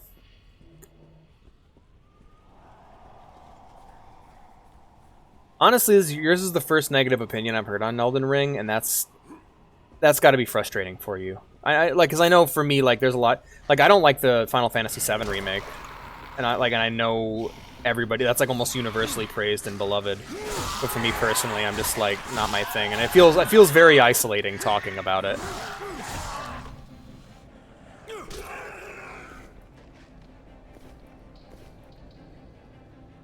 Alright, that'd be very helpful. I'd love to have a coach in the chat. Yeah, I don't dislike Dark Souls 3, I don't know. There wasn't a spark there. There was like a sense of like wonder and exploration going on in Dark Souls 1.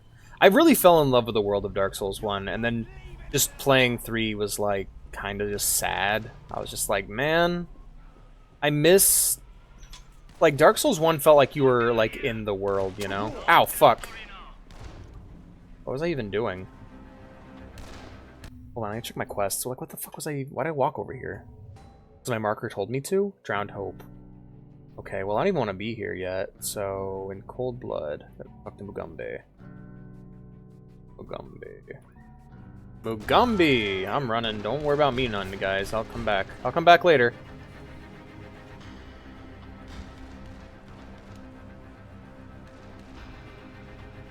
Yeah, like right now, the next one is in line is Dark Souls 2, which I'm nervous about. I'm very nervous, because that's the controversial one.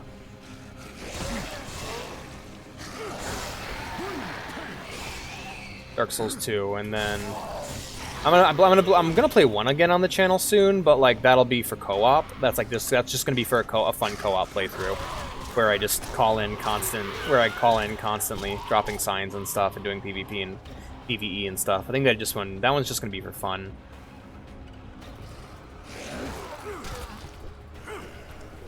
The instant they get close, yeah. And also, invasions usually hit co-op players for the most part.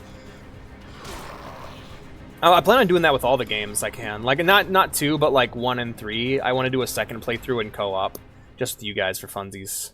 Not New Game Plus or anything, but just different character and just for funsies. Because I think the co-op in those games is really fun.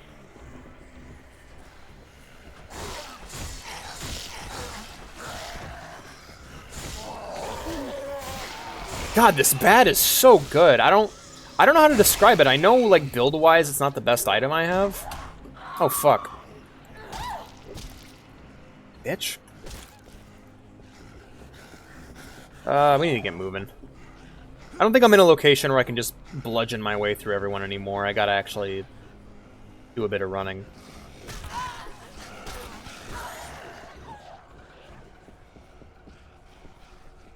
Yeah, we moving.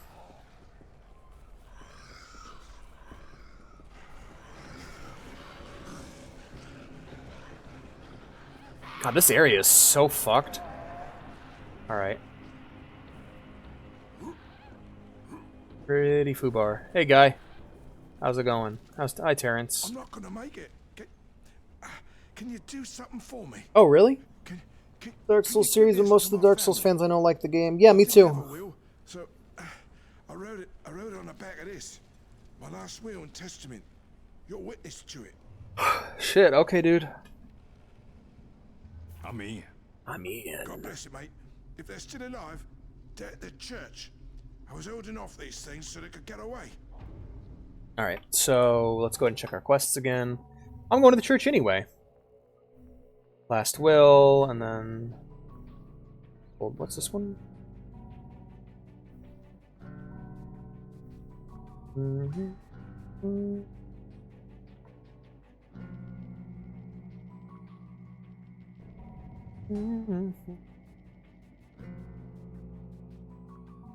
Alright, check this one, I guess. And then this is...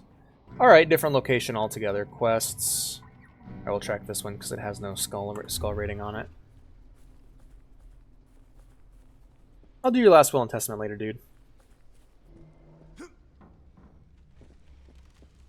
Yeah, I do wanna play through those games. It's just a lot of games to play in the meantime, and no one's requested it, so. Ah, cool.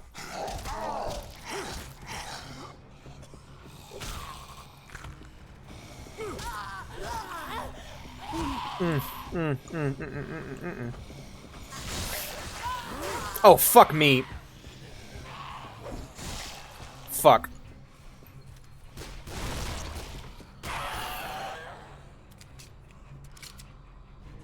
Alright. Healing up.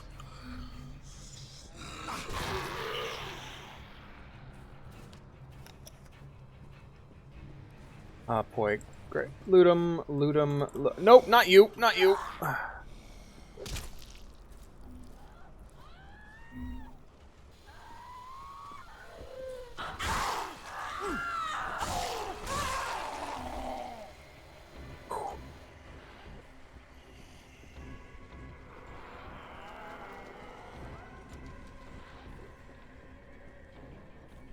Some of the crazy purple phantom. Oh yeah, those are fun. Goofy phantoms. Also, I am going to say that I know 2 DS fans, and one doesn't like the first game, and the other I don't know. Oh man, yeah. Oh, God, I love that first game so much. Like it's so special, you know. Just original and cool. I feel like From Software's first whack at a franchise is usually their best. You know, at least in the Souls series. Like Bloodborne, Demon Souls, Dark Souls 1 are my 3 favorites. Just in terms of their worlds. Holy crap, a car. Took forever. I didn't think we'd ever find a vehicle.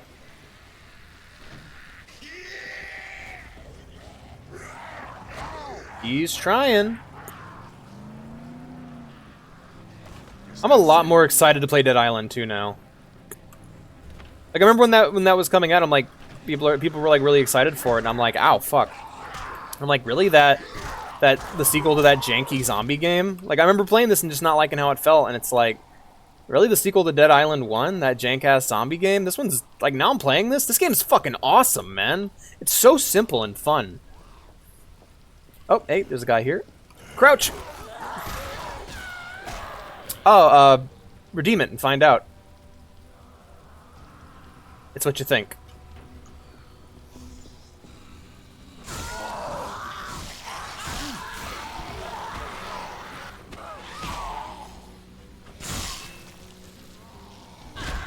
I don't like to tell people what the points, what the rewards are. I like them to redeem and find out. You ruin the fun.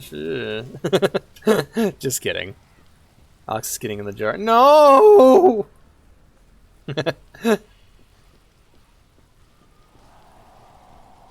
Said the jar, and it's... Oh, hi there. Hey, Eric. You seem cool. I don't want me in the jar. Well, you have 12 minutes to put me in the jar. If you can't do it in that period of time, I get to escape. Jar free.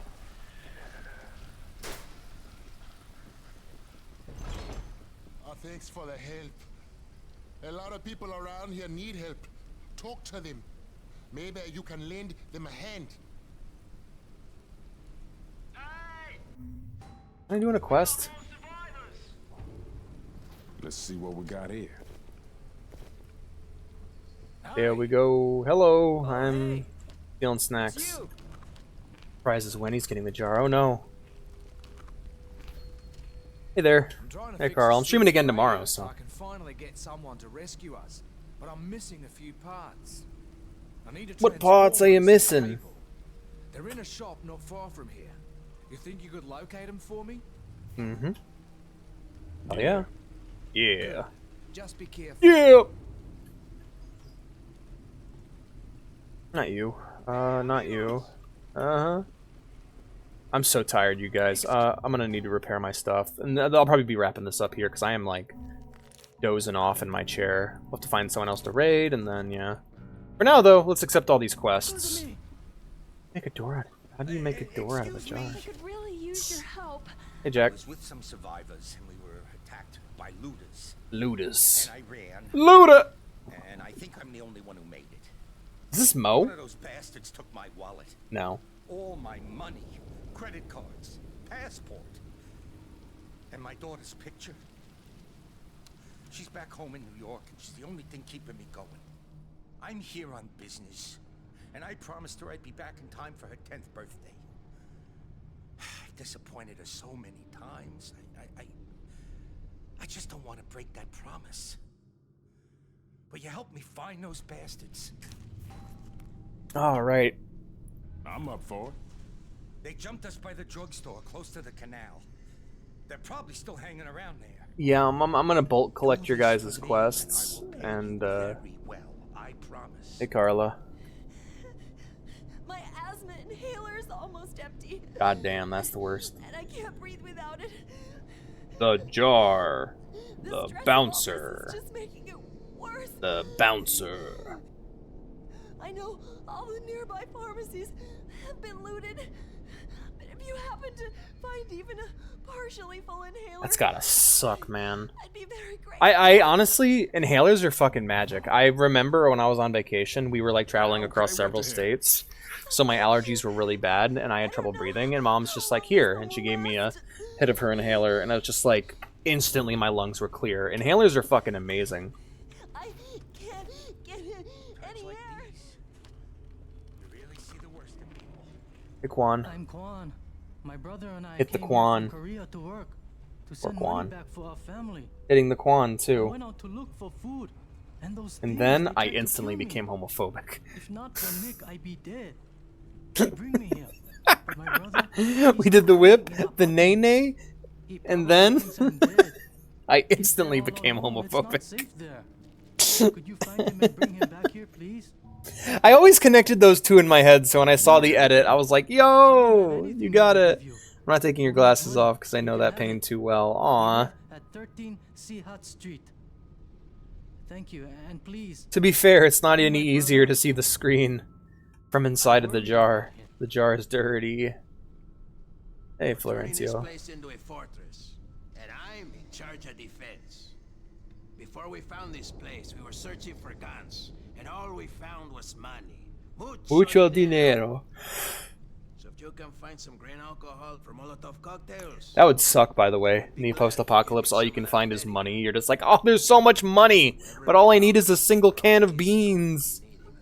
I'm starving, and all we can find is millions of dollars. Dude, you know there are people who, like, load up briefcases full of cash in the post-apocalypse, and you just go, like... Can you imagine just, like, the day after the world ends, and there's, like, just some guy with his throat ripped open carrying a briefcase? And, like, the economy is completely collapsed, and you open it up, and there's, like, $1 million in the briefcase, and it's like, fuck. All I need is bleach. I have the means and materials to extract potassium chloride. Damn, that sucks. Powerful. Used in grenades. Oh, man. and landmines. I need to actually get see an eye doctor again soon. Give you a contact grenade or a landmine. Whatever you need. Uh-huh. Yeah, good, good. This section is real. This area is really cool. Kind of bleach will do. Wunderbar. I am German, so I make explosives. Poor souls out of their misery. There you go, Tavin. Misery. And here's your alcohol. we'll turn those pendejos into fucking chimichangas. Hell yeah, dude. Molotov, take that. And that's not redoable, so that's fine. I finished your quest too, so... Alright. Great, where am I going to spend this? At the soup store? That's where I buy all my clothes. Fuck you!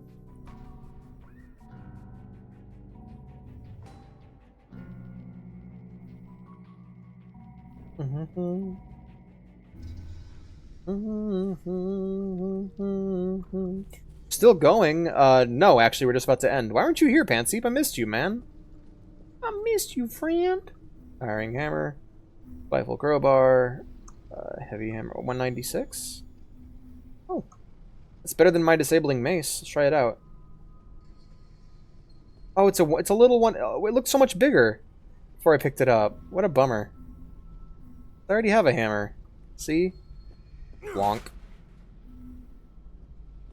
I'm tired. I'm, like, very tired. I had a lot of fun with this stream, though. I actually really like the Dead Island streams. They're very laid back. I'm able to talk a lot more with this game because of just how little I have to think about anything. Forward, we eepy, man. We indeed.